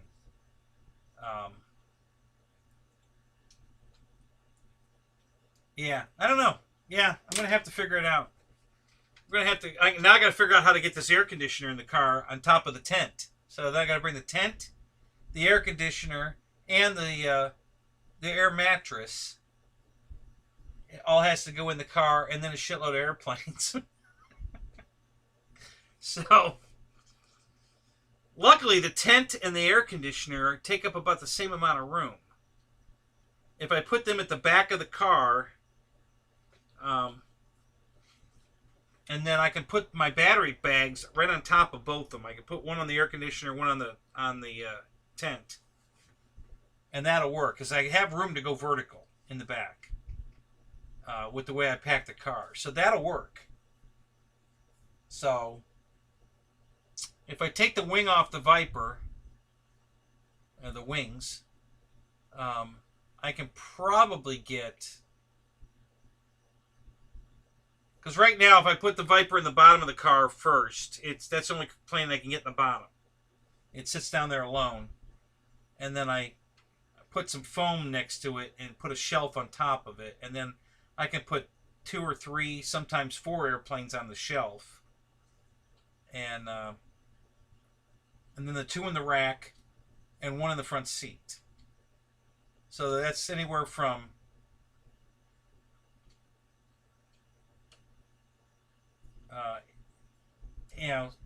7 or 8 airplanes, and then if I take the little F-22, the mini UMX, that's another that counts as an airplane.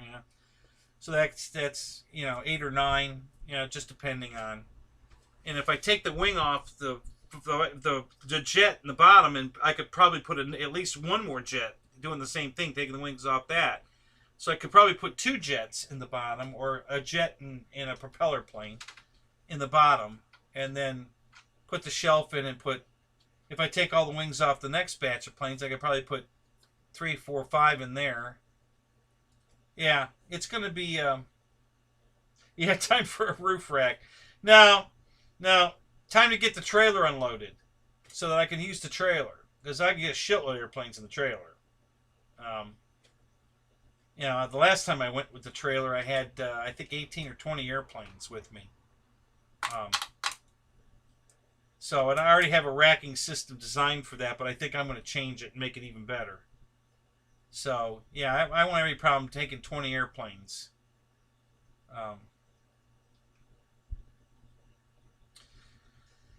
Probably not going to bring any Dynam planes, only because they're just not easy to take apart. They don't make, you know, like the new, if I wanted, the biplane would be the one I'd want to bring, but it's just too hard to take it apart.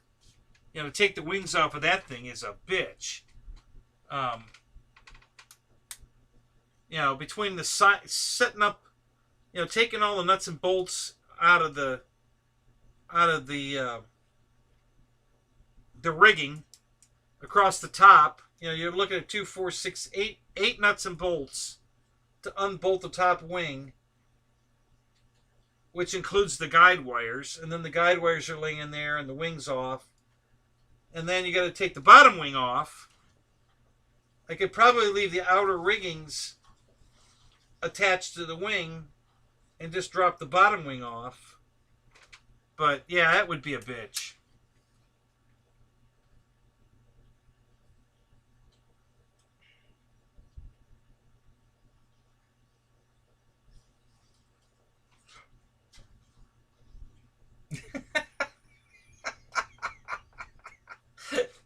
Oh, Christy, you're hilarious.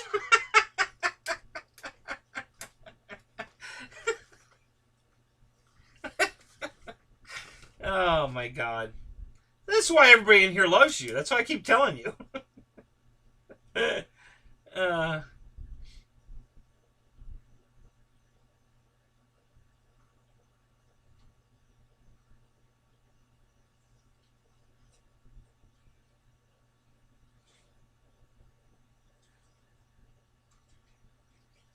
You're going to change things around because of what, the F-100? You hadn't figured that one, but now you are? Is that the difference?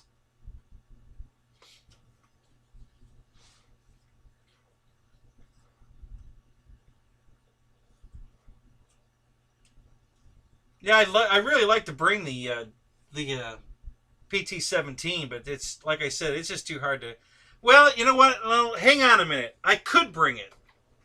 Because in the new rack... hang on a second.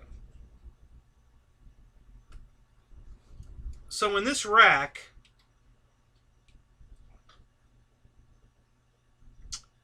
I could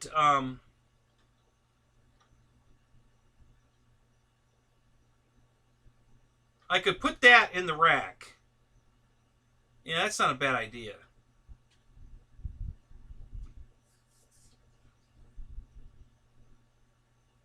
Yeah, so I could put that in the rack, probably on the top. You know, the top wing, hang the top wing from the top wing holder. I probably won't be able to get a plane. Well, I might be able to get a plane in the bottom rack if I move it down to the second set of T's that are, there's nothing plugged into them right now.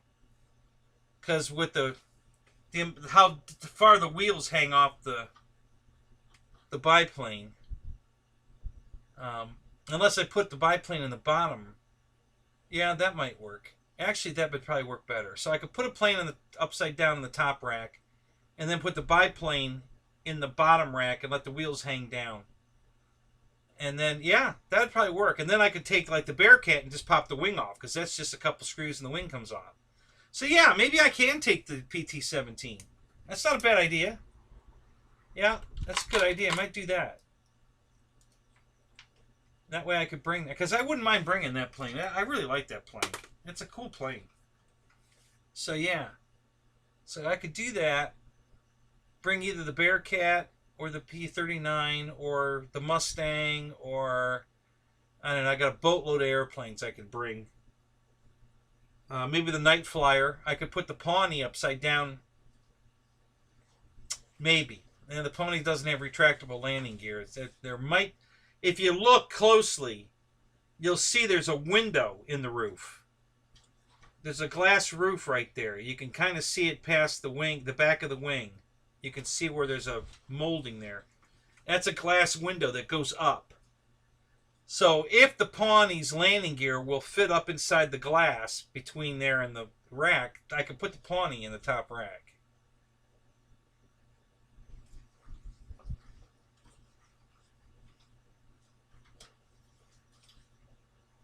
A decathlon? No, technically not a decathlon. What do I have?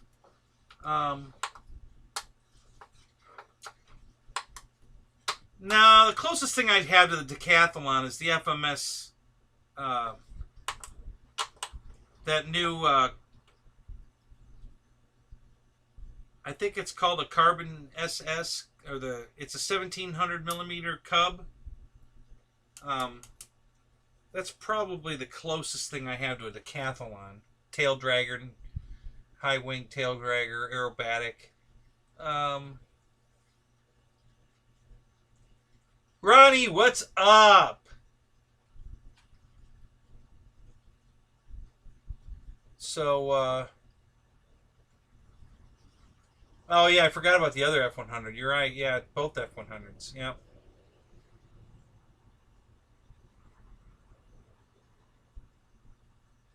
Yeah, Brian, I think the Cub would be the closest thing to that. And yeah, I take the wings off of that to bring it anyway, so that's already going to take the wings off, and it makes a huge difference, because that plane's not much wider than this, and literally I can put the wings under it, so the wings don't even take up any extra space. I could literally put that in the plane or in the car and put the two wing halves under it, and it would be one self-contained little rectangle there. And that's what I need to do. See, I got to take planes I can take apart like that, so that they fit in the car. So when I get there, because I don't want to go there with 5 airplanes, I want to have a bunch of airplanes. Now the RV-8's going to take up some room. Even taking the wings off, that thing's going to take up some room. It's a big airplane. The gear itself is part of the problem. The landing gear is fixed gear, and it's really wide. You know, it's got to be at least 2 feet wide. So that's a 2-foot carbon print here. We're talking about a 2-foot wide space. And then, of course, the horizontal stabilizer in the back is way wider than that. So, yeah, that's going to be a tough one. That's going to take up a lot of room. And I was thinking of bringing the big T-28, the Carbon Z, but I don't know if that's going to work either. Yeah, I'm going to have to do a lot of practice in here, figure out how to get all these damn airplanes in the car. But yeah, if I put the T-20 or the PT-17 where the Bearcat is, that might work. And then I can put the Bearcat next to the jet, take the wing off the Bearcat, and then put it next to the jet on the bottom level. And another plane next to it. And that would work out pretty good.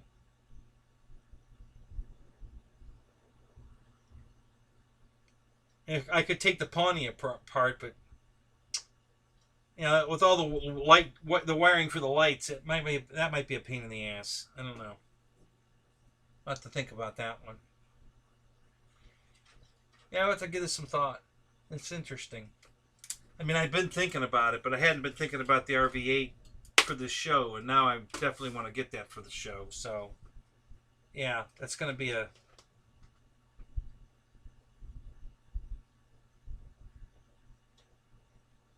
So, but yeah, so that rack that might work. I could actually test that tomorrow. I can try to. I'm going to pull those two planes out and put the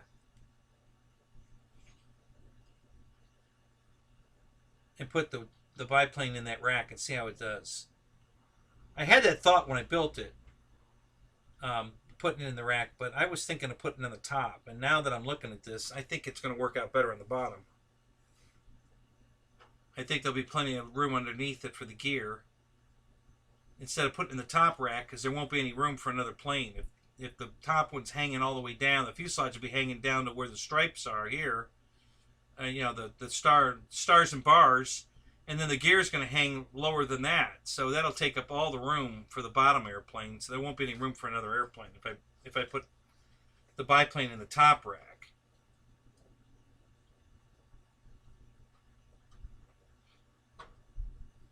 Now another option is I could put the biplane, hang it from the lower wing, the lower wing upside down.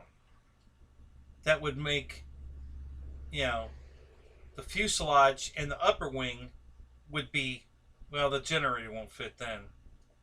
Yeah, because that'll be hanging way down where the generator is. At 1300 millimeter, that'd never work. Yeah, that's the other thing too, the wingspan. Yeah, okay. Well, we're going to have to figure that one out. We're going to have to look at that close and see how we can make that work. I don't know if we're going to be able to make that work or not, but we're going to try. We'll see what we can do.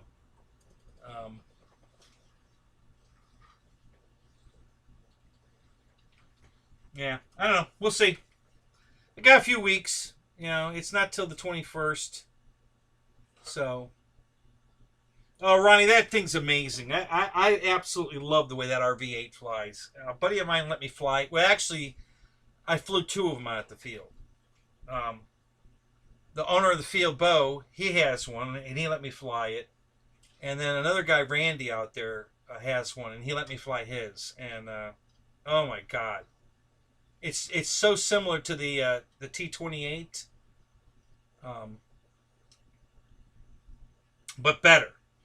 And what I mean by that is, okay, it's just as stable and easy to fly as the T-28. Absolutely. It's just an absolute doll to fly. It floats in on the landing. I mean, walking speed, like George always says, it's walking speed when it's coming in. It's just stupid easy to fly. But the RV-8 takes it one level better. When you do aerobatics with the RV-8, like, say, a knife edge, oh my God, you snap that thing into a knife edge, and you don't even have to touch the radio. And it'll just keep flying across the field in a knife edge all by itself. You don't have to hold any rudder or anything. I don't know if the oar is set up to automatically compensate or what, but I couldn't believe that I didn't have to put any rudder input, and it just flew in a knife edge all the way across the field. I was like, now the T-28 won't do that. You know, it's a great flyer, don't get me wrong, but it won't do that. It won't fly a knife edge across the field without input. It needs a lot of input. It's not designed to fly in a knife edge, but the RV-8 is, and oh my God. So, yeah, it's just an awesome airplane. And they make a beautiful, the night version of it is fantastic. That's the one I want. I want the night version. Because the whole plane glows, just like the other two planes I have from Horizon. So, yeah, it's going to glow in the dark, and, you know, fly fantastic during the day, fly fantastic during the night. Yeah, that's going to be a showstopper for sure. That plane's going to be impressive as shit.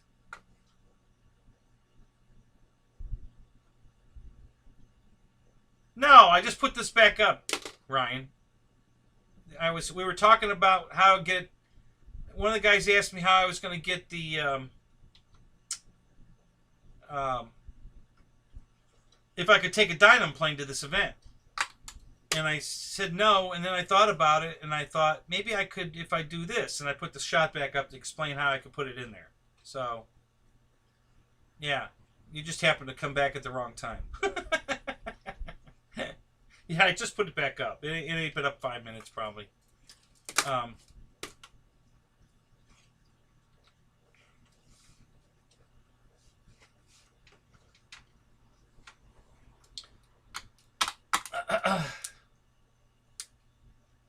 Yeah, I highly recommend it, Ronnie. If you're thinking about that airplane, man, buy it, man. It's awesome. Love it. Absolutely love it.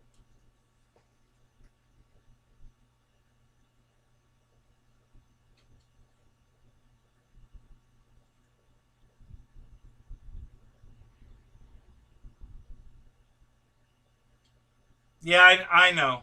I'm a huge disappointment, Ryan. I know.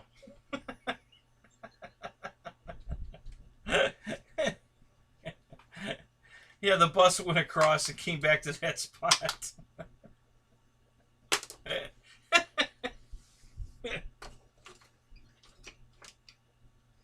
No, it's on an auto.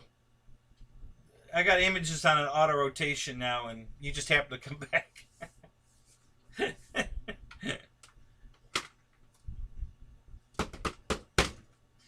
So what else, guys? What do we else want to talk about?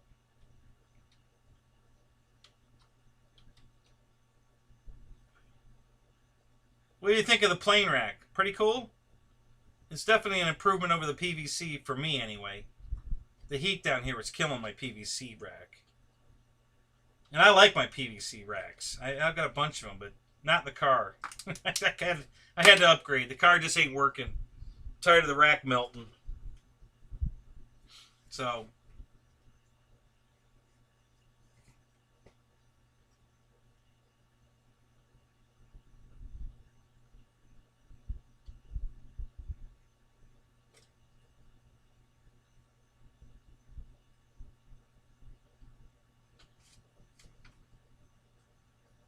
and I highly recommend, guys, don't buy, don't save the six. I think it's $60 more for the night version. Get the night version.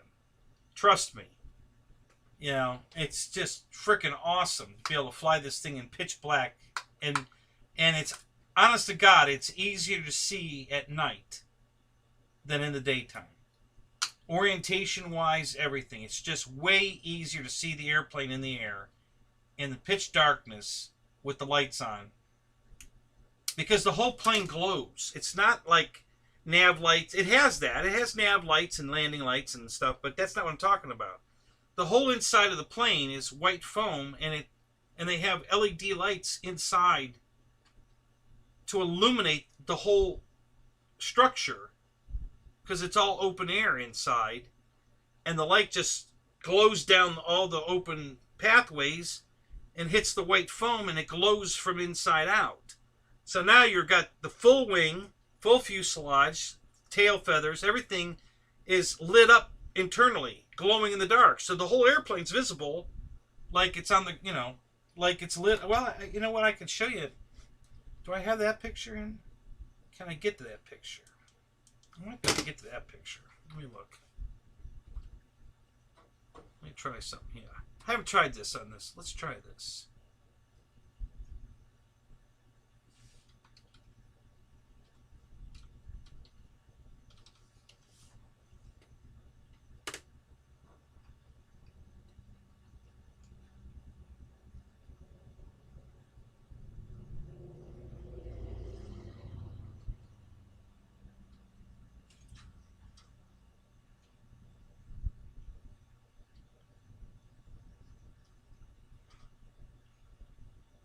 Um,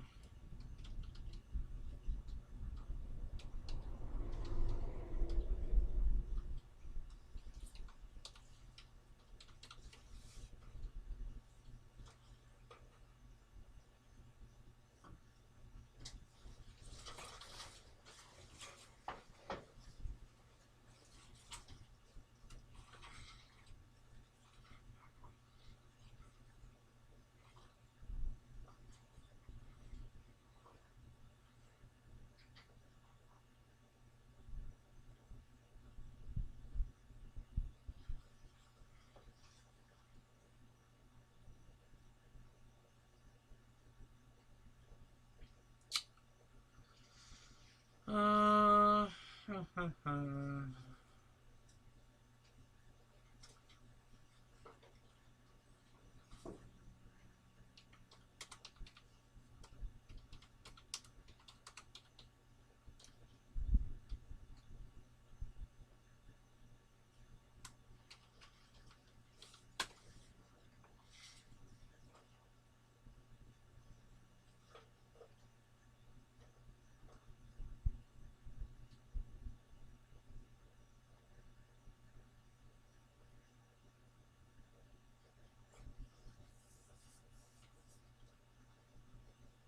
I've never tried this before. I don't know if this is even work. I think it will, but I haven't tried it.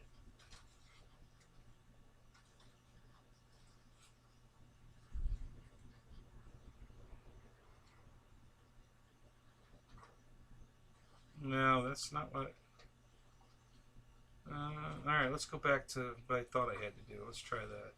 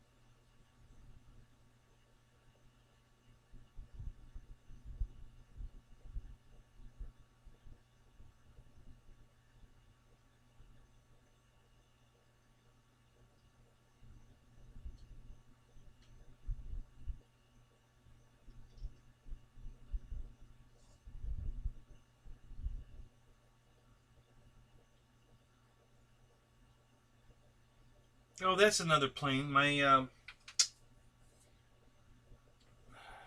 what the hell they call that damn thing? God, I can never think of the name of that damn thing. The Visionaire. My Visionaire is a night flyer. Not the night flyer, not the night Visionaire. I made my own night flyer out of a regular Visionaire. So I could take that one too. I forgot about that one.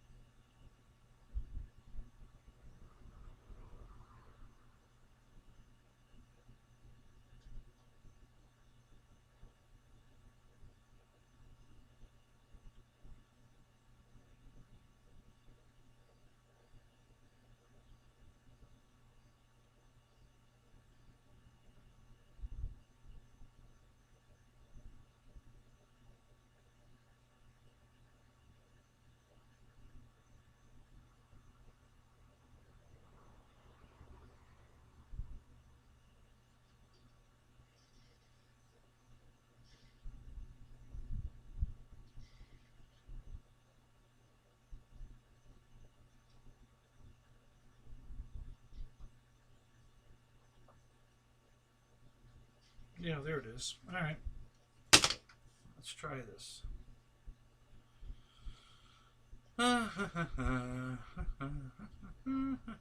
Sorry, guys. Can't do two things at the same time because I only have one screen. So I gotta see if I can download this picture for you.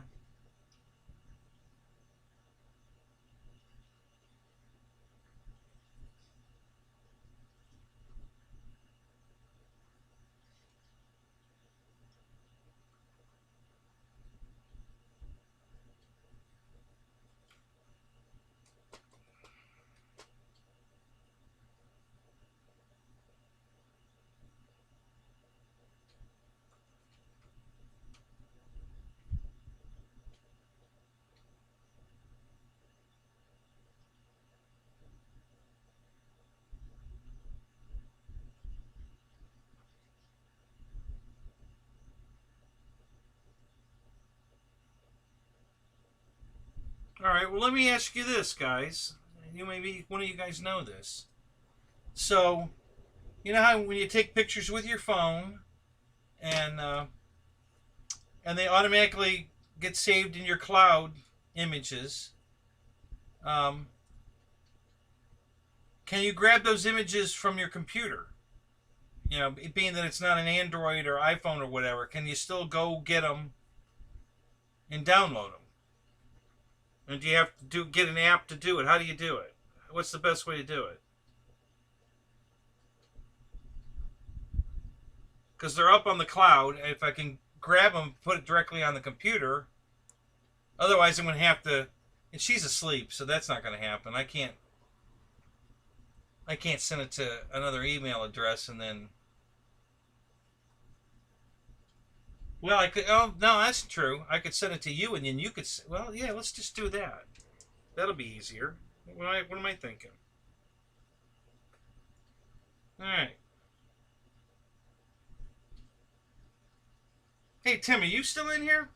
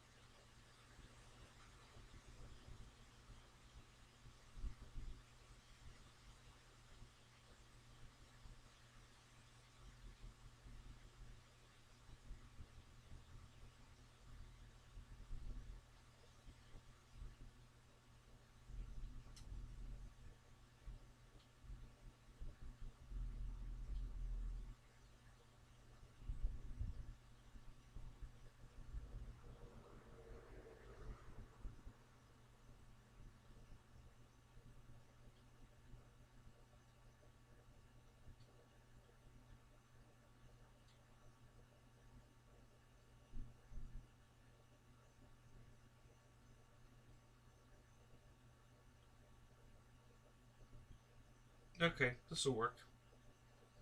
All right, which one of you guys is still in here? Let's see here. Marshall, are you in here?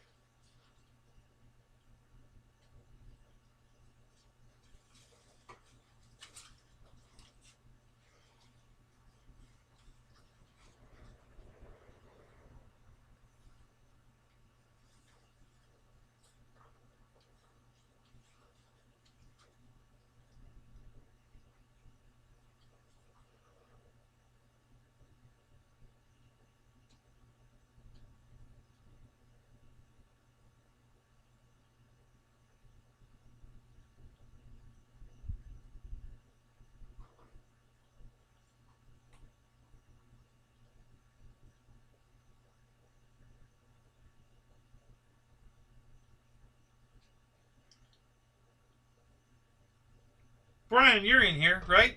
You didn't leave. You still here?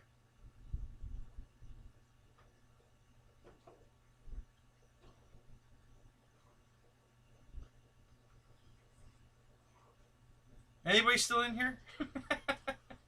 Oh, Tim, you are here. All right, I'm going to send you a picture, and then I want you to send it to my email address.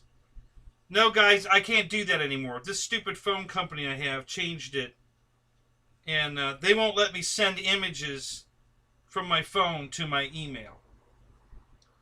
So that I can send it to you through Messenger, and then you can send it to my email, and then I can download it to this computer to show it to you guys. So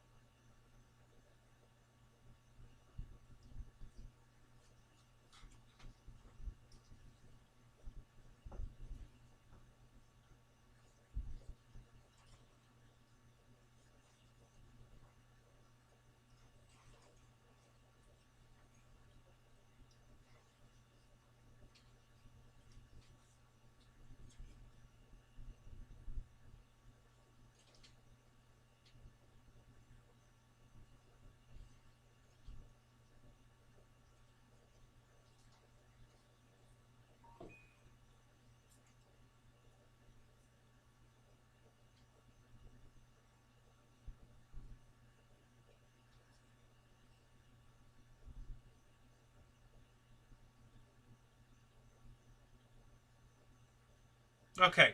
All right, so Tim, I sent it to you in all caps, so make sure you understand what it is. I didn't want you to get, because sometimes it looks funny. I don't know if you guys know this or not, but your email address is not case sensitive. You can put it all caps. You can make every other letter caps. It doesn't matter. It's not case sensitive. So as long as you have the right letters in the right spot, it's going to go. It doesn't matter if they're capped or not. So You don't have to capitalize it. I only capitalize it so you can see it better. Just send that picture to that email address, and then I can download it to this computer and put it on the screen.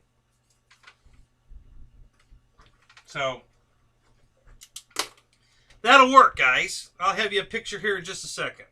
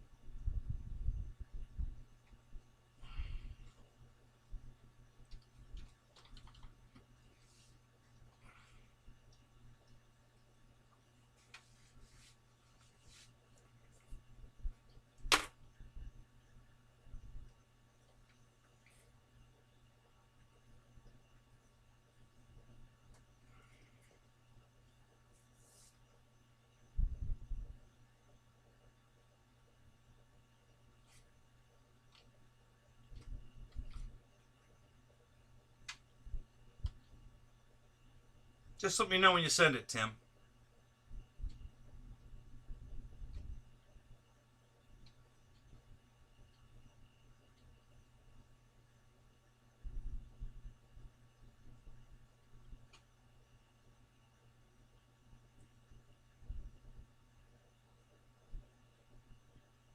Oh, wait. Well, don't fall asleep on me.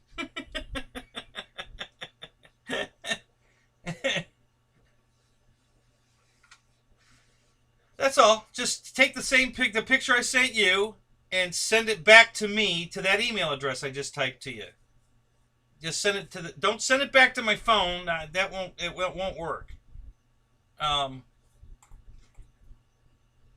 Send it to the email address I just texted you, and it doesn't have to be in caps. Just send it. I would put it in caps so you could see it easier. It's XXL_ at VETE. XXL_ VETE at yahoo.com. And just send that picture to that email. And then I can download that from my email address to that computer, and then I can put it on the screen. When I first got this is a Boost phone. And when I first got it, they let me send pictures directly from the phone to my email, which is all my phones have always done that. And I used to be with Metro PCS, and they always let me do that as well. But like 2 months after I got on Boost, they stopped letting me do that. I can't send an image or a text message or anything from my phone to an email address. I can send it to another phone, text message, but I can't send it to an email address. They took that option away, which really sucks because, it's so easy to go out and take pictures with your phone and then upload them to your computer, but I can't do that anymore. So now if I want to take pictures and put them right on the computer, I have to use my regular camera. Take the pictures, take the memory card out of the camera, put it in the computer, and they're there instantly.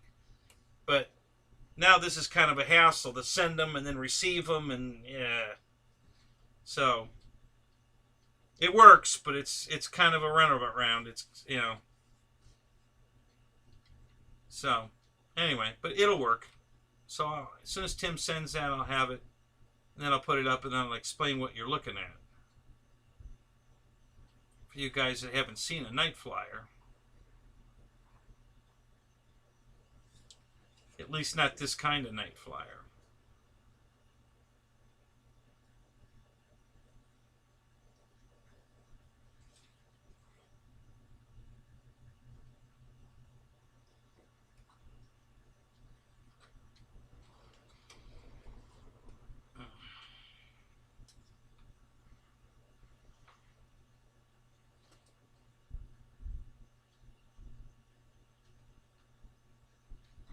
Ruh-roh.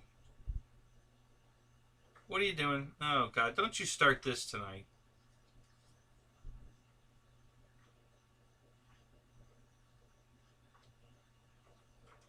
You're doing so well. Don't start this tonight.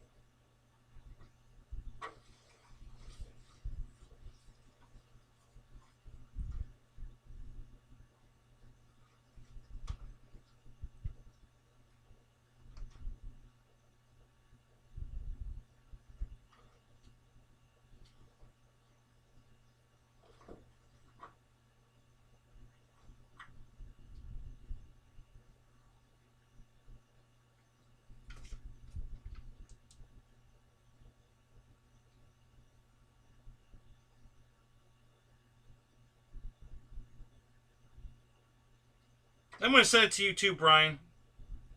Just to make sure one of you guys get it to me.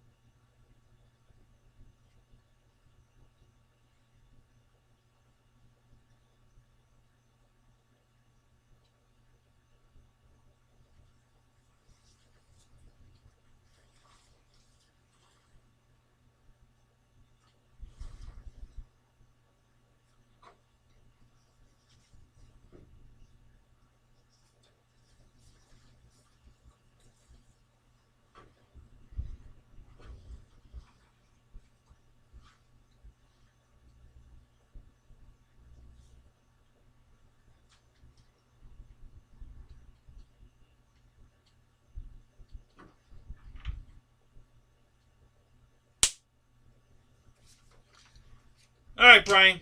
I sent you a picture. Send it back to that email address. Just take the picture and send it to the email.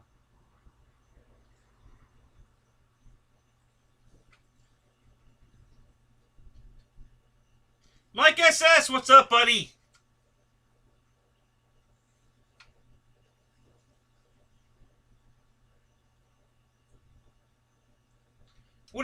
Where are you working, Mike? You're working at this time of night? What are you doing?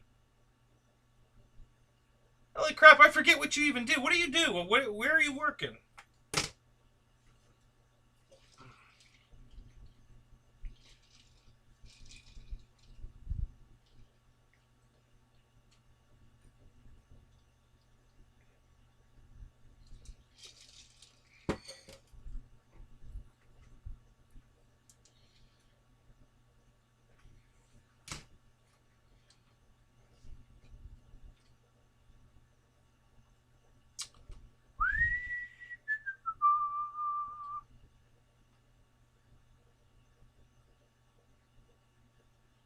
Let me check.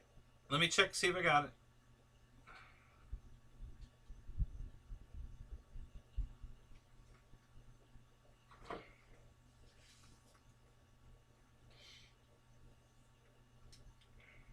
Yep, I got it. Well, I got it. Yeah, I got it. Cool. Thank you, man. All right, so let me put this up. So you guys, so I can explain what I mean by glowing.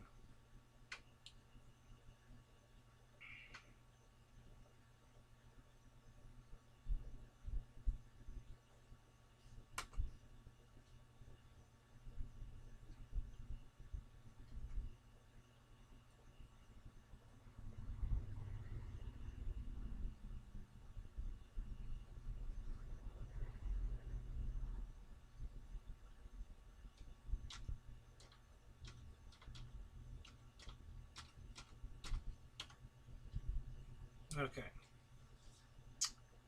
All right.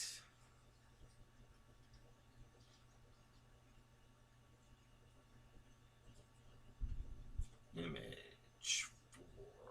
Okay. Browse. Desktop.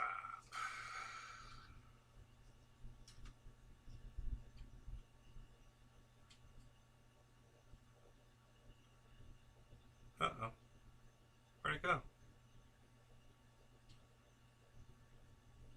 Hello? Where'd you go?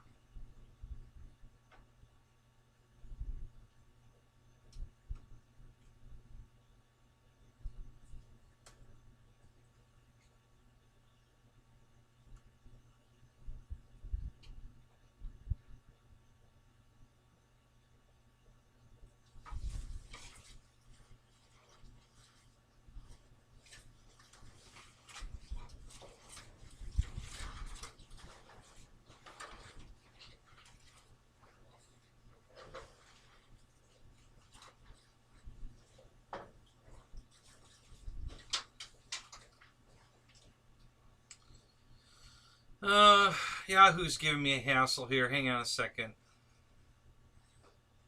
I have an ad blocker on here. It doesn't like it. So I gotta turn it off.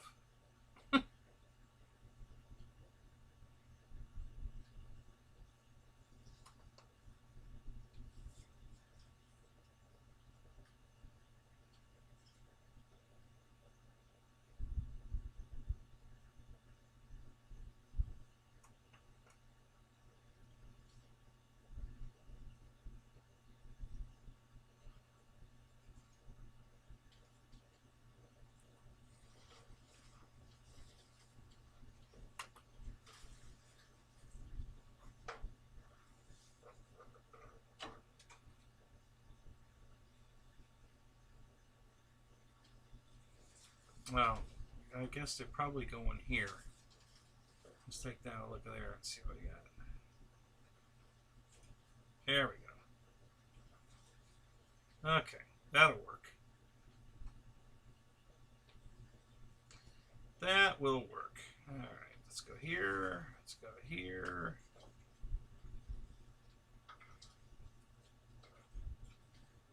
And go here. Open that. There we go. Okay, perfect.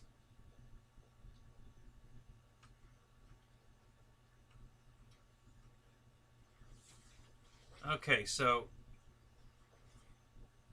this is what I'm showing you guys.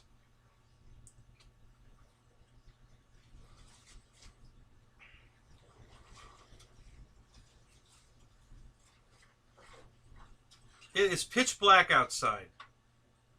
No moon, no lights, nothing. It is absolutely pitch black outside right now.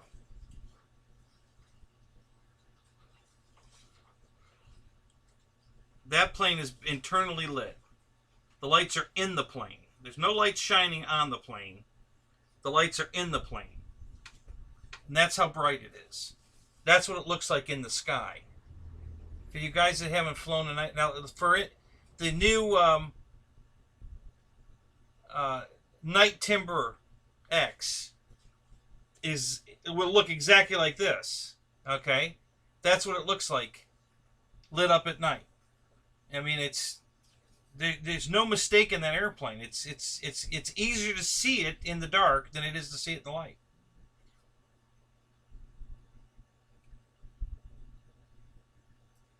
So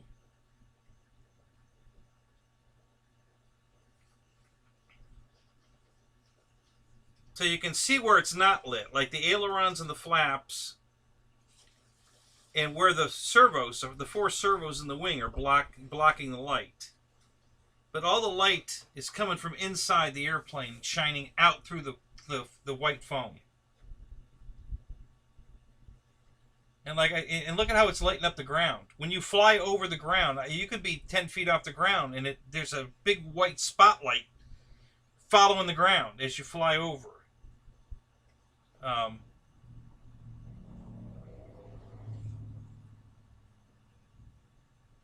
Yeah, Nate, that's a great airplane. I'm putting one. I turned my regular Timber to a Night Timber X. So is that the coolest thing you've seen, or what? I mean, that's what. So if you buy a Timber X, a Night Timber X, that's what it looks like lit up.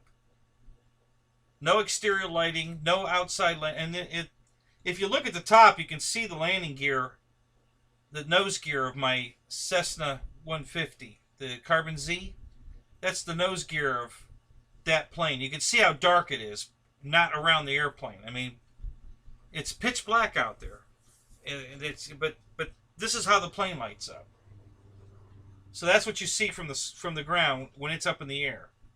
So, like I said, it's easier to see this in the nighttime than it is to see it in the daytime. You can lose orientation during the day because of the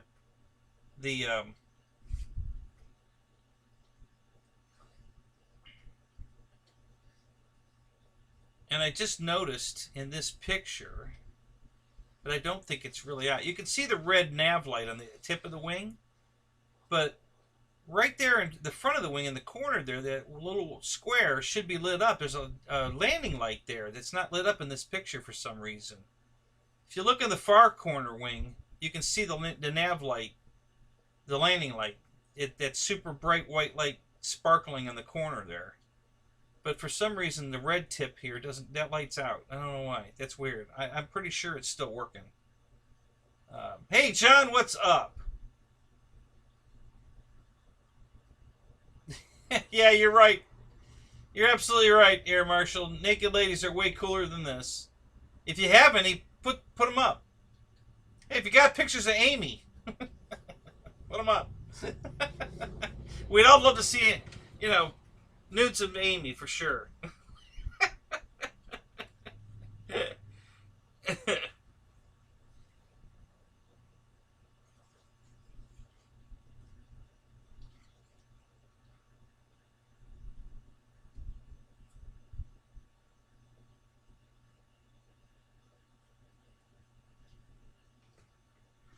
Oh, I guess that corner's lit up. I guess it didn't. It was grayed out because I had the play button was up. But yeah, it looks like it's lit. So anyway.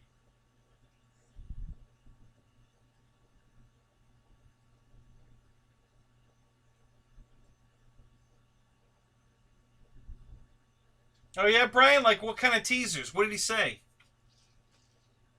Did he just throw some pictures up, or did he say something? Fill us in. I didn't see that show. I started to watch it just before I came out here. And then I had to click it off. I had to come out here.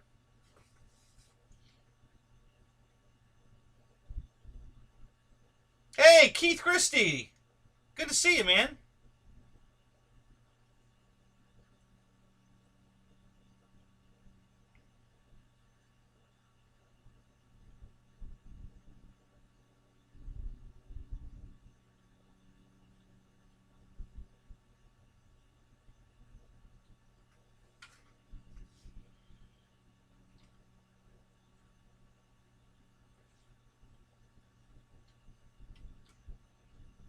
So the new RV-8 is gigantic compared to this plane. This is only 1,200 millimeter.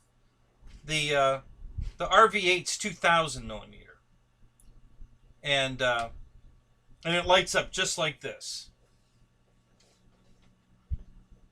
So it's got orange, bright orange stickers on the leading edge of the wing and down the fuselage, and it lights up just like this.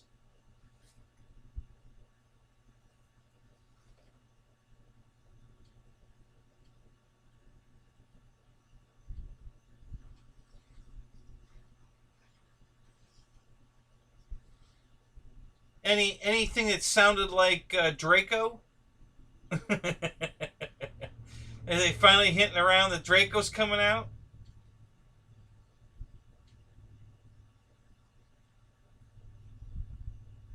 Oh, I missed you earlier. Well, good. I'm glad you showed back up. Good to see you, man. So anyway, that's what the night flyers look like, the true night flyers. So the night Visioneer lights up exactly like this. They discontinued this plane, but they might bring it back. The night Visioneer, the new Night Timber X lights up exactly like this. I'm trying to think if they have anything else right now that's night flyer like this. And now Flex has figured out how to do this. So their new night flyer planes look exactly like this also. So,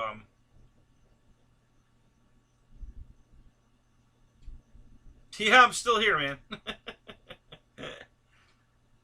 So anyway, so there you go, guys. That's what I'm talking about, a night flyer. I have plenty of planes that just have nav lights on it and stuff, but this is purposely made to fly in the dark. It's lit up internally. So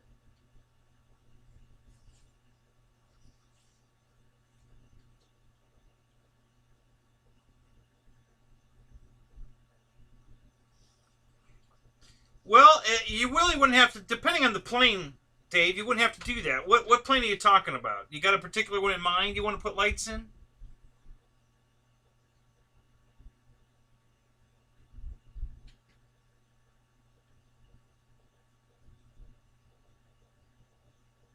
Okay, so the HSD Cessna will probably have, I wouldn't doubt it one bit if they don't have provisions to do that. And I'll tell you how they do it, because I've seen other people do this. So they take a big long spar, for lack of a better word. It doesn't have to be hard plywood. It can be balsa wood, but it's a long, thin spar. Okay? And they just take the LED lights and they glue it to one side of the spar facing outward, go around the end, and come back up the other side of the spar. So you've got all the lights facing outward. Okay? And then you, if the wing is hollow, you just poke a hole through the end of it into the area that's open air, and you slide that whole thing down into the wing. So the lights are pointing south. The QQ. The QQ had terrible lights in it before. Now the QQ lights like this, and that's how they did it. And it's optional. If you don't, they don't make the plane different. They just don't give you that spar with the lights on it. And if you want to add the light kit later, you can. You just buy the light kit, and it's that big long spar with the LEDs on it, and you just pop the wing off the airplane, and you slide that spar down inside the plane, and you pop the wing back on the plane and plug it in. And now you got one that looks just like this. So the new QQ looks just like this. Originally, the QQ just had like blue lights on the leading edge internally, but just on the leading edge. And then I think on the top of the wing it had like green slit ones, and on the bottom of the wing it had like red horizontals or something. No lights in the fuselage, no lights on the tail feathers. Just a few lights like that in the wing. It was horrible. I mean, you could see it, but it wasn't great. It wasn't like this. You know, it didn't look like that, what I just had on the screen.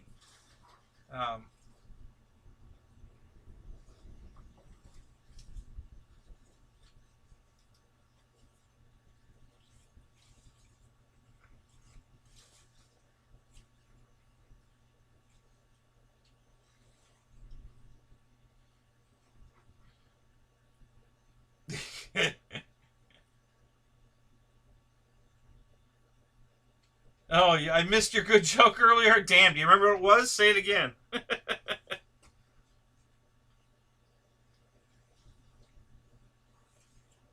Yeah, in the beginning, Flex, man, their night planes were terrible. Oh my God, their lighting and their planes were awful. But they've stepped it up. Now they look like this. Well, like this.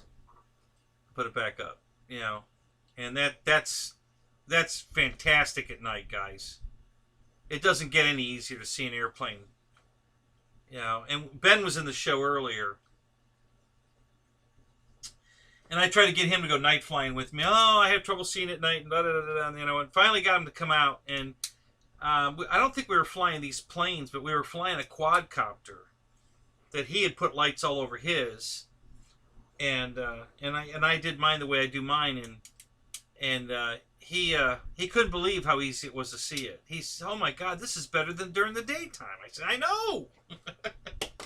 It's way better. So, yeah, when you put lights on something like this and it's dark out, man, it makes it so easy to see it. So yeah, I highly recommend it, guys. If you have the option to buy an airplane, a particular airplane you want, and they have a version that's lit, you know, for night flying, and one that's not, get the night flyer. Absolutely get the night flyer. It's worth the extra money.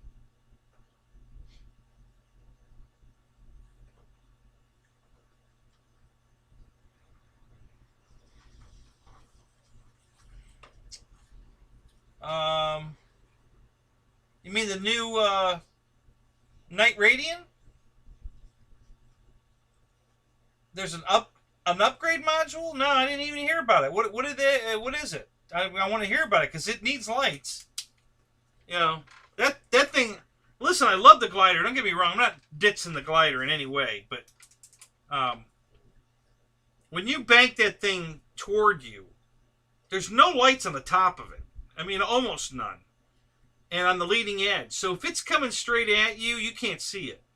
With all the lights that are on that thing, and as beautiful as it lights up, when it's coming straight at you, you can't see it. And if you bank it, you can only see the wingtip that's away from you. The one that's closest to you is blocked. So you can see the little bit of lights on the end of the wingtip, and that's all you can see. So, yeah, it's not a great night flyer. I mean, if it's way up high and you're directly under it, it's fine. You can definitely see it in that situation. But when you're trying to land it and you get down low on the ground, you can't see it. It disappears. All right, Brian, thank you, man. Yeah, I didn't know about that, but it needs one. I already figured out how I was gonna put lights on it to make it better, because it sucks at night when you're trying to land it. When it's coming at you, you're trying to land it. If you're up high, a couple hundred feet, and it's directly overhead, oh, it's easy to see, no problem at all. But boy, when you get down low to the ground and make a bank, it disappears. So yeah, it's not a lot of fun to fly. So this one looks exactly the same on the bottom as it does on the top. I mean, you can see the ground, how lit up the ground is below the airplane, because the bottom of the wing is lit up exactly like the top of the wing. So does that make it hard to see orientation because the top and the bottom look the same? Not really, because the tail, you can see the rudder clearly, whether it's right side up or upside down. The vertical stabilizer, it's either going to be pointed up or down, and there's no mistake in where it is. So no, you're really not going to lose orientation. I never have, and any of the other guys I've talked to haven't either. So yeah, no, you're not going to lose orientation.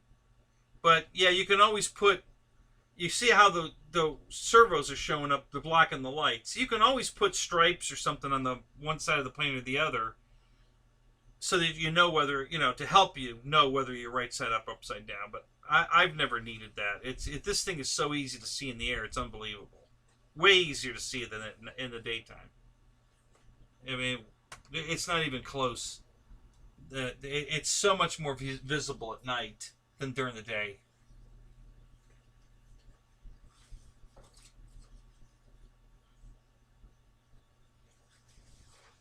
Yeah, I'm surprised that Flight Test missed that when they put the lights on that plane, because boy, they blew it just like Flex did originally. They weren't even in the ballpark. I mean, like I said, if it's directly overhead, no problem. You can see it beautiful. It's gorgeous. But you got to land it. And once you get it down to eye level or lower, you can't see it. It disappears. Especially if you're coming at yourself. If you're going away, it's not so bad. But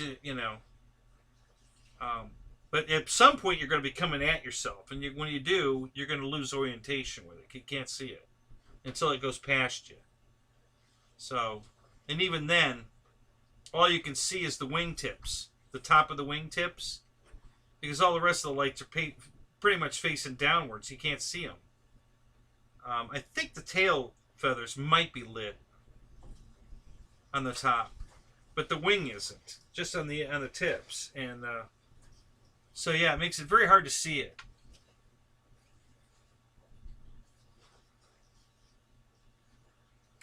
The wind just picked up here, so I hear a little bit of rain on and off, but the wind picked up. So the trees and the branches, there's a palm tree right here on my back door that's brushing the house, making all kinds of racket.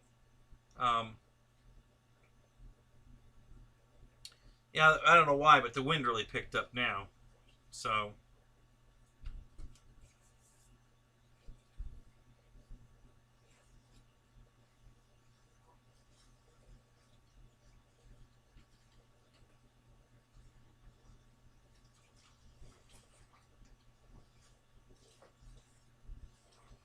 did you fall asleep, Marshall? Mickey's talking to you. If you're not looking at the screen but you're listening, Mickey's here. He's talking to you. Come back and talk to Mickey. Earth to Air Marshal. Earth to Air Marshal. Come in. Over.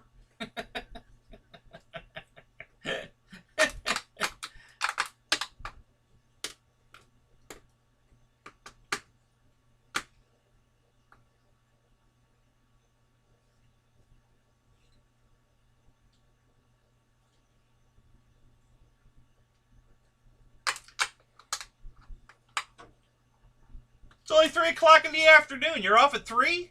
Damn, that's good. You got banker hours. That's awesome.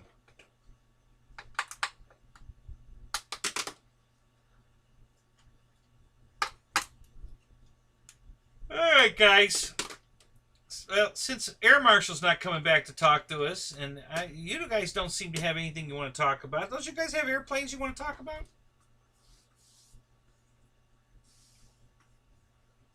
Or girls?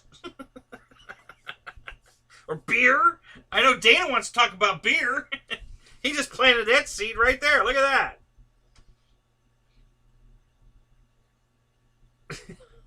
that.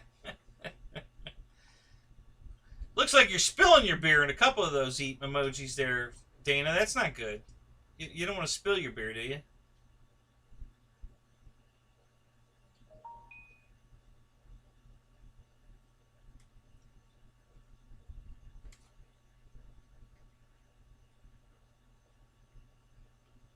Yeah, Mickey, I agree. I wish somebody had come out with some frickin' Warbird in the 2000 millimeter. You know, Mustang, Hurricane, Spitfire, Zero. I don't care. Anything. Corsair. Oh, man, I'd love a Corsair. Something in a 2000 millimeter. You know, please.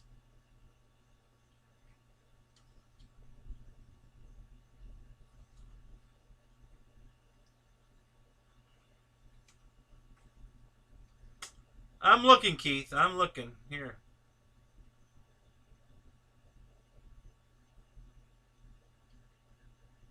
You said something about yours crashing. Do I need any parts? No.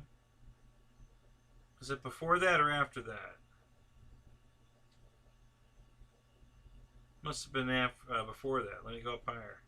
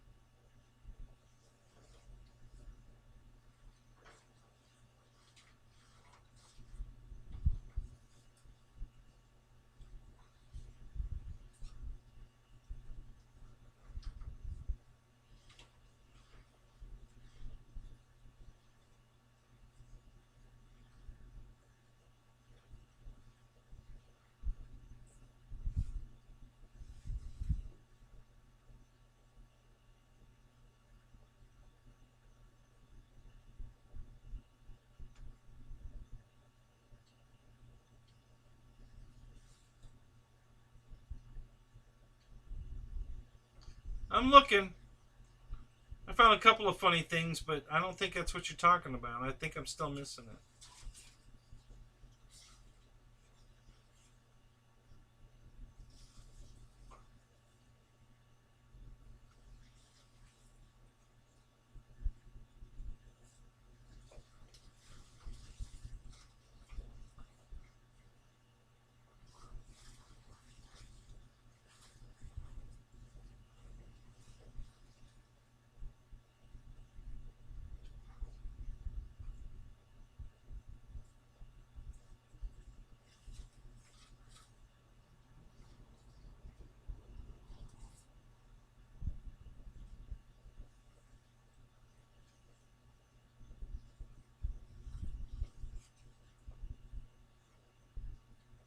Oh, I see it.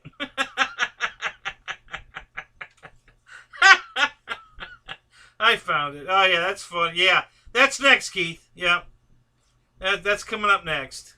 Hopefully. Keep my fingers crossed. Keep your fingers crossed. Say a prayer for me.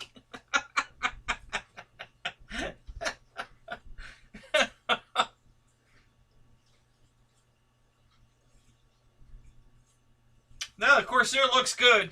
I like it. I love the orange. I love the orange stripe on it. It looks just like the Bearcat from Arrows, and I like it. So yeah, and I love what they've upgraded on it. The plane looks a lot better. The old one wasn't bad at all, but this one looks even better. I love the fact that they did away with the um, they did away with the plastic cladding on the landing gear. I used to hate that. You know, they got real metal landing gear on it now, so that's cool.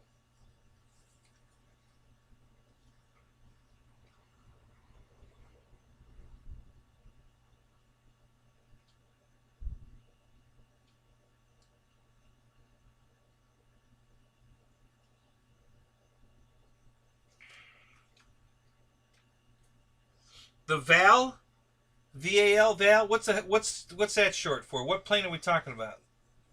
The Val, the Val. I'm not sure what we're talking about. Oh, a Japanese bomber? Really? Multiple engine bomber or single engine? What are we talking about?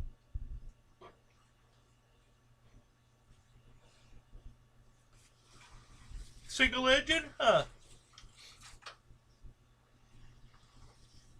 Oh, is that the one that's got the fixed gear wheel pants? Yeah, like the Stuka. Yeah, yeah, that'd be awesome. I'd love to have that. Yeah, all these planes are what I'm looking for in a 2000 because it's single 6-cell battery. It'll fly just like the T-28. You know, big.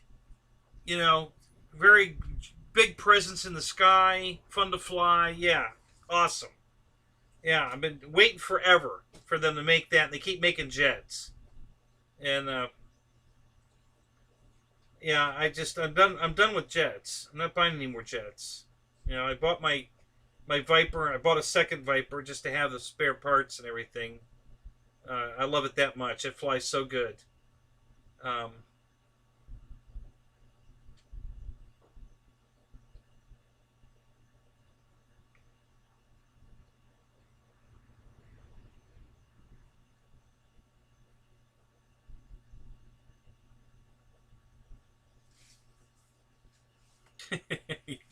love bad guy planes. Yeah, yeah. So yeah, that's I've been looking. You know, I keep hoping every time somebody comes out with a new plane, they're going to introduce. You know, I keep hoping it's going to be a foamy warbird, but no, it's either a balsa warbird or a jet. And not what I'm looking for. I was pretty excited when Ryan put that video up of the 182. That's sweet. I love that thing. You know, that's on the playlist for sure. And I'm gonna have to get it before the end of the month because it's on sale till then. So I'll be pulling the trigger on that one too. Yeah, exactly, Mickey. Exactly. Thank you. The Bronco should have been 2,000 millimeter, 2 meter, not 1,400. You know, that's you know, it would have been a winner chicken dinner if it had been a 2,000 or 2 meter, 2,000 millimeter, whichever. You know, same difference. You know, the metric system's pretty easy to work. That just add zeros, take the decimal point away, whatever you want to do. But yeah, you know, then they came out with the balsa version of it that's about 2,000 millimeter, I think. But I don't want to. I don't want a project. You know, I don't want to have to sit here and put motor mounts in it and figure out which motors to put on it, which props to put on it, and all that nonsense. And you know, I just want a nice, easy build, 2,000, 2 meter Warbird.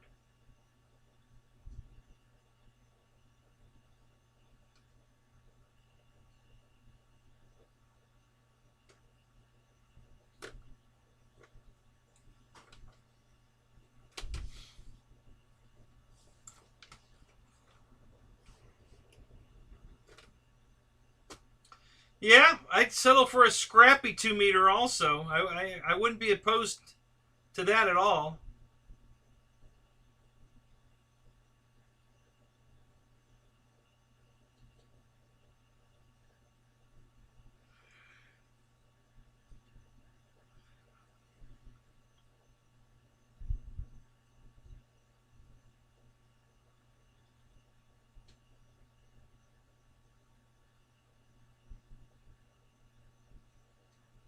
Oh yeah, John, what sound system did you put in a 182?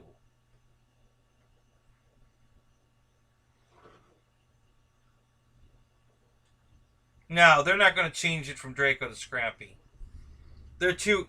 Listen, if you guys listen to them and talk about it, it takes them 2 years of development before they're ready to print. You know, an airplane. You know, before they're ready to start. You know, putting out foam airplanes. They got to do all kind of testing and fly it and adjust it and fly it again. And then when they finally get one that they like and they got it right and they think they've got it, then they have to build a mold for it, and then they have to start, making them. So it's a long process.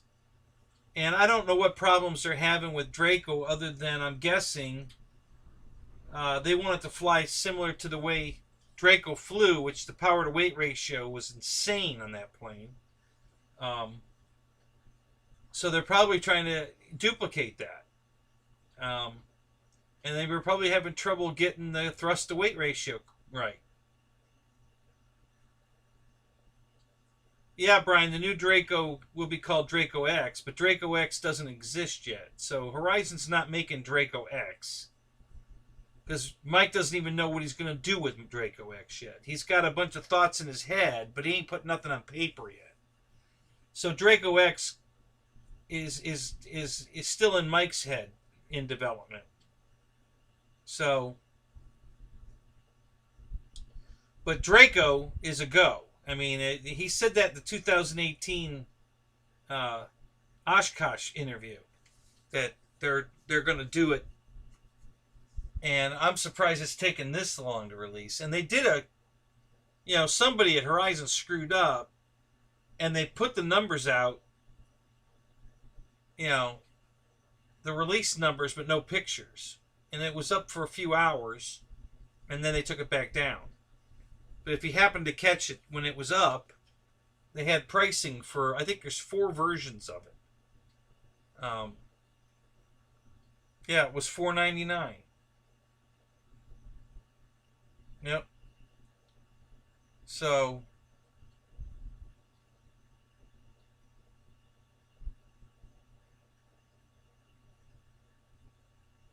yeah, it's actually made by HSD, John, that 1410 millimeter 182. HSD makes that for FMS.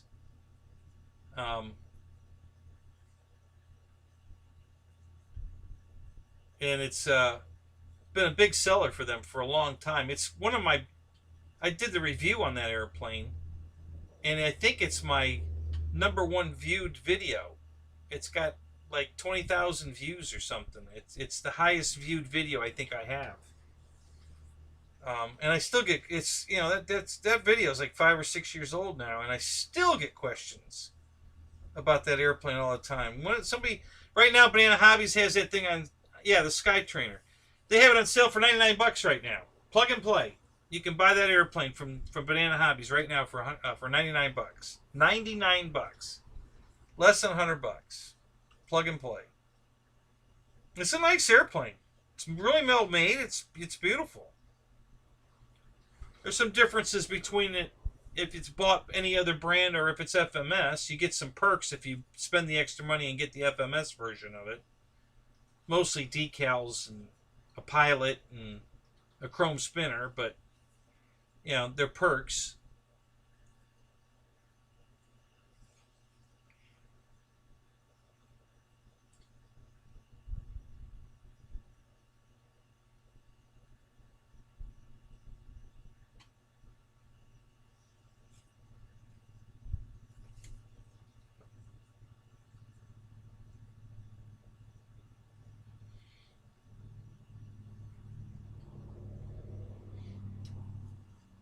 Wow, they've been making it that long? Really, John? Wow.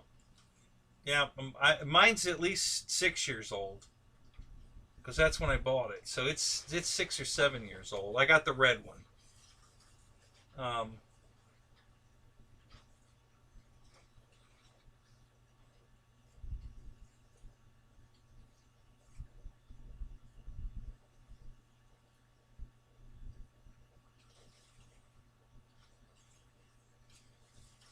Yeah, it is kind of a. I really didn't realize that when I first got it. How scale flying you kind of have to do. I really wasn't paying attention to it. I was just flying it around and stuff, and then you know all these new planes out, the timber and stuff, and I'm out there, you know, 3D in it and shit, fooling around. And then I took that one back out and flew it a couple months ago, and I was like, oh damn.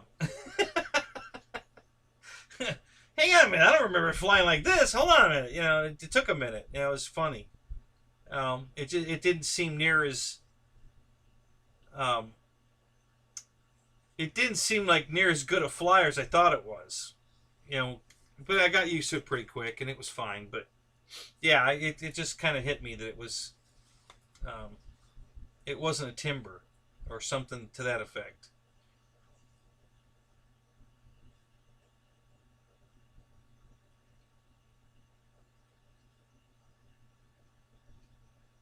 What are you talking about? Taking it off grass? Oh, mine takes right off. I mean, it's Jesus. It's in the air in seconds, especially if with the flaps down.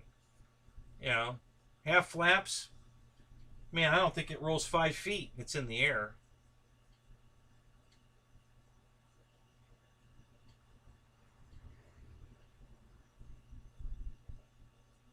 Yeah, I bought the. Did you buy the upgraded nose gear for it, John? The one with the oleo strut in it? Because they came out with an upgrade, and it has a strut. You know, an oleo strut.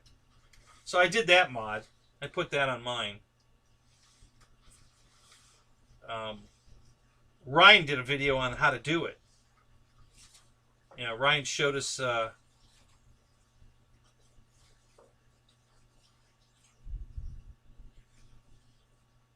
How to modify the plane. You got to drill out the hole to a certain size, and then you can put the new strut in, and that was a sweet upgrade. It needed that. That made a big difference.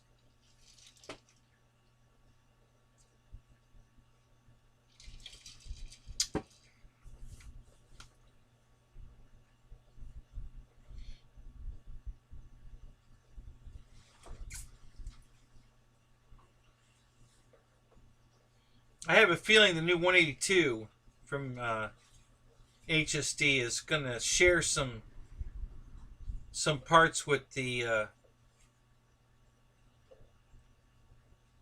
Carbon Z 150, like maybe the nose strut, the new upgraded, better nose strut that's on the HSD might just fit in the 182. Yeah, I have a feeling. There's a lot of similarity between the two. The wings look identical.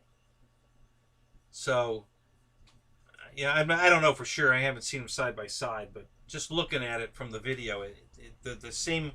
They've got the cuffs on the end of the wings, just like the the 150. The lights look better. Looks like it's got nicer lights in it.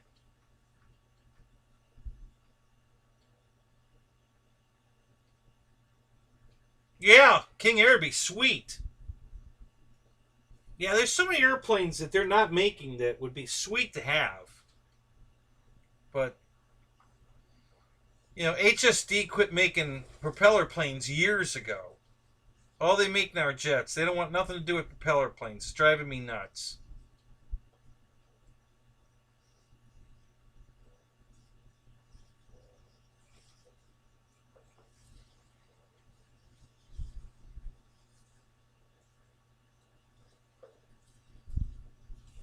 Are you talking about the White Winter Scheme, the 109, Dana? Is that what you're talking about? The FMS 109, the Winter Scheme? It's green, yellow, white, like a light blue on the bottom of the wings, and I think at the top of just the wings. Is that the one you're talking about, Dana?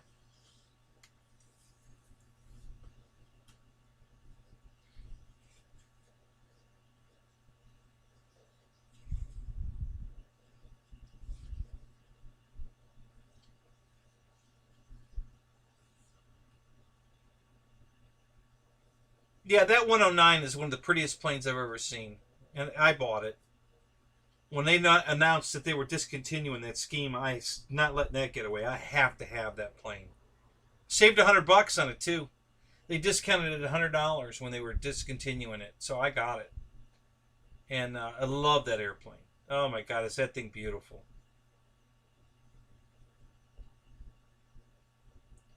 The the one they kept, that brown scheme with the blue stripe down the side of it. Oh God, I hate that thing. It's ugly as sin. Ugh. Yeah.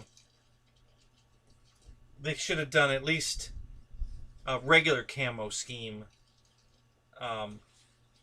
If they didn't want to do the winter one, but that plain brown with the blue stripe just looks.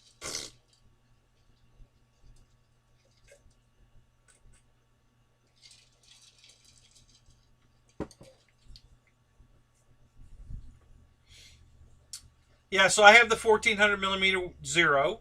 I have the 1400 millimeter 109. I have the Dynam 190. I tried to get, damn Hobby King again. I tried to buy the one that it's on sale. I put it in my cart. They won't ship it. You have to go pick it up. They won't ship it.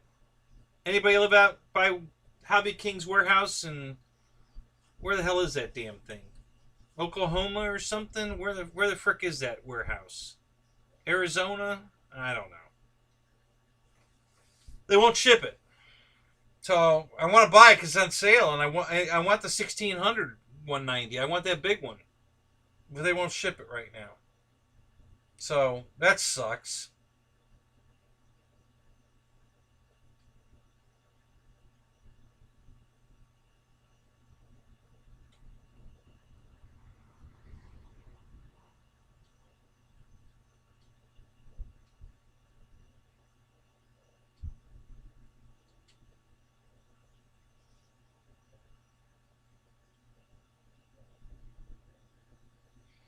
I have no idea, Air Marshal.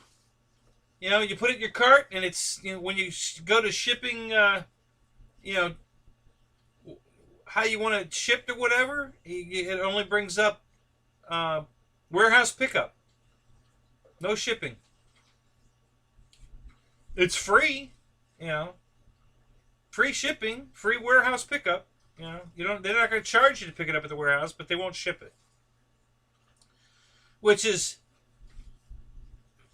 completely different than what their shipping criteria of what justifies a free shipping airplane. This absolutely falls into their free shipping category in every aspect, and yet they still won't ship it. So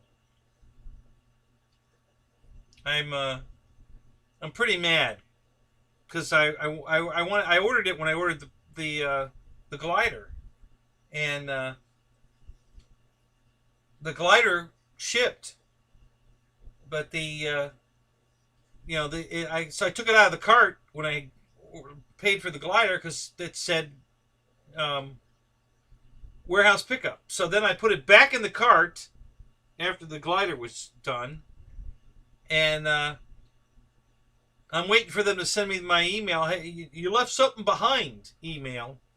So I'm going to reply to that email and say, yeah, I need you to ship it. Why won't you ship it? And see what they tell me. Yeah, it might be a glitch, but at the moment, it's a glitch that's holding production up because I can't get the airplane. And I'd really like to have that one in a bigger plane. I love the 190.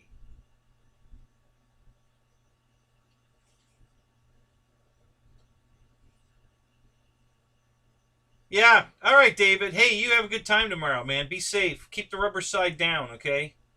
Let's don't come on my show next week and say you crashed your airplane, please.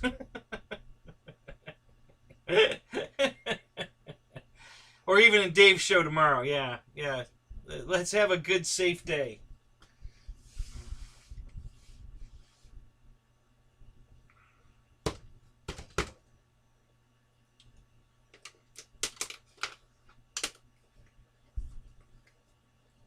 Yeah, I think all these companies are losing their minds.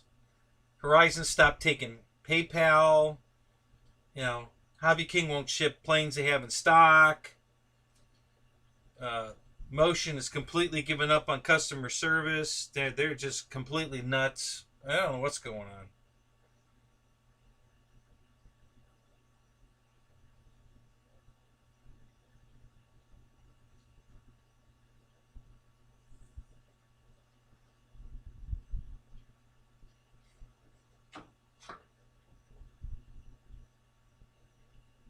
John, if you put light enough coats of the gloss on it, it'll look satin. Just don't spray it on wet. Spray it on very, very light, and keep it even, and it won't gloss. It'll stay satin.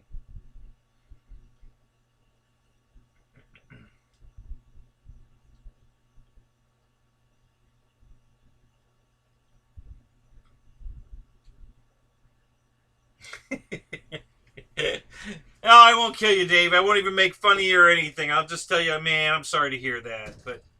But fingers crossed, buddy. Have a good day. I hope you have a good, fun day. No crashes.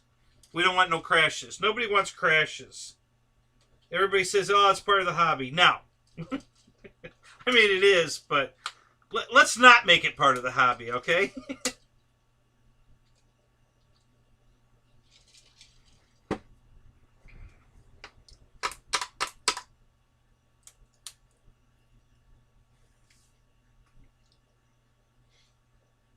So I know Marshall's right now trying to put that plane in his cart to see if it'll ship. Right, Dave? It's a 1600 millimeter, Brian. It's got lights.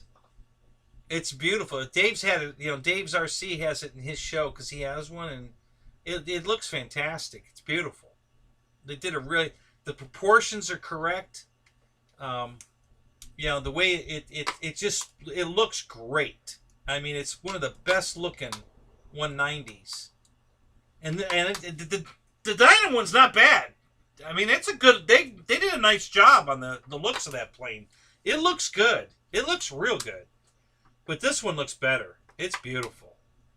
So yeah, I pulled the trigger. $263 free shipping. I think that's what it's down to. It's on sale. $55 or $65 off. It's usually $329 or something. It's like $263. Yeah, I want it. I already, was ready to pay for it and everything. Get it here. And then they, I go to checkout and, your shipping option tab, I click on it and it says warehouse pickup only. And I'm like, really? So I don't suppose they're selling very many of them.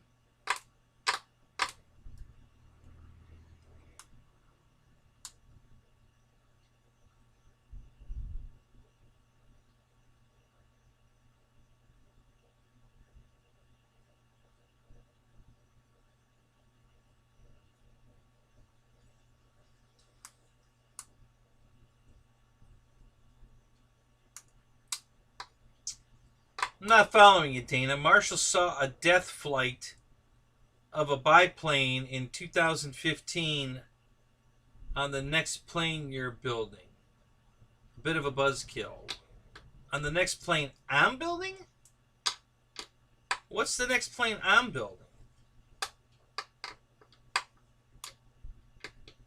There's a joke here I'm missing, I'm sure.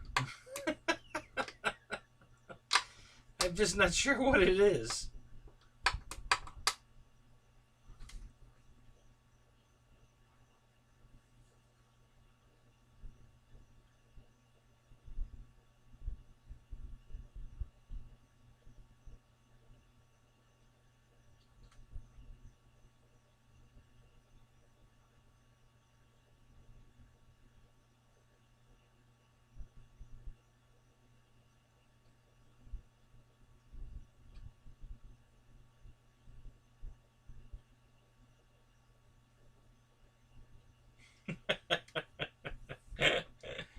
Those damn deer.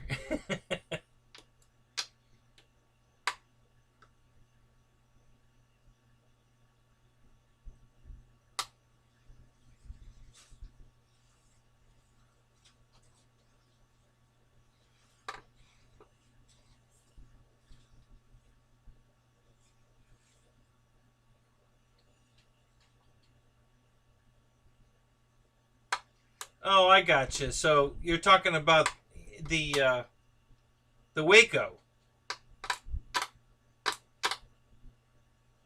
That's what he's building now, right? The Waco?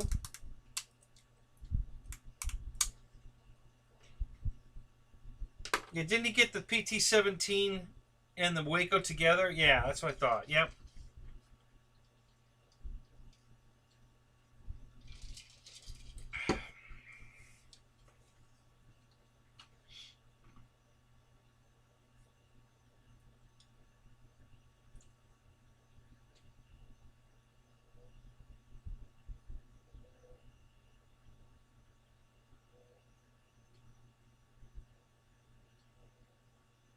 Oregon, that's it. Yeah, so it's still pickup only. Yeah, what the hell's the deal with that? You know, freaking Hobby King. Oh, God, I'm trying to like him again. I'm trying. But boy, I tell you, they keep irritating the shit out of me. Um, yeah, I have no idea why the hell it's pickup only. I mean, unless the post office burnt down out there in Oregon or whatever. I don't know. Yeah, I'm sure it's a pretty big box. I'm sure it's not as big as the B25 box I got from Banana Hobbies. Holy crap, dude. I can get in that box. I kid you not. I can get in that box. It's huge. That's shipped. Free. So... yeah, Dana, I know you got two of them. I'm aware. Is one missing parts, though? Didn't you have to rob parts out of one to make the other one complete?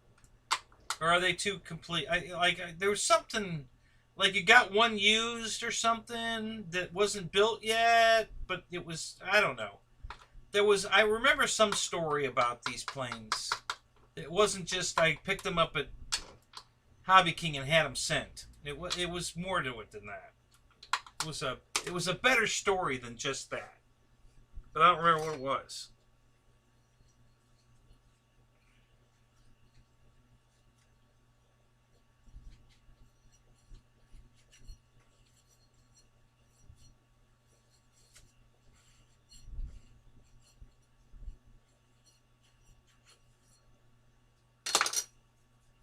God, I gotta check something. You just made me think of something. It'll be a frickin'. If I find what I think I might find, Dana, you're gonna want to marry me.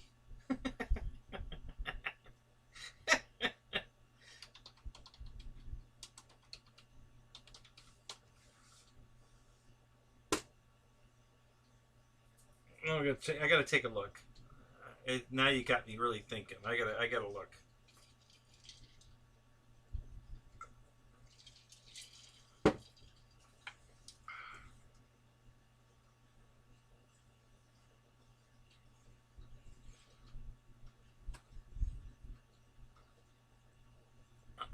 I wasn't looking for this plane last time because I already have it. But let me take a look.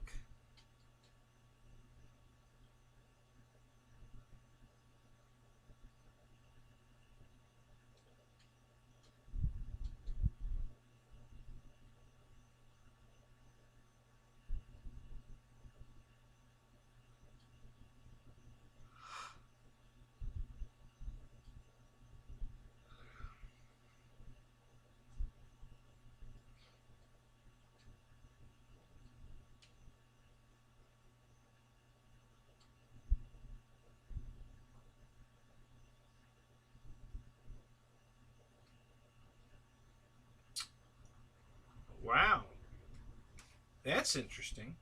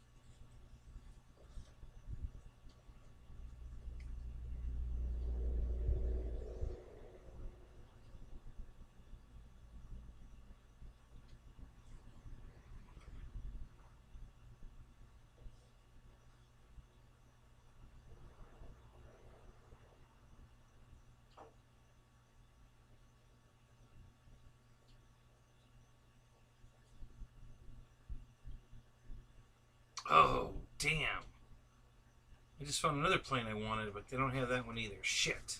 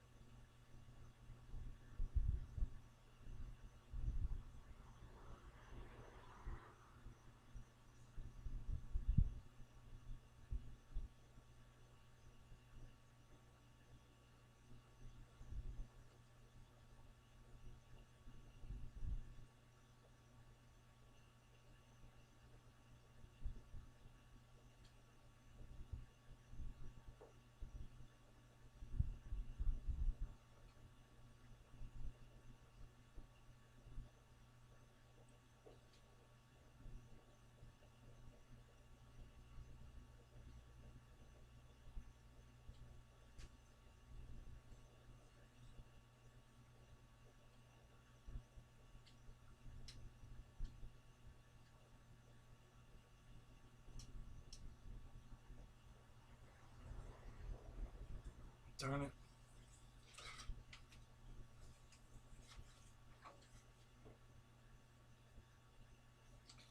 Yeah, that's too bad. Oh well, I tried.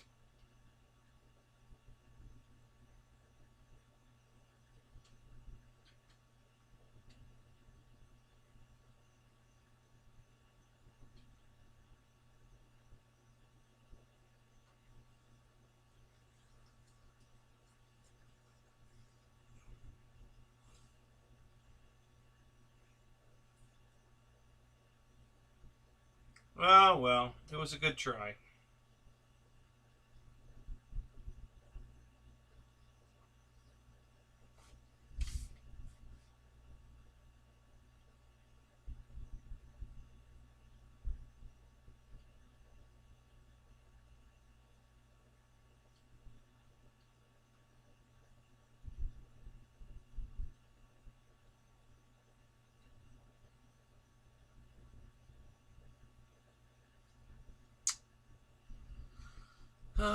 Crap. Crap, crap, crap. What else they got? Anything else?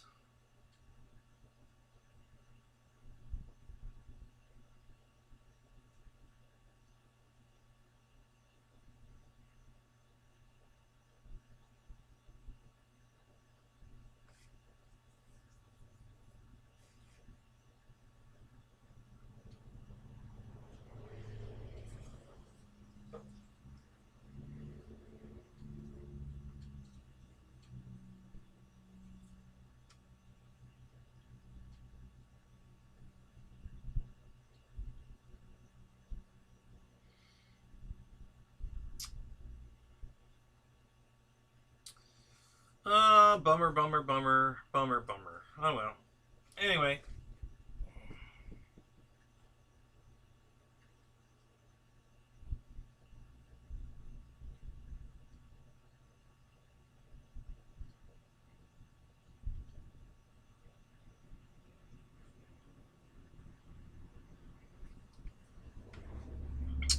Oh, that was a big jump all of a sudden. Hold on a second. Yeah, where'd you go?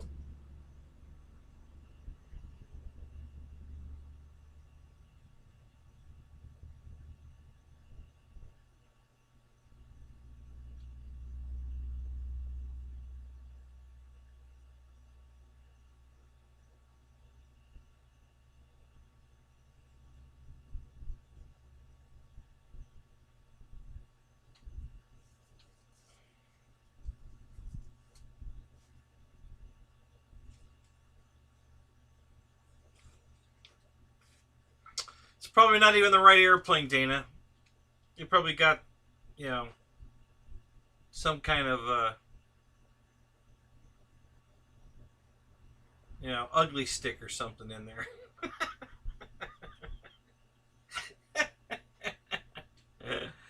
Hey, have a good night, Keith. Thank you, man. Appreciate it. It's good to see you here. Glad you made it.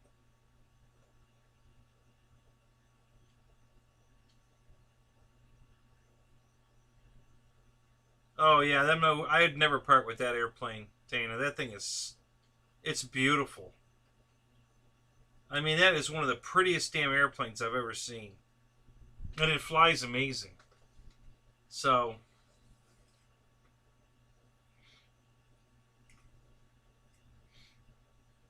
where are the Jado toys? Oh God, they're everywhere. You know, the big Camaro's right there. Um, I no, that's a New Bright. That's not a Jado. That's a New Bright. There's a couple Jados back here. The Did I show you the Dodge Magnum?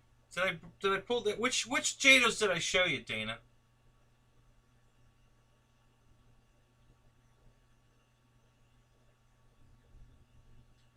Drift those Jado toys. You'll never know it is Hobby King. What? Do you can you get Jado toys from Hobby King?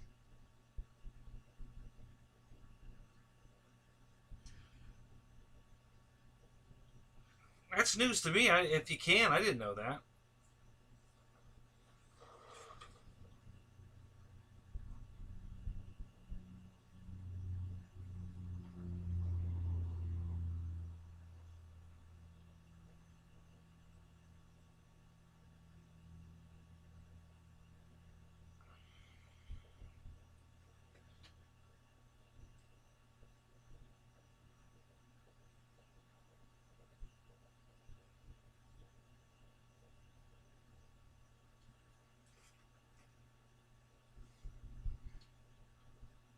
Yeah, I bought two airplanes from Force RC when they were in business.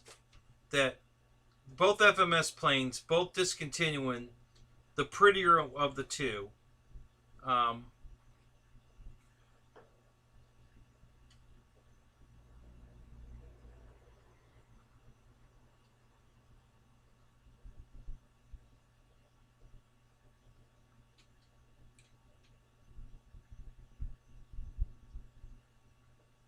I'll grab another one here.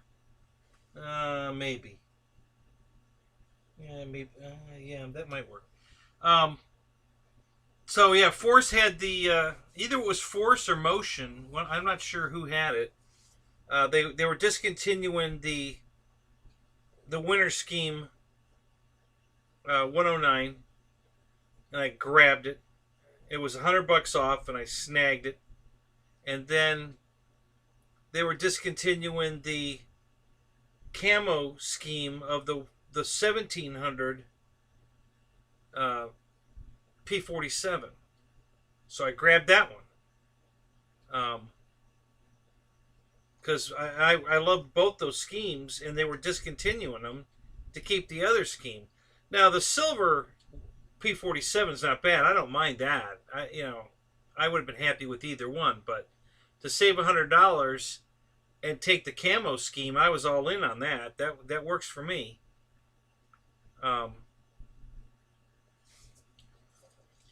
But the brown 109, I'd have to repaint it. I'd have to buy it, strip it, or sand it, or whatever, and then completely repaint it, because I don't like that scheme at all.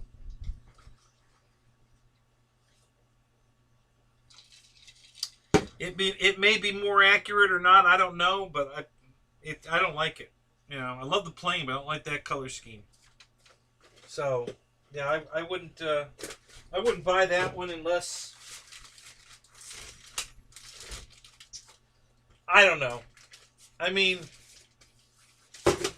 I guess if I lost my 109, I'd probably, well, shit, you can't buy the decal sheet, though, I'm sure. That's probably been discontinued, too.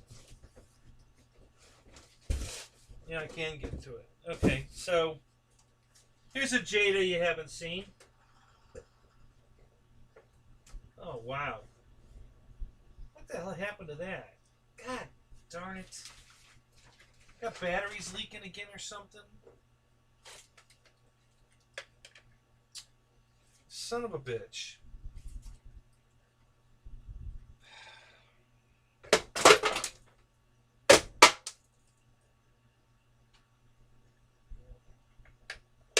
Crap. God, I hate it when that happens. So batteries leaked on my damn Jada Magnum, Dodge Magnum, and ruined the paint job on the top of it, which really sucks.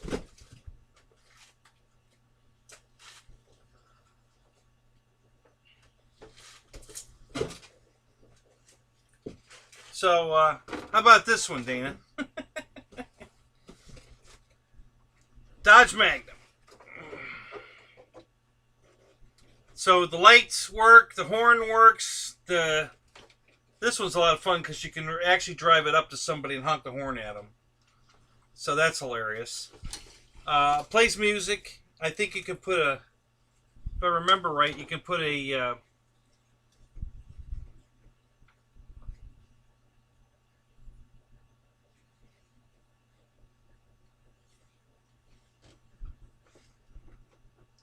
right, Dana. Well, I don't blame you there.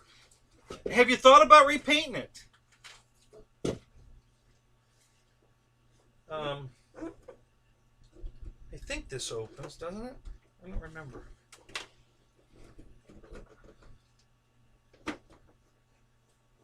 No, I guess the back of this doesn't open.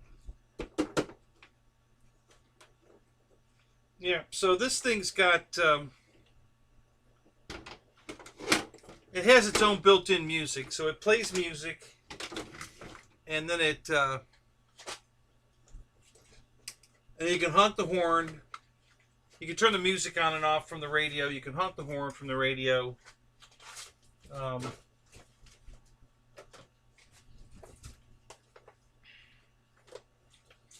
I hope this doesn't have batteries in it that are all leaky.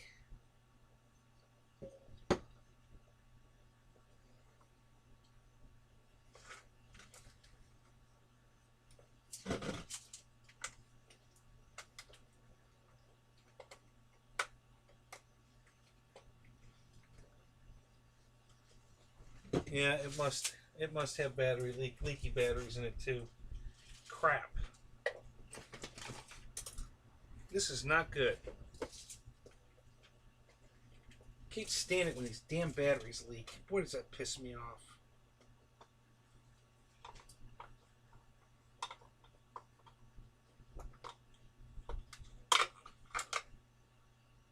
Well, it had batteries in it once that leaked because there's some leaky coming out of it. There's no batteries in it now. So that's alright. Got a lot of green corrosion in it, but I can clean that up. And since the transmitter was sitting on its back, I doubt any of the leakage went into the radio, so it's probably okay. But yeah, this thing's the transmitter takes AA batteries. They're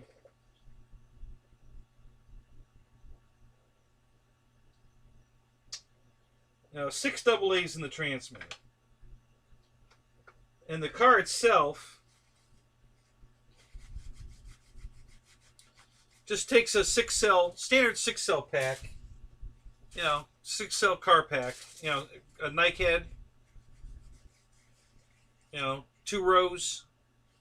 It's got a big battery door on the bottom, and you just pop that in there. The battery might be in the car. I'll have to look.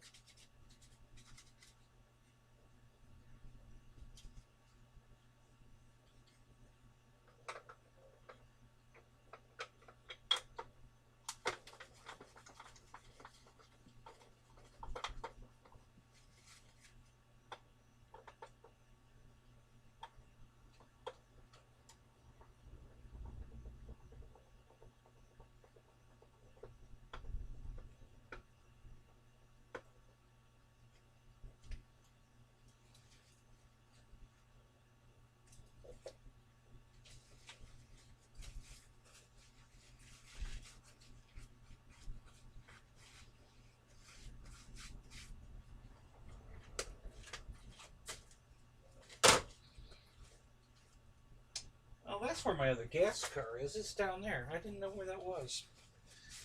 Alright, let me look in. Boy, I tell you, this is not making me happy here. Can't believe those damn batteries. They didn't eat the plastic though, so that's a good thing. It ate the paint a little bit, but it didn't eat the plastic. So I can touch that up. Didn't really want to have to, but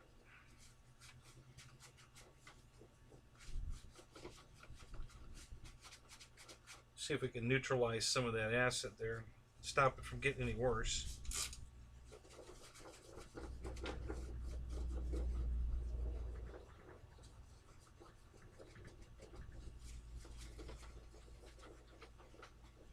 Yeah, this is the only one I have that has a working horn. Which makes it very fun at a car show. Because when you can drive up to somebody sitting in their lawn chair and start honking the horn at them, and then they get up to take a swat at you, and you just back up and drive away. It's pretty funny.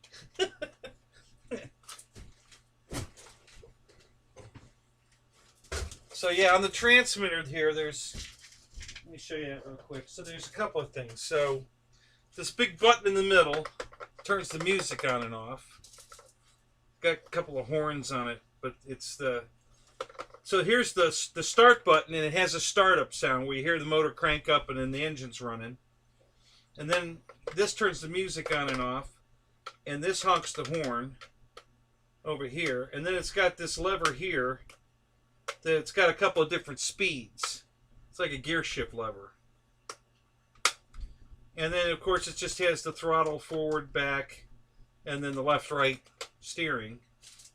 And, and it's got an antenna, so it's I think this is 2.7 megahertz, I think.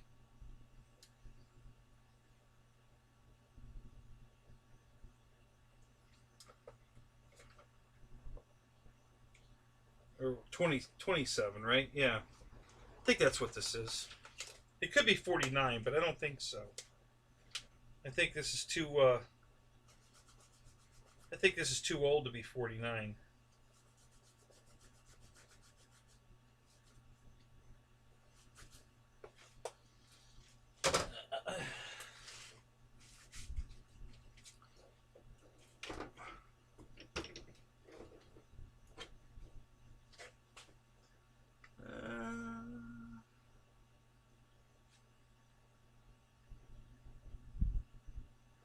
Yeah, and there's an MP3 compartment in the bottom here, so you can actually put an MP3 player in it and key it up, and you can drive around playing your own music. It comes with its own music, but then you can add your own, your own special music too.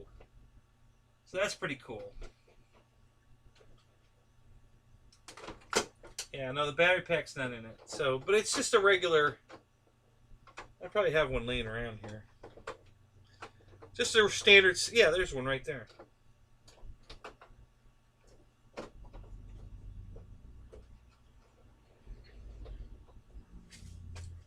And I'm pretty sure it has a Tamiya plug as well.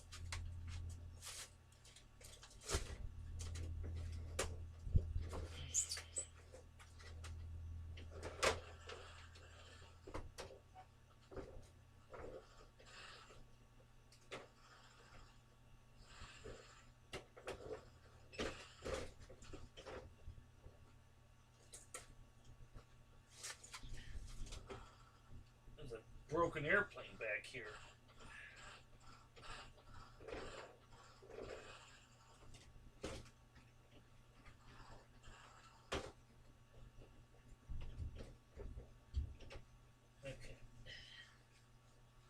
Then I got, I guess I need to take all these out of here and take the batteries out of them. If there's any batteries in them, because I don't want any more of this crap.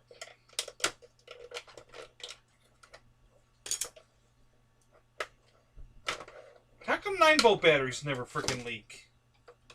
Did you ever notice that? Did you ever see a 9-volt battery leak?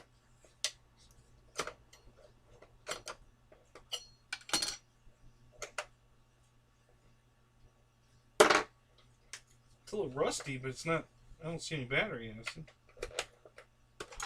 How about this one? Yeah, this is too light. There can't be any batteries in that. Let's see what else I got here.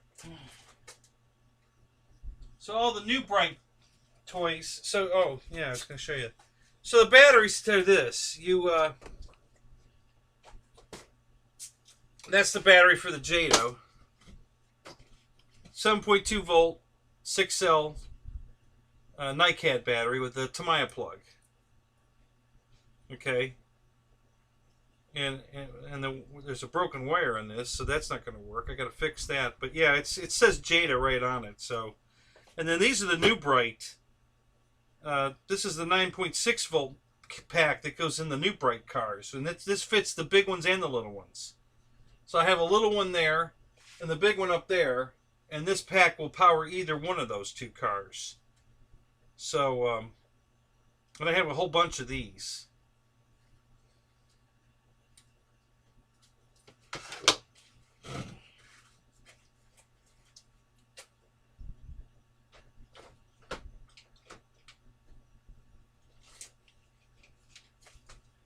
Oh, wow, look at that.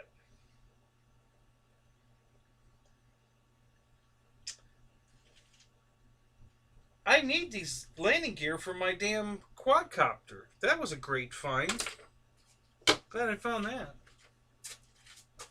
Alright, so in here, what all do I have in here? Holy crap. Oh, there's that damn. Been looking everywhere for this. I don't know why I stuck it in there. My Avanti horizontal stabilizer. The good one, the one that's not damaged. Yeah. I've been debating on whether to fix the Avanti or not. I don't know.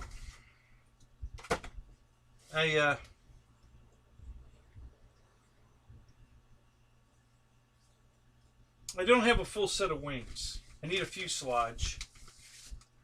And I need a set of wings. So this is I've got a Christian Eagle biplane. It's one of those easy builds, so it's balsa, but it's got some kind of a thin plastic. It's not monocoque. This is a sheet of plastic that has foam on it. Okay, so there's a real thin foam layer, and then this plastic coat over it. And they don't iron it on, they glue it on. And then they put these plastic edges on it, like here. So there's a plastic edge on the corners here, and there's a plastic strip going down the back that holds, you know, that kind of encapsulates the plastic onto the wood.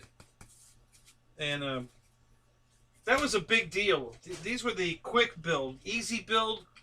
I forget, I think the kit actually is called Easy. And it's a pretty big Christian Eagle. And this is the decal sheet for it. So there's the eagle head and stuff.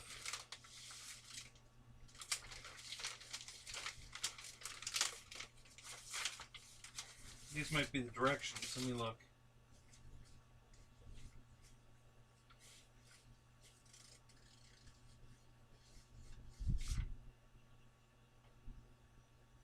Yeah, yeah. Lion Models. Lion Models ARF kit. Yeah, Christian Eagle. Yeah, these are the instructions. So that's kind of neat.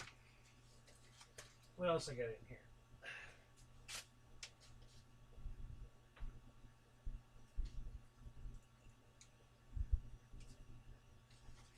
I forget what car this goes in. It's a Jada. Another, it's got a Tamiya plug, but it's got a,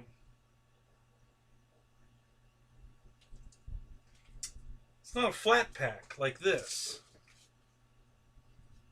So I'm not sure what the hell that is, honestly. Weird. I forget which car that goes in. So I got two more cars in here that are pretty cool. Here's a... Oh my god, this is hilarious. So, back in the day,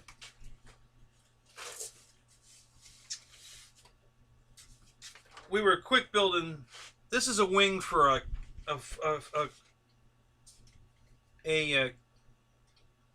Chaos. Was the name of the plane, and it was a 049 Cox engine, Chaos. And of course it had the servo arms here for the ailerons. So, you know, you put the servo right here in the middle standing up, and then you put these arms on each side, and when the arm pushes one way, it pulls the other. So here are your ailerons. That was the old school linkage way to do it. Now they just put a servo each wing, but back then you put one servo in the middle, and it controlled them through these control arms. So this is an all foam wing. It's just a piece of solid foam, hot wire cut with some solar film, because monocoque takes too much heat to. And the fuselage is back there, but it's broken. There's not much to see on the fuselage. And then here's an extra quarter midget fuselage that's, you know, old school build. So this is, you know, you glue a bunch of hardwood together, or not hardwood, it's all balsa wood, but it's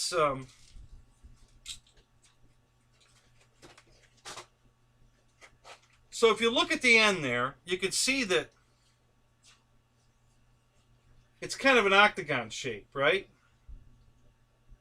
So there's a piece of balsa, this is hardwood, and there's a triangle shaped strip of balsa wood there, and there. And then there's a thick sheet of balsa wood on the top here and on the bottom here, and thin sheets on the side. And then what you would do to make this look like a P-51, because this is a P-51, is you have to shave all this balsa wood into that triangle piece to make this rounded, right? So you have to do a lot of shaving and sanding to turn this into a P-51 rounded top and rounded, understructure fuselage. But that's how you used to do it. And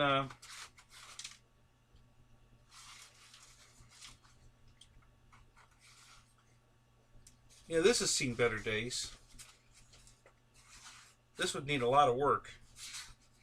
Doable, but it would take a lot of work to finish, fix all this up and put it together.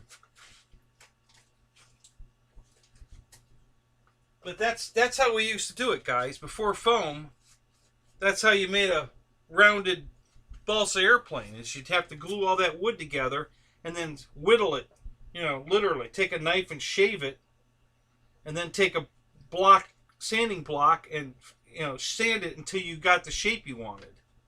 So it was a lot of work. So here's an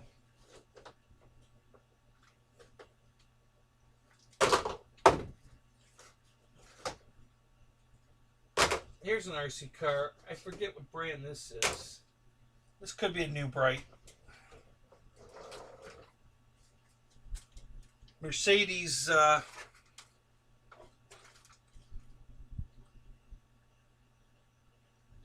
27 megahertz.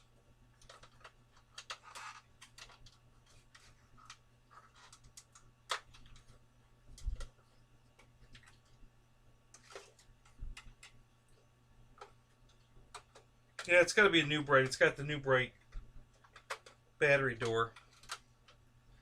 So yeah, this is I forget what model Mercedes this is.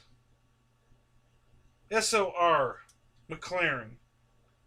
So this is a Mercedes-Benz SLR McLaren. Dusty as hell. That needs a bath. But that's in good shape. This antenna, it used to have a clear stick, tube, but I've learned over the years that all you do is tape this inside the the top of the body. You take the body off and you just take this and you wrap it around inside and just tape it to the top of the body, and it works perfect. You don't need this big stupid thing sticking up like this. So that's why we do it these, to fix them. We just haven't gotten around to doing this one yet. Looks like we've got possibly a battery drip here.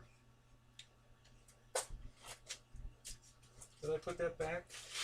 I did. Let me wipe that spot off and see if that's...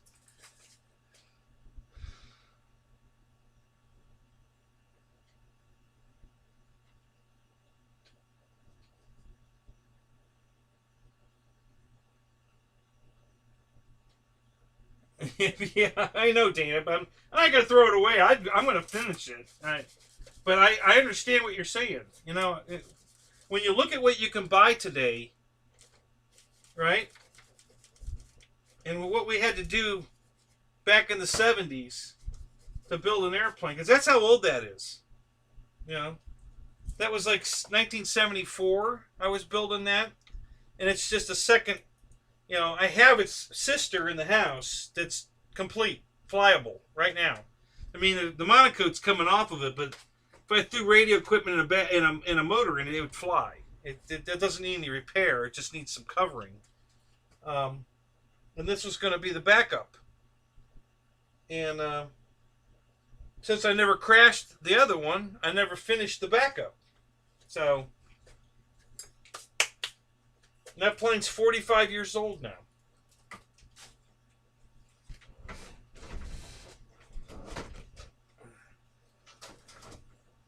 This is another Mercedes. Oh no, you know what this is? This isn't a Mercedes. Tell me what this is, guys. Anybody know what kind of car this is? This is rare. That's why I bought it.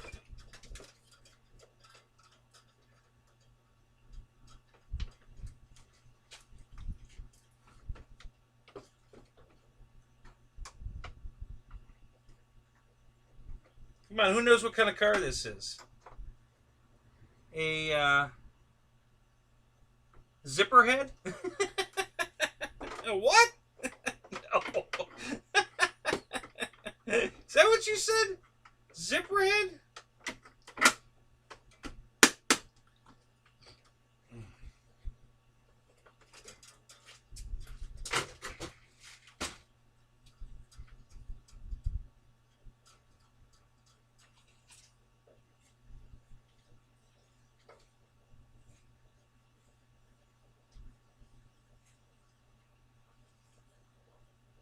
Hey, Lee Davison Hanger, what's up, man?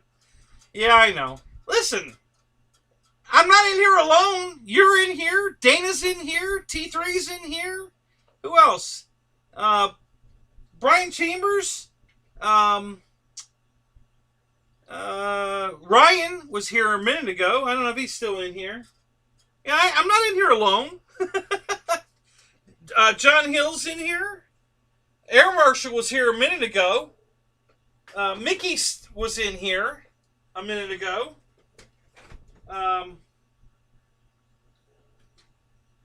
Paul's still here. So yeah, there's a bunch of us in here. I'm not talking to myself.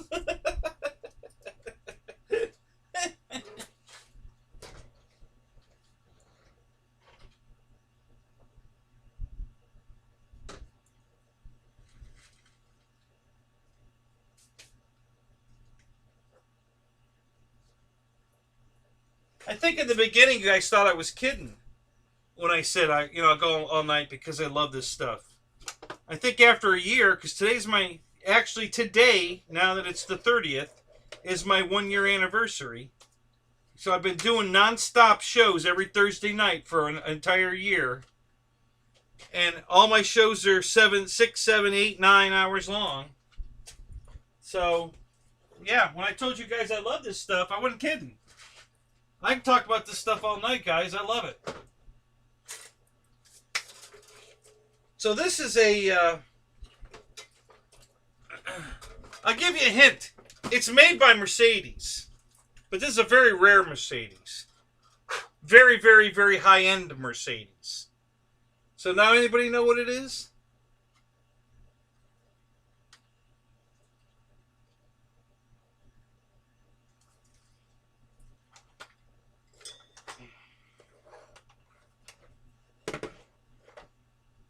Uh-oh.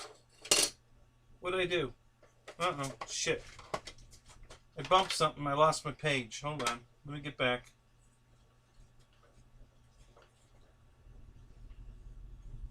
There we go. Nobody's going to guess what this is? Come on, take a guess. Come on, Dana. Take a guess. What do you think this is?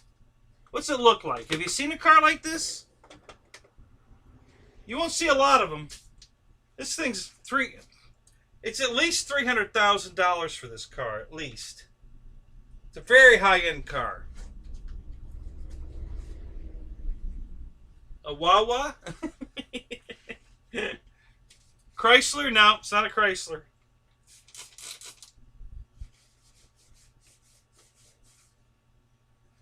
Although, back in the day,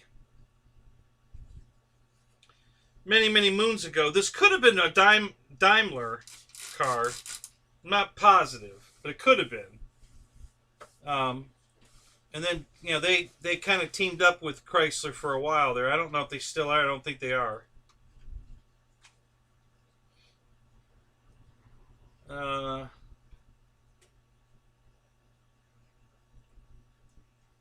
AKA Ping Pong. Oh, is Ping Pong in here?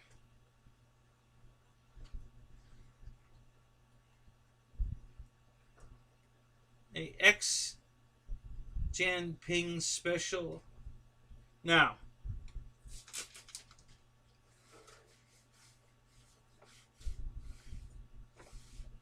most of you guys have probably never seen one of these on the road. I've had the fortune of seeing one. Well, actually, take that back. I saw one on the road one day. And not black either. It was a beautiful blue and silver two-tone paint scheme. Really, really beautiful paint scheme on this car when they first came out with it. And then I, as an Allstate insurance adjuster, I had to write an estimate on a black one like this at a dealership. And how many of you guys watch Top Gear? You guys used to watch Top Gear? Jeremy Clarkson, James May, and crap, what's the other guy's name? Anyway, they did a show on this car once.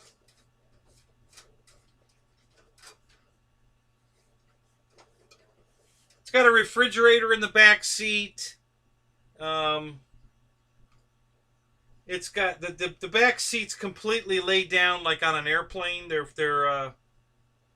recliners. Full back. The back seats are full recliners. They lay all the way down.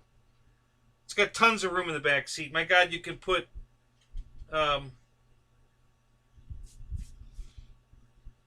it's almost a 4 foot by 4 foot square on the floor where your leg room is.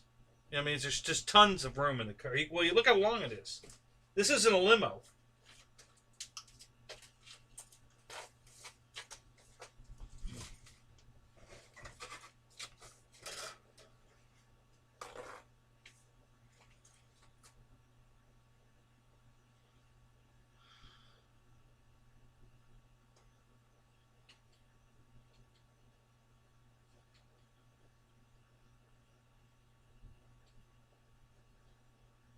Oh, you're talking about a car that somebody used to ride in? Are you talking about the leader of North Korea?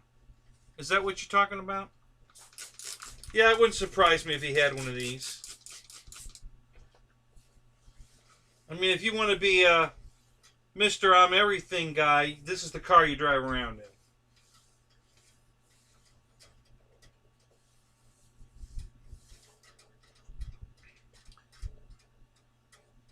S-Class Mercedes now? You're close. It's a Mercedes. It's made by Mercedes, but it's a very, very high-end car.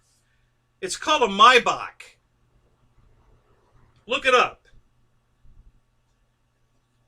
Go ahead and Google it. Maybach. Mercedes, well, you don't have to put, just put Maybach. That's all you got to put in. Yeah, it's called a Maybach.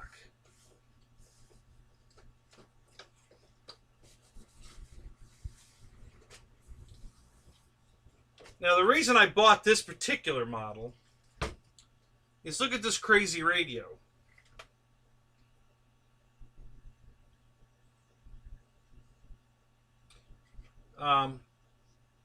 This has a pre-programmed, these buttons are for pre-programmed maneuvers. So you can actually send this thing on just to go out and do figure eights by pressing this figure eight button. And it'll go out and do figure eights. And then you can make it do loops. You turn the headlights on, sound the horn, turn the lights on, and then it has a repeat mode. So you press the button and put it in repeat mode, and then you drive it a course, whatever you want to do. You can come back and stop and press the button, and then it'll go back out and repeat what you just did. And it'll keep repeating it. If you just keep pushing the button, it'll keep repeating it. So it has a memory mode where it'll copy whatever you did. It'll keep doing that. So all these cool, neat features on this particular model, the fact that it was a Maybach just was kind of I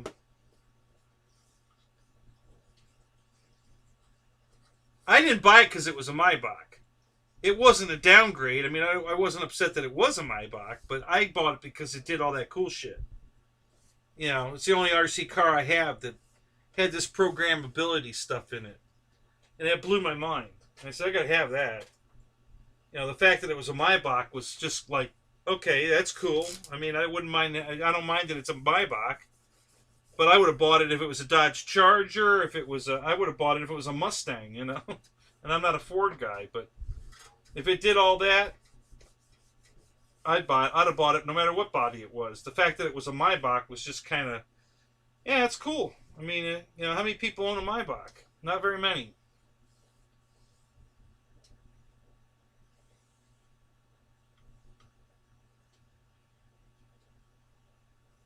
Not Maybach, your Bach. Maybach S 600 Pullman. Oh, is that what you found? Find the two-tone one. Look, just do images. And when you know at the top of the Google there, where you can hit images, hit the images. So all you're looking at is pictures, and look at the two-tone ones. Should be a two-tone gray, silver and blue, and then a silver and like maroon. And they're beautiful, Nick. Because the body line it follows a body line on the car. It's very cool looking. It's a very cool car. So just one more of my collection of crazy RC cars. I told you guys, I got a million of this stuff, man. I mean, you have no idea. I don't even have an idea. I keep remembering. I'll find a car that I haven't seen in years, I forgot I had that. Like this one. I remembered I had the McLaren Mercedes, but I completely forgot I had this one. Well, I kind of forgot I had this one. I actually thought this radio went to the McLaren. That's the part I forgot. I thought this was the radio for the McLaren. I forgot I had this body. So, this bigger one. So, but yeah. So I think that other radio was the one for the McLaren. Where's that other radio at? Oh, no, not this one. Where's that other one?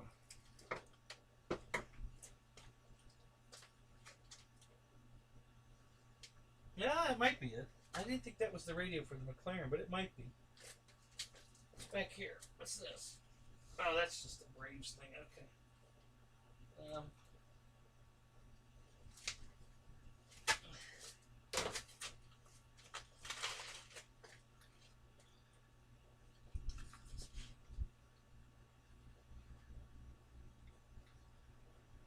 Yeah, every week, Dana, remind me.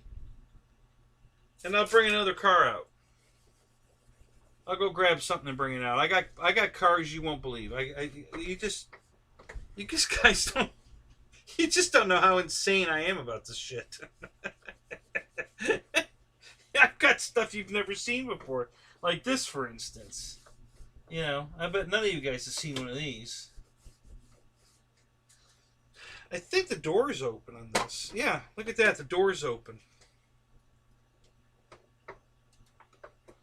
Full interior. The interior is complete, guys.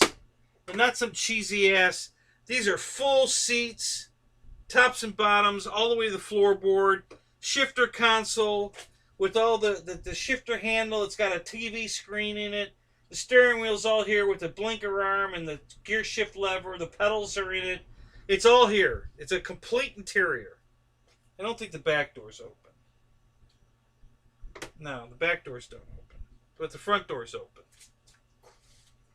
Simulated leather inside. It's plastic. I mean, but it looks, it looks good.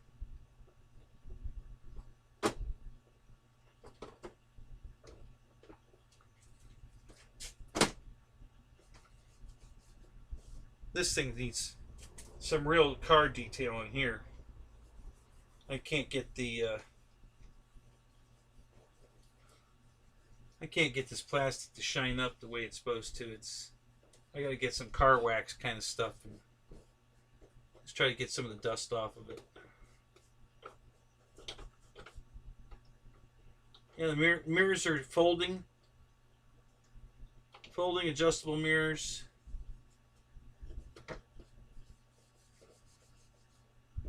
Yep. So that's another one.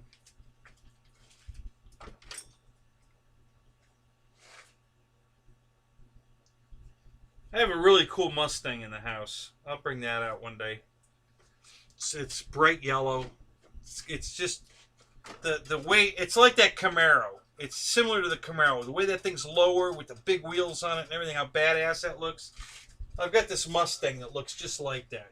I mean, not Not exactly like that, but it's got a look to it that's just really cool. It's not this big. It's a small Mustang. It's not big like this. But boy, does it look cool.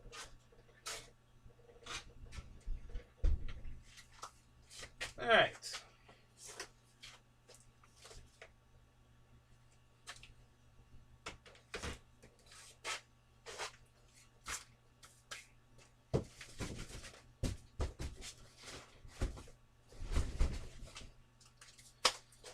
So what I was working on today, oh, I gotta put these away. So I had a free wing, what's this, Dana, Kenny, that is so cool, you should do videos on these. Yeah, I know, I kind of should on some of them because, you know, they're not available anymore though. That's the problem with them is, you know, you do it and then the people that watch the video, they're going to start, where do I go to get one of those? Well, you can't. They were sold 20 years ago, you know, 10 years ago, something. You know, you can't get them anymore. Yeah, the Chrysler 300. Listen, here's what you can do.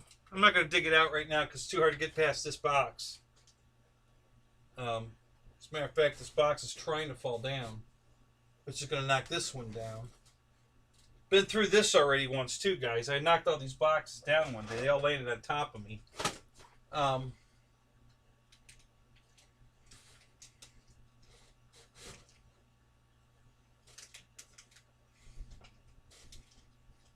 Wow. So go to my channel, go look up my very first show, which was October 30th, 2019. And if you look on these racks here, you're going to see a Chrysler 300. Actually, it's a Chrysler 300C with giant wheels and lowered and all that. And it's sitting on the shelf right here because that's where it is. It's behind here. So if you go look that up, you'll see another really cool car. And it's a big one. It's the size of the Camaro and the Magnum I just had out here. It's that size. It's big. It's beautiful. It's so big, guys, that you can. Do you remember the old Walkman CD players? You know, square player. You could put a CD in it, and it would, you know, portable. You could play it. Well, you could put that CD player in the trunk of the 300. That's how big it is. You can literally put the CD player, the full CD player, in the trunk. So you can plug it in, because it took a phone type jack for the headphones. And when you plug it in, there's speakers in the car, and a small amp and speakers. So whatever music is on the CD you put in it plays out throughout the car, you know, out through the speakers. And you can also play, you know, you can just put a, you know, a little, you know, 3D, what is it, a MP3 player, MP4 player. You can just pop that in there as well. But it's big, it's got a hole big enough to actually put the whole CD player in there. So it's a big car. So go back to my show in January, October last year, and you'll see a big black Chrysler 300. That's another one. It's behind that box there.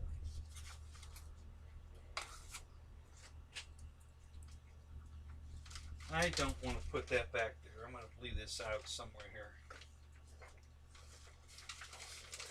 I guess I'll put it under here for right now.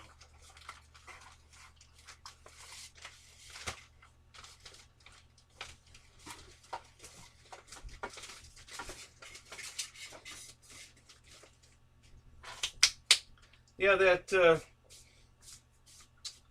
Christian Eagle, that's another airplane I got to build. Got to finish building. So whenever I do my quick count of airplanes, I always forget that one. I got so many planes I forget I even have. So they don't get counted. That's why I said 70 plus airplanes. It's way past 70 plus. It's 80 plus, maybe 90 plus.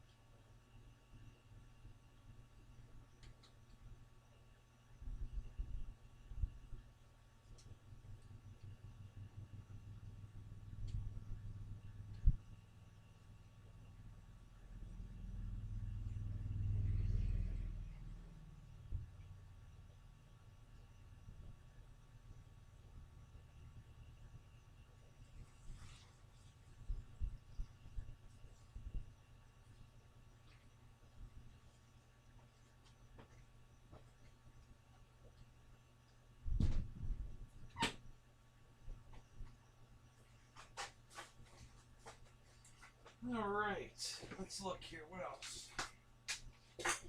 God, I got so much stuff. Jesus, it's unbelievable. That's why I need a 40 by 60 garage, guys. I just don't have room for all this stuff. Not even close. I completely outlived this house. Oh my God.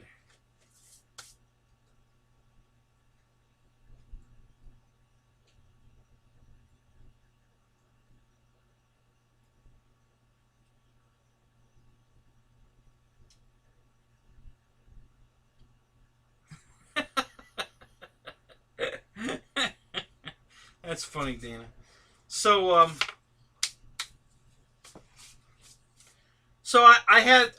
when I was working at Disney, I got the movie Cars, Lightning McQueen.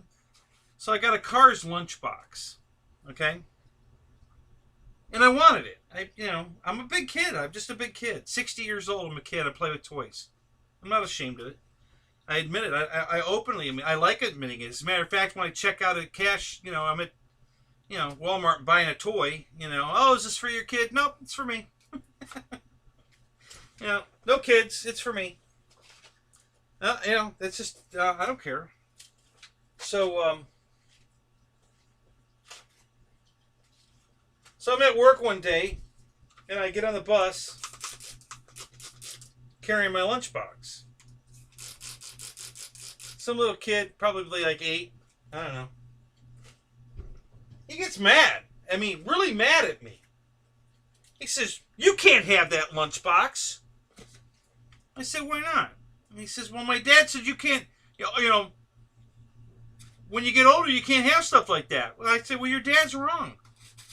I said, I'm probably older than your dad, and yeah, I have this lunchbox because I want it. So tell your dad to stick it. I'm not growing up. I don't have to. So if I want a Cars lunchbox, and I do, I'm going to have one.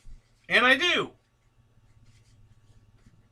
He didn't know what to say. He just stood there looking at me like he didn't know what to say. Like, because his dad told him that he has to grow up. Gotta stop playing with toys and grow up.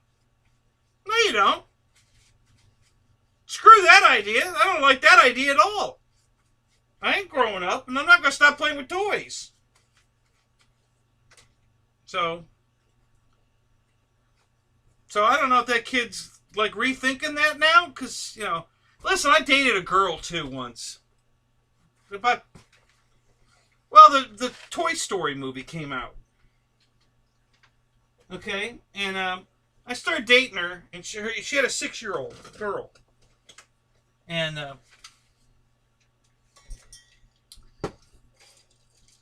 the mom knew I had toys. It didn't bother her any, but she knew I had Buzz and Woody and the dinosaur and the little car, the radio control car, and the Slinky Dog, and Mr. Potato Head, which is one of my favorites because it's got Don Rickles' voice in it. They all talk. So my Woody has Tom Hanks' voice in it. The new ones don't. My Buzz has Tim Allen's voice in it. My Potato Head has Don Rickles in it. And anyway, so she... I don't know how the conversation came up, but she told her daughter that I had all these toys. And I don't think she believed her. I think she just kind of blew it off like, yeah, whatever. And then one day she had all of her friends over the house, and she asked me right in front of all her, or no, she didn't ask. One of her friends asked me, do you really have a Buzz Lightyear doll? And I looked at her and I said, yeah. As a matter of fact, I got 2. Why? You have 2 Buzz Lightyears? Yeah, I got them all. I got Buzz, I got Woody, and I'm naming them all off, and they're like, how does he even know their names, So, yeah, I have them all. Why? They just like, and they were, that's so cool. Well, thank you. I think it's cool. I like toys. What can I tell you?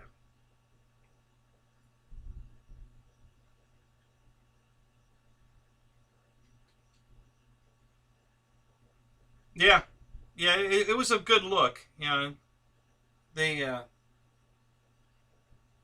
the kid on they told me I wasn't allowed to have the lunchbox was the real look because you know he was really mad until I told him that his dad was wrong and you don't have to grow up. If you want to play with toys the rest of your life, you go right ahead because I'm 54 years old and I'm still playing with toys. You know, so I think that probably changed that kid's life forever to know that it's okay to be a grown-up and play with toys. You know, your dad's wrong.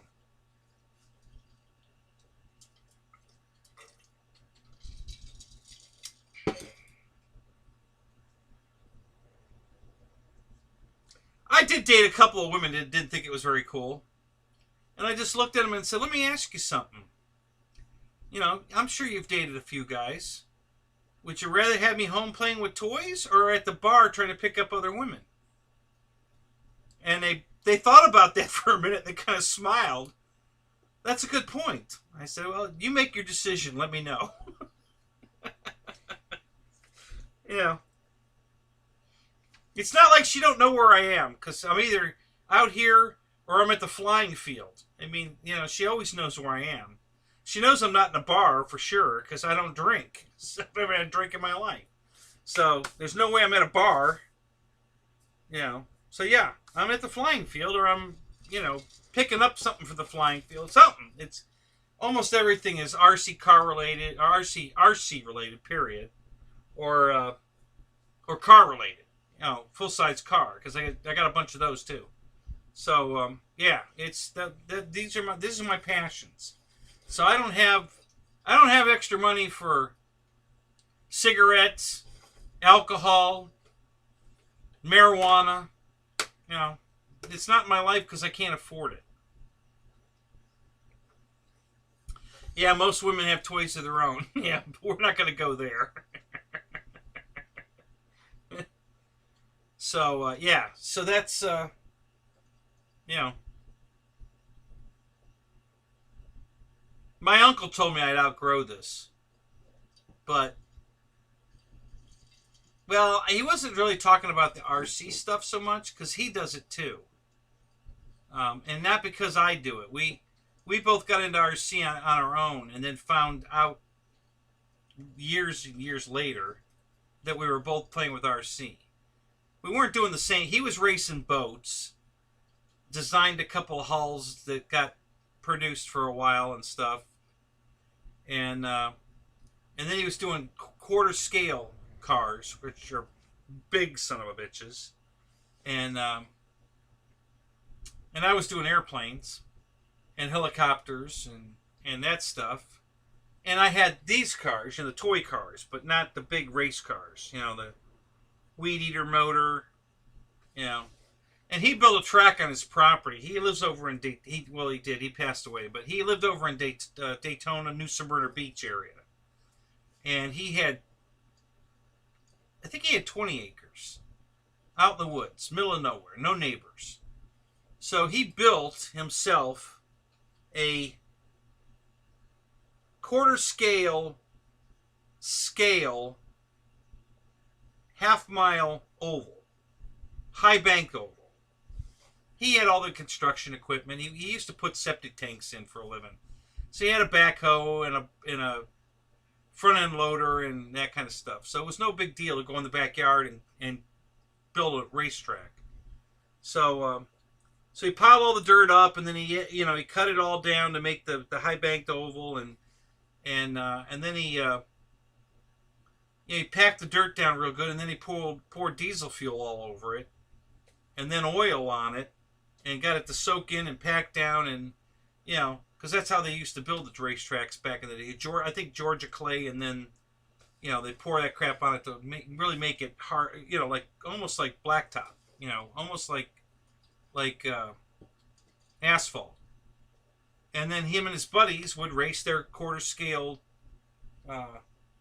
They were sprint cars mostly at the beginning, and then they started switching over to NASCAR bodies. But they were all running sprint car bodies then. And yeah, it was the coolest thing. I found out. My mom told me, hey, you know, my brother, your uncle, I'm like, you're kidding. So I had to drive over there and see it. This was like in '79. Yeah, I had to go over there and see it. So,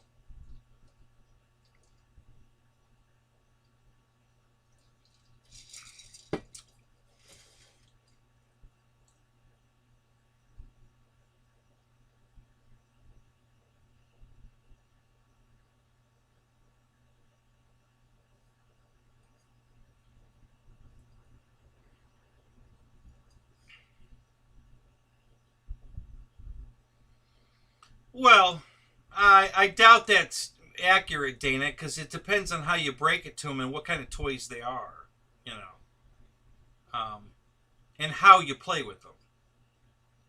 You know, women that it just depends. They have to be acclimated to it. You know, most of them don't understand it at the beginning if they've never been around it. But you have to show them that, you know, how big the hobby is. And I don't care what part of the hobby we're talking about. Whether you collect, you know, Matchbox cars or Hot Wheels cars or the bigger diecast cars, or you race RC cars, or you fly RC airplanes. Um,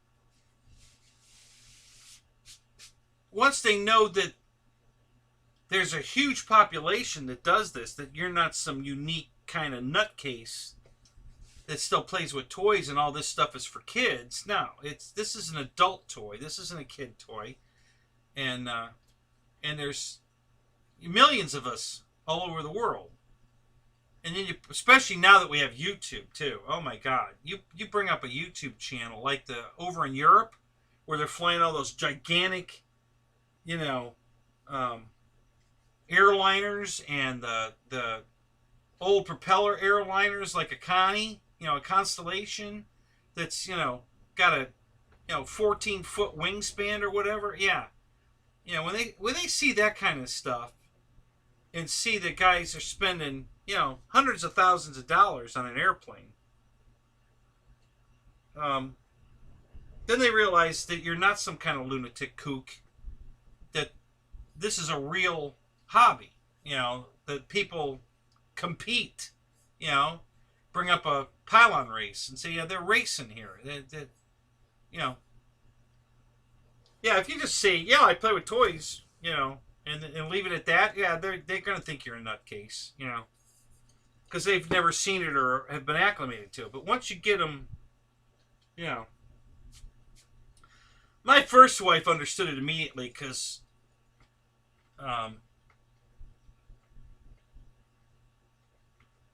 yeah, we were young. I met her when I was 19, I think, and I took her to the flying field and introduced her to all the guys I'm flying with, which were in their 50s and 60s, most of them, like I am now.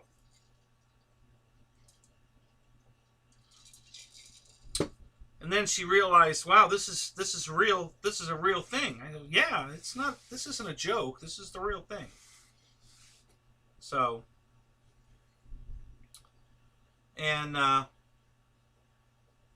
this wife, it didn't even faze her. I don't know if she'd seen it before. I think she had, actually. I think some guy she had dated had an RC something. I don't know. So she was kind of acclimated to it. She had no idea that I had this big of an addiction to it. You know.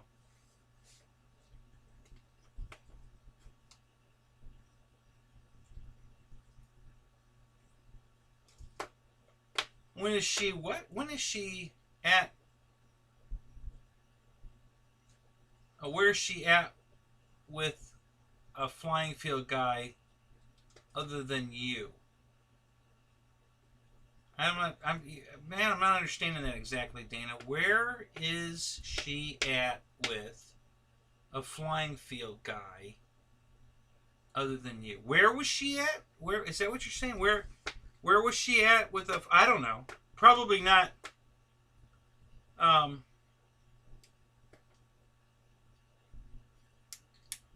think one of the guys she dated was maybe into RC helicopters and flew them in his backyard, so he didn't actually go to a flying field.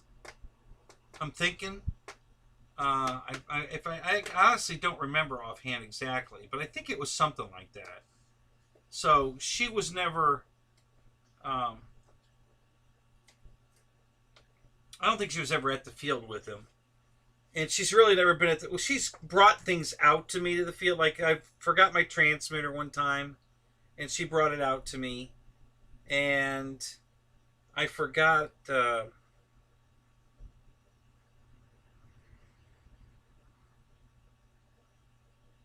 think I forgot my batteries one time. The one box of batteries. So she brought those out to me once, and she brought an airplane out once. Um, and I told her how to get it in the car, and she brought me an airplane once. And but she's never hung out there all day. You know, I don't think she hung out there more than 5 minutes. I'm not even certain she's ever seen me fly, really. That she hung around long enough to watch me do a complete flight. Now, I've had girlfriends that have. You know, a couple of the girlfriends I dated at this flying field, they'd love to be able to sit there in a chair, you know, and just relax under the shade tree and, you know, drink a iced tea and watch us fly our airplanes. They thought it was wonderful. The one girl I was dating, she brought her camera with her. She was taking video and stills, and I mean, like a professional photographer, and she put it all up on Facebook.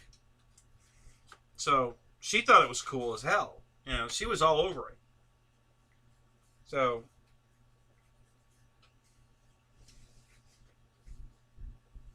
yeah, I really haven't had a problem with women accepting my hobby. You know, the women I've all been with have all accepted my hobby with open arms, basically. She's probably the worst one, and she accepts it. She just doesn't want to participate in it. She's not interested. She really don't want to come out to the flying field and hang out and watch it because it doesn't interest her at all. My dad loved it. Oh my God, my dad loved it. He never did it, but God, did he love to come out and watch me fly. Holy crap. He would drop anything. He was a big golfer guy, and he'd drop golf to come out and watch me fly. So,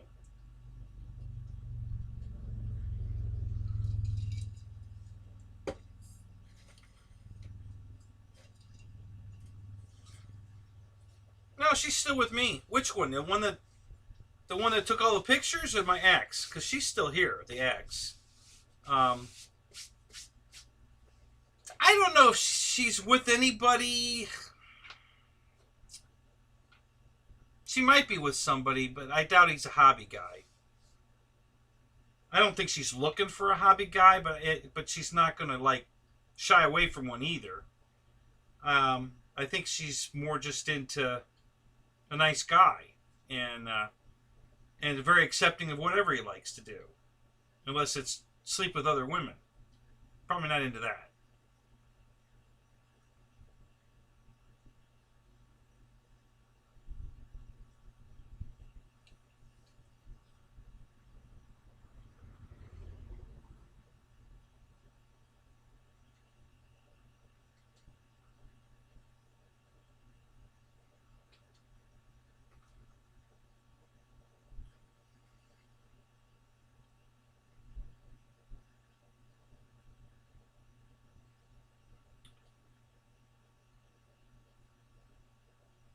Listen, Dana, my policy's always been just tell the truth.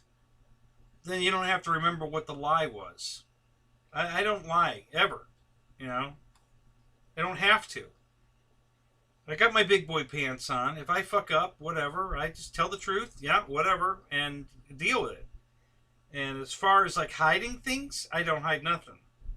You know, we could get on a first date. I've on a couple of times we got into the discussion of that I have. Yeah, I have 9 cars, 2 motorcycles, shitload of RC airplanes, RC cars.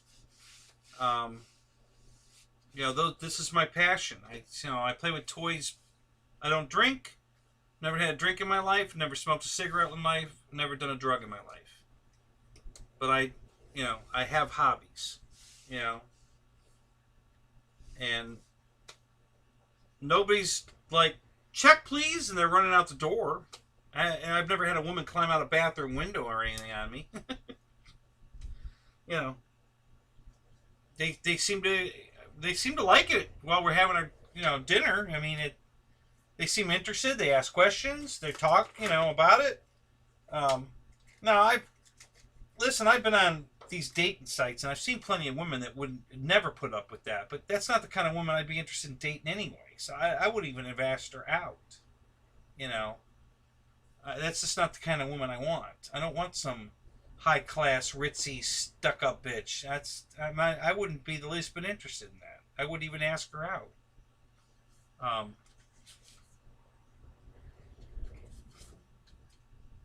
I wouldn't say I'm exactly a town boy kind of guy. We want a town boy, but more toward that, you know. Um, I certainly wanted somebody that wanted to ride on the back of my motorcycle with me. I've had that. She would ride with me. She didn't love it, but she didn't hate it. Um, so when we used to go riding together a lot, she never said no. I don't want to go. She might not want to go now though. Now that she's 71 and had her hip replaced, and now the other one needs replaced. I don't know if I could get her on the motorcycle now, but for a long time we did it. My best friend and his wife, the two of us, and there was another guy, kind of a I don't want to call him a father figure, but he was a guy I really looked up to, and we haven't ridden in years. He keeps asking me. He finally got his motorcycles all sorted out, and he keeps asking me if I've got mine ready to ride yet, and I keep telling him no, not yet. I got to get the garage built first. Then I'll put the motorcycles back on the road. Right now I don't have time for it, and so I know he wants to go riding, and my best friend got rid of his bike, but he bought another one. And he's a pilot. He wants to buy another full size airplane. He had a 172, and he sold it. And he's been on the hunt lately again for another airplane. And I was just over his house, and he's a car guy too. Chris, he just bought a 19. Oh God, I think it's a 1973 Dodge.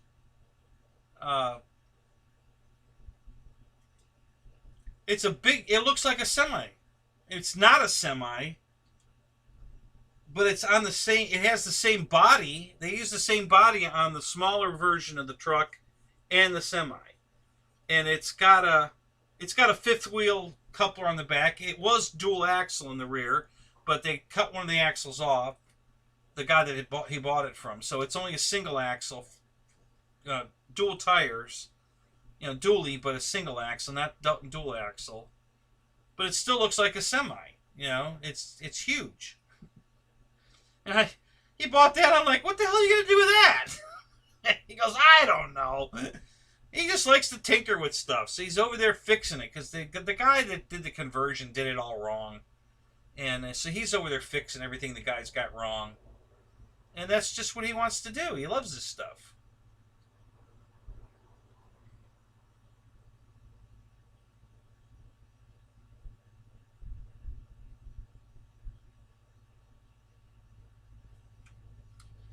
Uh-oh, I missed a question here. Hang on a minute. Let me go back up a second here. What did I miss? I gotta turn this the right way. I can't do that upside down.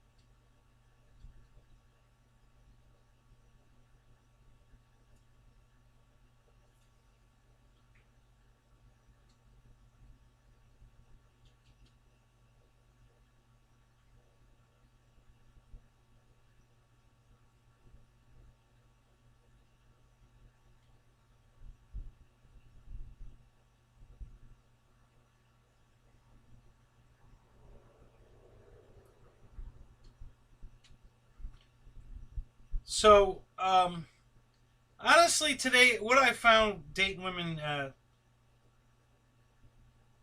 they really just want to know you're self-sufficient. They don't want to have to take care of you. After that, they're pretty easy going. Although getting one to trust you because they couldn't trust the last guy they're with is the big problem. And that's another reason why I don't lie to them. But that's the two biggest things: is A, are you going to hurt them like the last guy? So you're always going to pay for that. And then, can you take care of yourself, or do I have to take care of you? Do I have to, pay your bills and that kind of stuff? And if those two are good, you got it made. Because the women are pretty. All the women I've been with have been pretty understanding about everything, as long as I'm not asking them to pay my bills, and I'm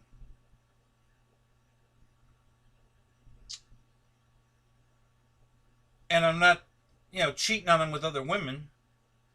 Yeah, they've been okay with all the rest of it. The cars, the planes, none of them have ever had a problem with it. Now, that's not to say we never had a fight because they don't trust me, because that happens way too often. That's when I get mad and quit and walk away. Like when they take your phone and start going through your phone to look at old messages from ex-women. And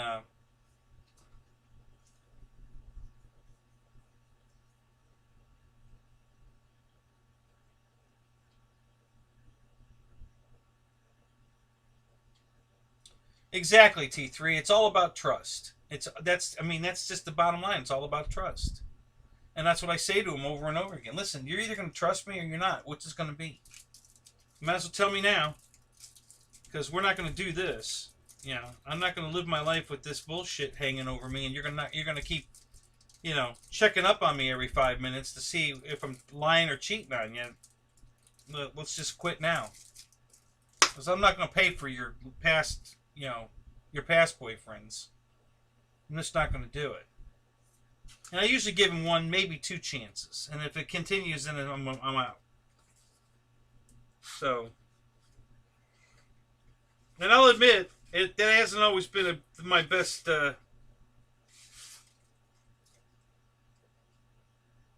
Was my best solution, because I gave up two really good women that I probably shouldn't have. But I just couldn't. I was being tired. I was tired of being treated like a doormat.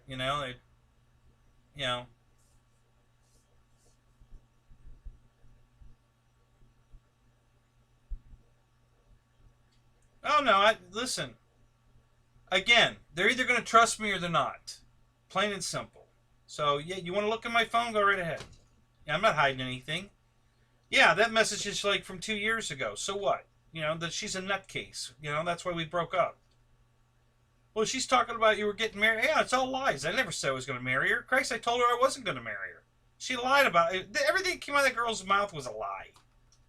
Christ, when she met my ex-wife, she told my ex-wife that we went out and picked out rings, and that we went and had them sized, and the only reason she doesn't have it on right now is because they're sizing it, and all this crap. None of that ever happened. Oh my God, we never even talked about getting rings. I wasn't going to marry this girl. Jesus, no. But that's, and she, my ex knows I've never lied to her, so she knew when I told her that was all bullshit. She knew that it was all bullshit, but nonetheless, that's what this nutcase woman was telling her.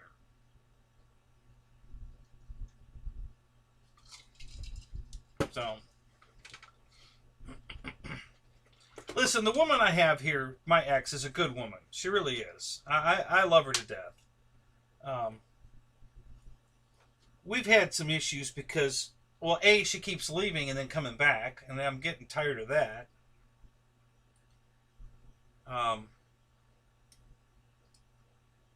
Women have short memories.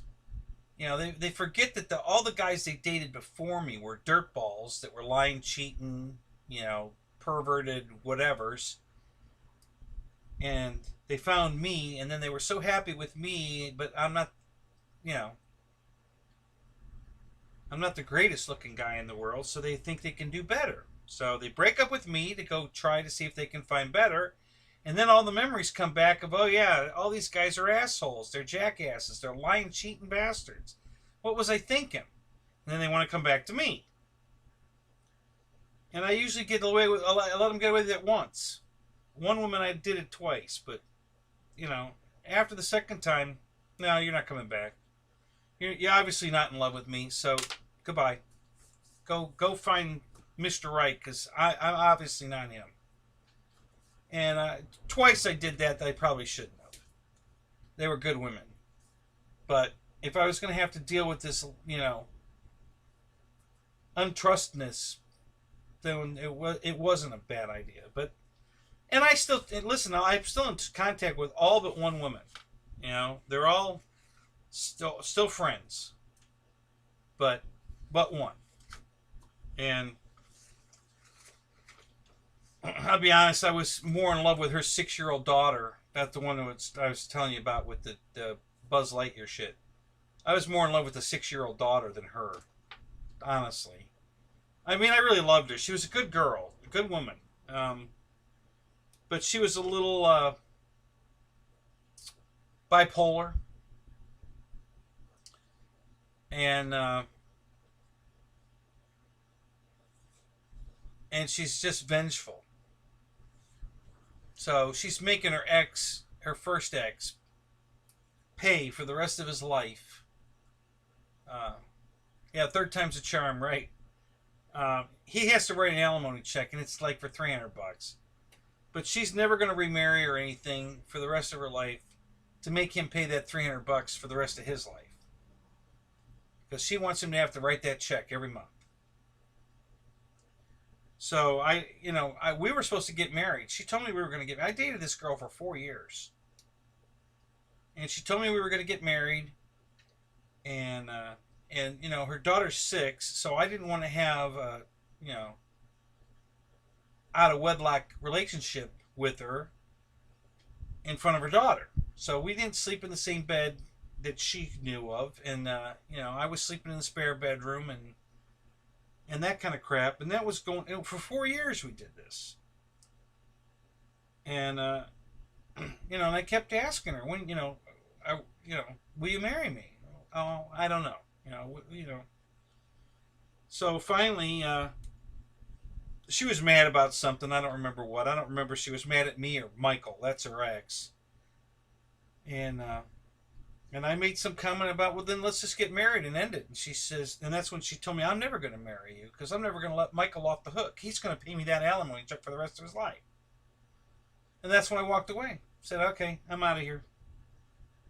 4 years is enough. You've been lying to me for 4 years. You told me I could build my garage out back, and we were going to do this, and we were going to do that. We are going to get married and all that. And it was all bullshit. So that's the one woman that won't talk to me. She's pissed off at me because I walked away from a relationship that was built on lies from her. So she won't talk to me, and that's fine. I missed the daughter. She lied to the daughter, told the daughter I didn't want her, didn't want to see her. I tried calling her on her birthday for years, and every time Mom answered the phone and wouldn't let me talk to her. And so all she knows is that I hurt her mother. So I'm a piece of crap because I hurt her. She doesn't know the truth, and she'll never know the truth, I guess. I don't think her mother's ever going to tell her the truth. So, and that's been tough because I really loved that little girl. I was going to raise her as my own. I mean, I did for 4 years. And but one of those things, you can only control your half of it. You can't control their half of it. And if that's what they want to do or how they're going to be, there's nothing you can do about it. So.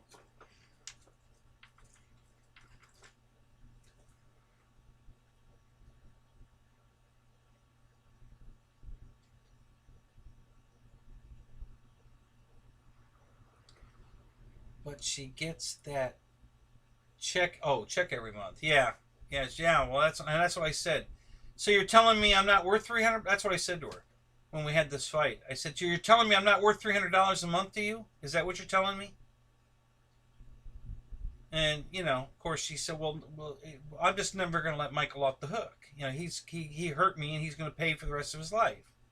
I was just watching a YouTube video yesterday.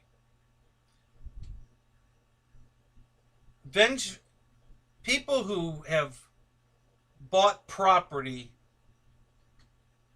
in vengeance to spite their ex or whoever, and you wouldn't believe what people do, how much money they spend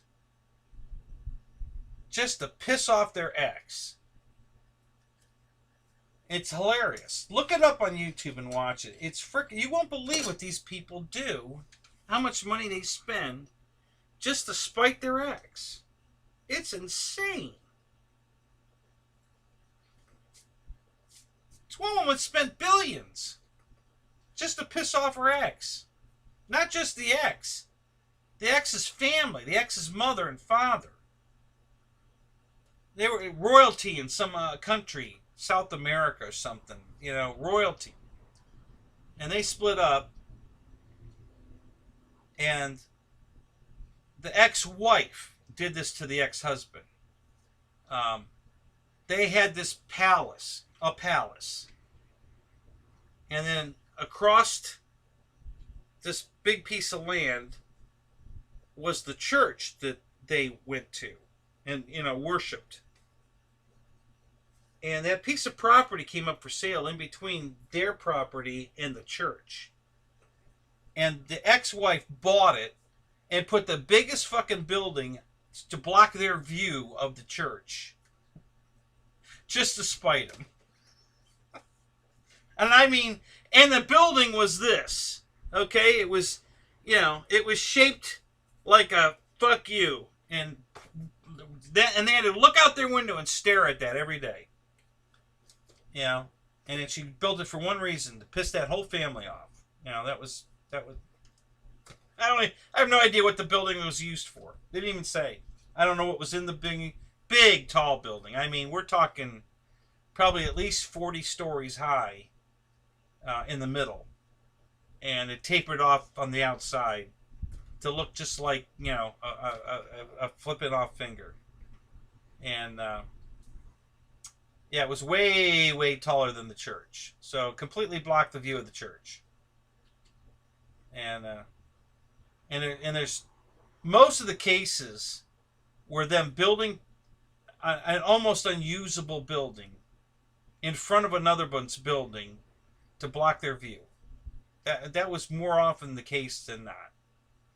One guy got divorced, and in the divorce decree it said that he had to build the ex her dream house, a copy of their house, which was her dream house. Okay? But it didn't say where to build it. He just had to build her dream house. Didn't say where. So he picked some swampland, I think off of New York, and built her dream house in the middle of the swamp. So she never got to move into it. You really couldn't even get to it. You can, but not really. It was out there all by itself. This big square wraparound porch kind of house with a driveway, and it was all wetlands all around it. Just it was sitting there all by itself. And I don't know if it's still there or whatever. It was back in the. Most of this all took place back in the 20s.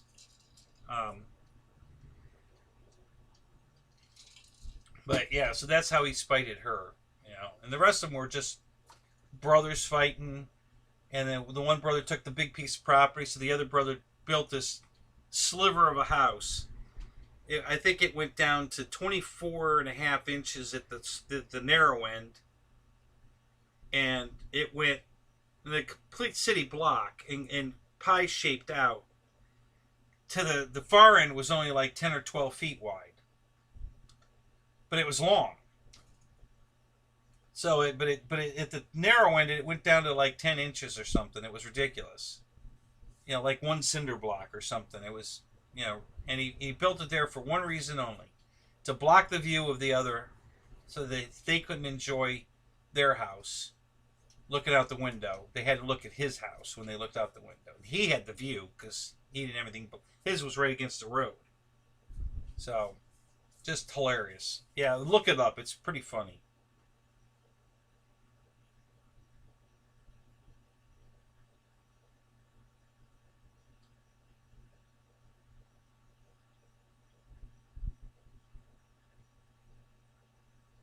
No, she's already in her 30s, Dana. This is years ago. Yeah, she's grown woman, married. I don't think she has any kids yet, but I've reached out to her for years, and she wants nothing to do with me because her mom told her all these lies that I didn't care about her and never loved her and never called, never talked to her, and she's going to believe her mom, because men are shit. Her dad cheated on her mom, so, there's an example of, a shithead man. And I'm surprised she got married, honestly, the daughter. But yeah, the daughter's like 30. Now, let me think a minute here.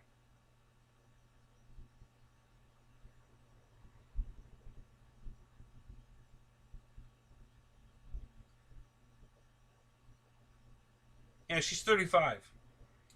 Yeah, she's 35 and married. And I've reached out to her many times on Facebook. She had what was the big web page before Facebook that everybody was on? Um, MySpace, or was that it?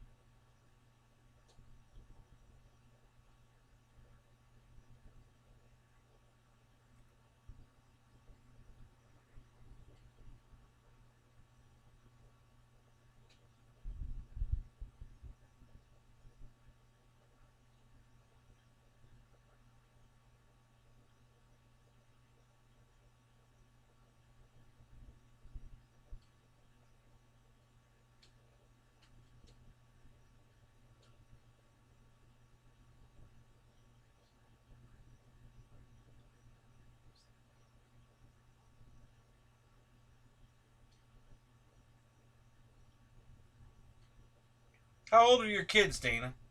Oh, you already told us that, right? The two youngest kids, 11 and 9. Are those the two kids you can't see? Because the other ones are adults. You could see them if they wanted to see you. Yeah, MySpace. So yeah, I reached out to her on MySpace over and over again. Um, never heard from her. She never responded. So, and at this point, it's been 30 years. I'm not going to try to rekindle that now. There's no point.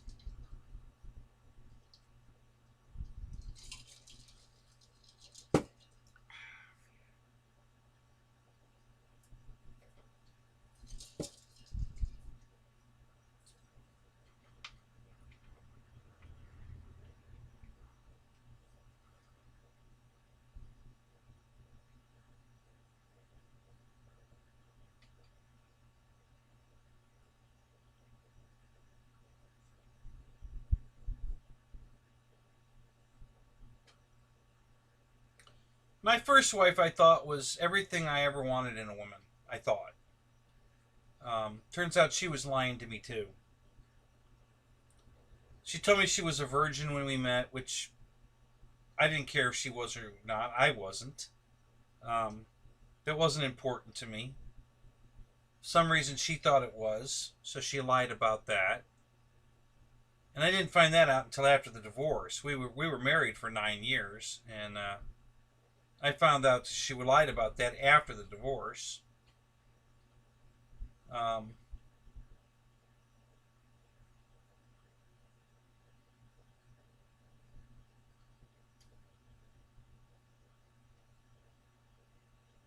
and she lives right over here, a couple miles from me. We don't hate each other at all. You know, we're friends, but we don't socialize. I never talk to her. You know, I the only way we keep in touch at all now is because my best friend that I ride motorcycles with, um, he's older than me, and he married her mother, and they're still married, but he had to put her in a. She's got uh, um, Alzheimer's really bad. She doesn't even know who he is. She doesn't recognize him. She doesn't know. She was standing when they were still living in the house together. She was in the bedroom one night with a knife in her hand, standing over him. You know, because she didn't know who he was, and that's when he said, "Okay, we got to do something." So, so he talked to my ex-wife, and they decided that they need to put her in a home someplace, and so they found a really nice one. It's a private home. It's not a big, conglomerate. They only have I think 5 people they look after.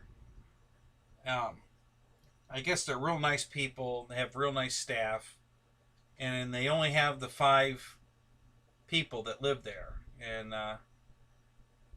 um, and he goes and sees her all the time. But she most of the time she has no idea who he is. Every once in a while she'll have a moment, but most of the time she has no idea who he is. And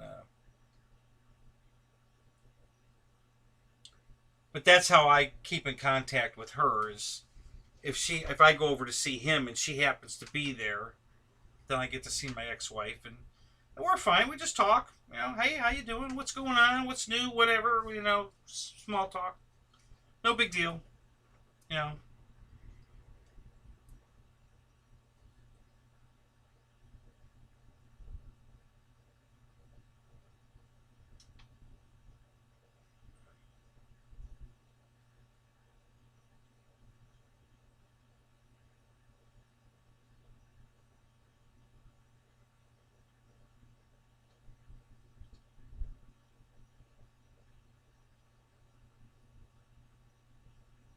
Oh yeah, I understand that part, Dana. Yeah, when it's convenient for her, she wants to go on a trip to the Bahamas or whatever.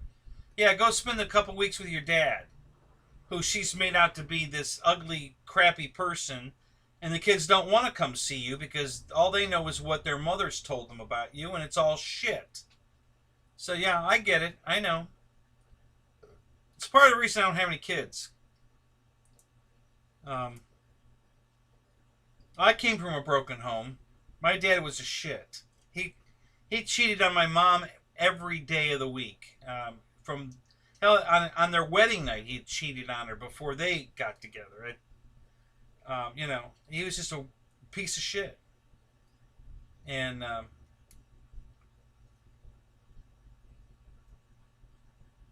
didn't want to be anything like my father, so I made sure that I don't do the things he did. And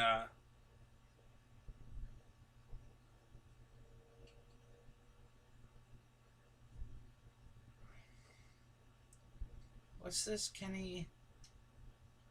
Have you dealt with flight flight pine RC? No. What's flight pine RC?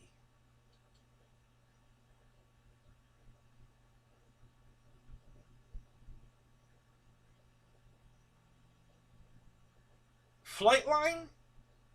that's Motion's line, right? Flight line? That's their prop. Well, that's not even accurate. I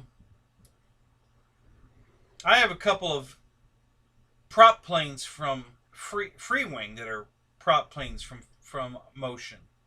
But most of their stuff now that's propeller driven is Flight line. Is that what you're talking about, though? The line from Motion?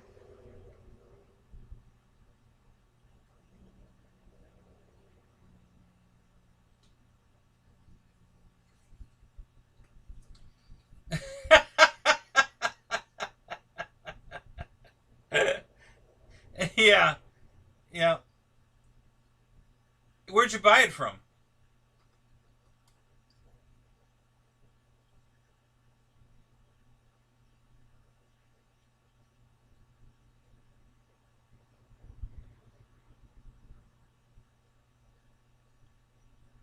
China? Yeah.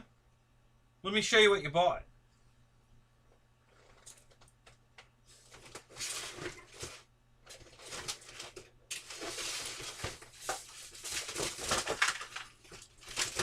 This is what you bought. This was advertised as a Free Wing 90 millimeter F-22. Retracts, flaps, 6-channel, 90 millimeter fan, 6S.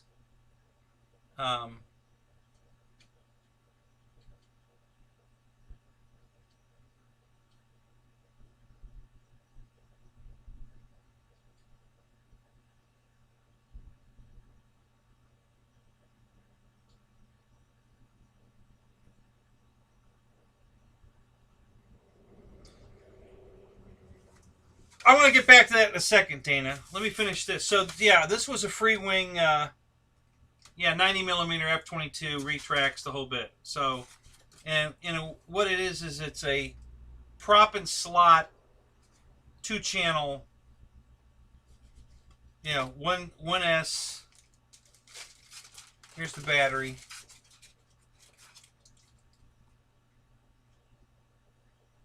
Okay.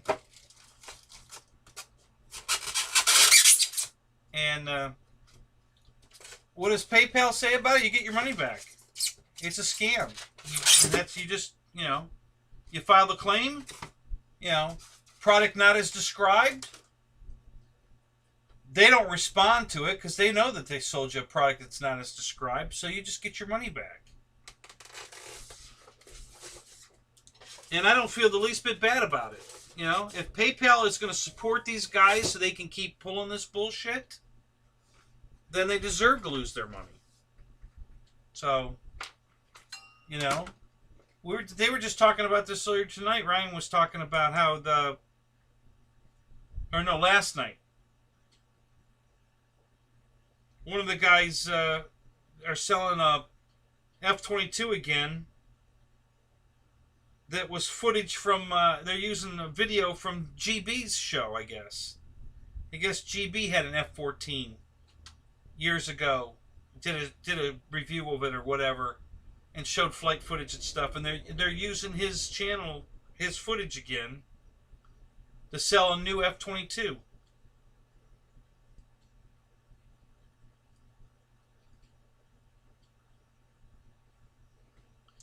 So, yeah, so just file that's what you're going to get.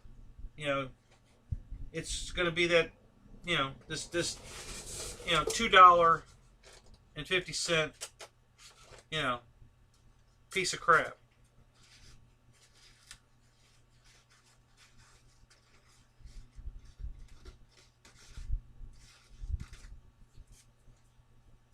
And I didn't purposely buy it to piss off PayPal or screw PayPal.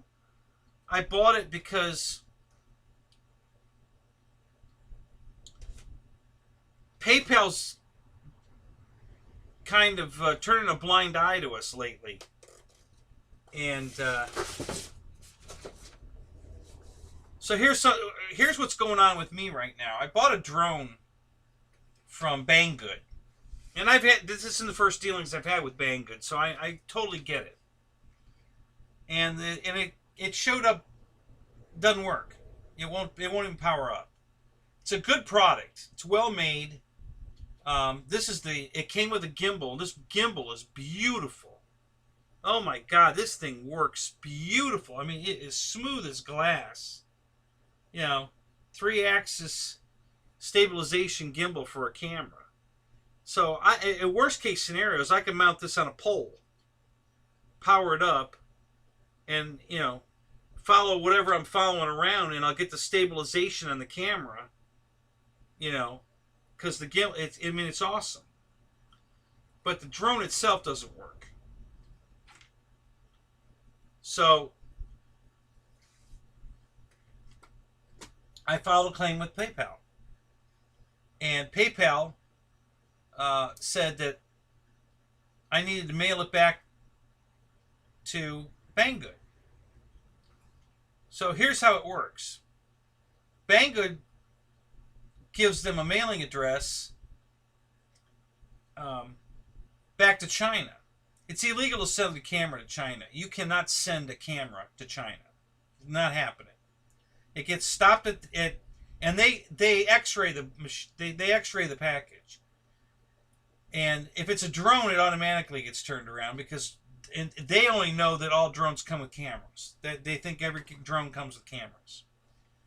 So it gets all the way back to China, hits customs, and customs refuses it, and it comes all the way back. And Banggood knows this. But they've got PayPal, and I got to call PayPal and tell them this, because this is going on right now. This is current. And let them know what the scam is. The other thing is there's 2 U.S. locations that Banggood has that I could have sent this to. One's in New Jersey, one's out in California. So why are they making me send it, spend all the money it costs to send it to China, which, by the way, they won't reimburse you for? They say they will, but they will not. They say, you spent more money than we allow. We only allow $29. And they won't even give you the $29. They say, well, we're just not going to pay it because you overspent. We won't cover $29. We'll only cover up to $29. You can't send a box to China for $29. And they know that. But anyway, they've got PayPal convinced that, this is how they do business and this is okay. So I'm probably going to call PayPal tomorrow and give them the whole lowdown of how Banggood's lying to them and how they're purposely, and I'm going to tell them. I says, listen, you contact Banggood and ask them, do you have 2 locations, one in California, one in New Jersey? And yeah. And, well, why are you making this guy send a camera all the way back to China, which, by the way, is illegal to send it to China? Is that right? Well, yeah. And, so I'm going to see what happens. But, yeah, that's the game that Banggood likes to play. Because I've already been around this already once. With the sister drone to this very one. No, actually it wasn't. It wasn't this one. It was a different one. But it was from a different company. It wasn't. Yeah, actually that wasn't Banggood, but it was the same scenario.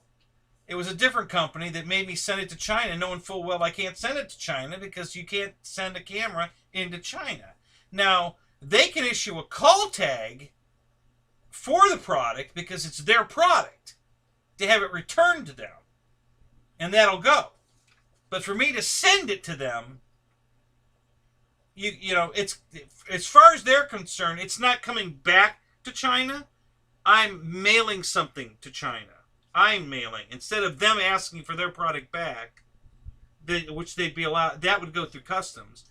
They make me send it to them, which is not allowed, and then it gets turned around at customs and comes back to me.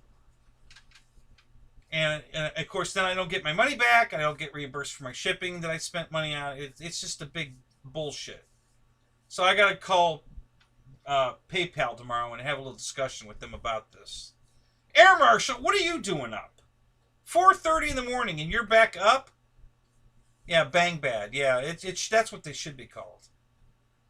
So I'm not a big Banggood fan, but yes, I did buy my dream jet from Banggood because they had it. Nobody else does. So that's where the Viper came from. But I haven't spent money with Banggood in years. because of this bullshit. But then I bought this drone that was the sister one that I really liked. It's laying here apart. I'm trying to fix it. But I'm not going to send it back anyway because I only spent $130 on it, and this gimbal's worth that to me. This gimbal works fantastic, so I'm keeping it just for the gimbal. But I'm still going to let PayPal know what's going on here because this is bullshit.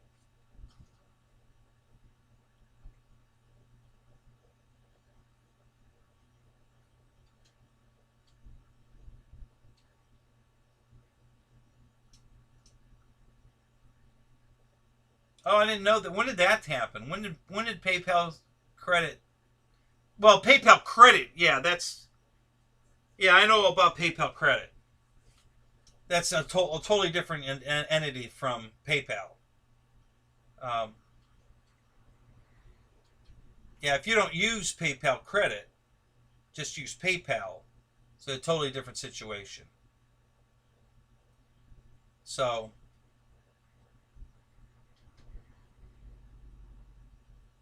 Yeah, listen, Banggood doesn't sell all crap at all, but they do have defects like everybody else, and that's not my issue with Banggood. That's fine. My issue with Banggood is the way they're running it around because they don't want it back, and this is a way for them to get PayPal to side with them is because they never get the product back because it won't go through customs, so they don't get the product back.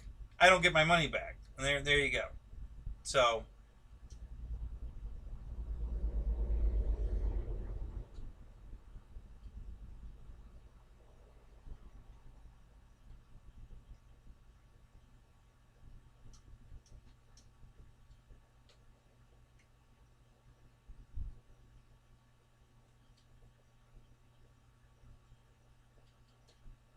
Yeah, so, yeah, obviously we want to buy from Banggood US, not Banggood China. But sometimes if they have, like this particular drone, Banggood US doesn't have it. It's only available in China.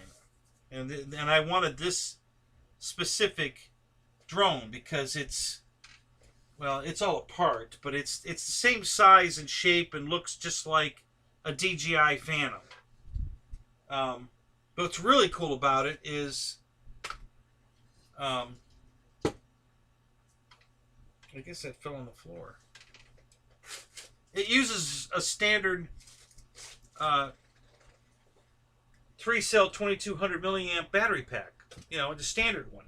Not some fancy, crazy shaped snaps-in battery pack that you have to have a special cradle charger and all that. No, none of that. It's a standard, regular old, everyday 2200. It's got a different plug on it. No big deal. We all know how to change a plug on a battery pack.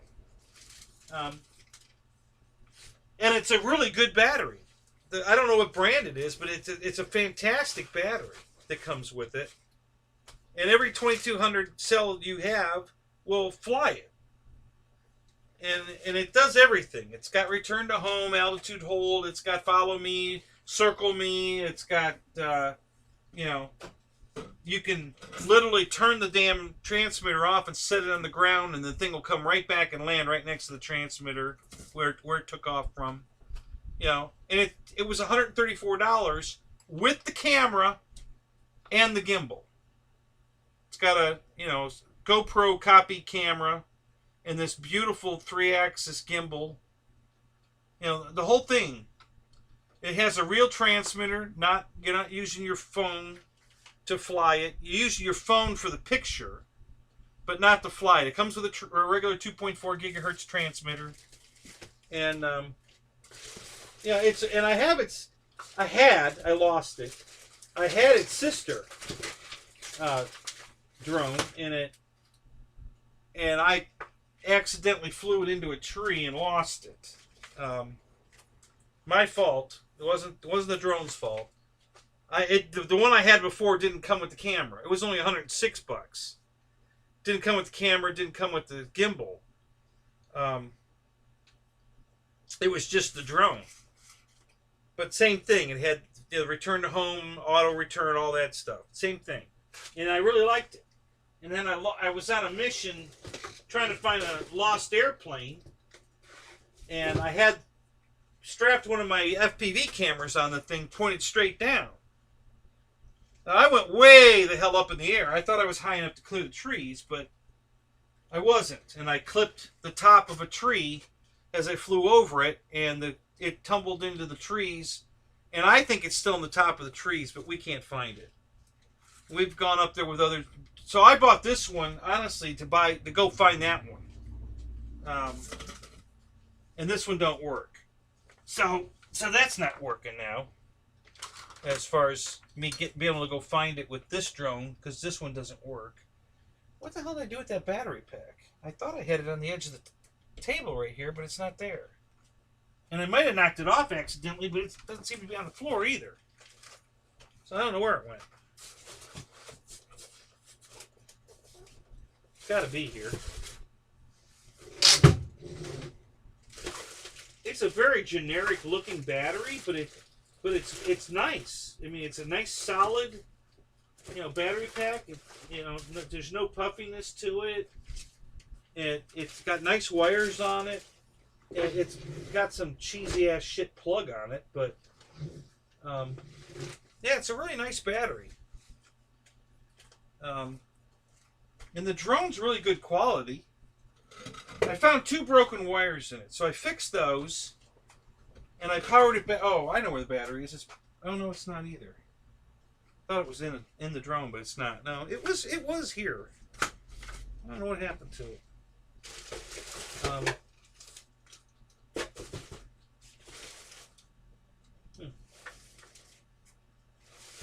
God, that would have made a pretty good thud when it fell off the table if it did. I don't remember that.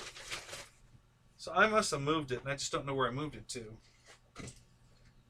Well, it'll turn up. But anyway, so I was very familiar with what I was buying, The fact that it doesn't work, listen, 1 in 100, they're going to have a problem with. A bunch of guys bought the other version that I took out to the field. And at least 6 guys out there bought the same one I bought. And one of them didn't work. He got it and it didn't work. But he's an electronics guy, so he took it all apart. He found it was a lot of bad solder joints, a lot of cold solder joints. So he just resoldered the whole damn thing, and that fixed it. And so I've been doing the same thing with this one. I saw a bunch of cold solder joints. I resoldered all of those. There were 2 broken wires that had to do with the GPS antenna, and I resoldered those. And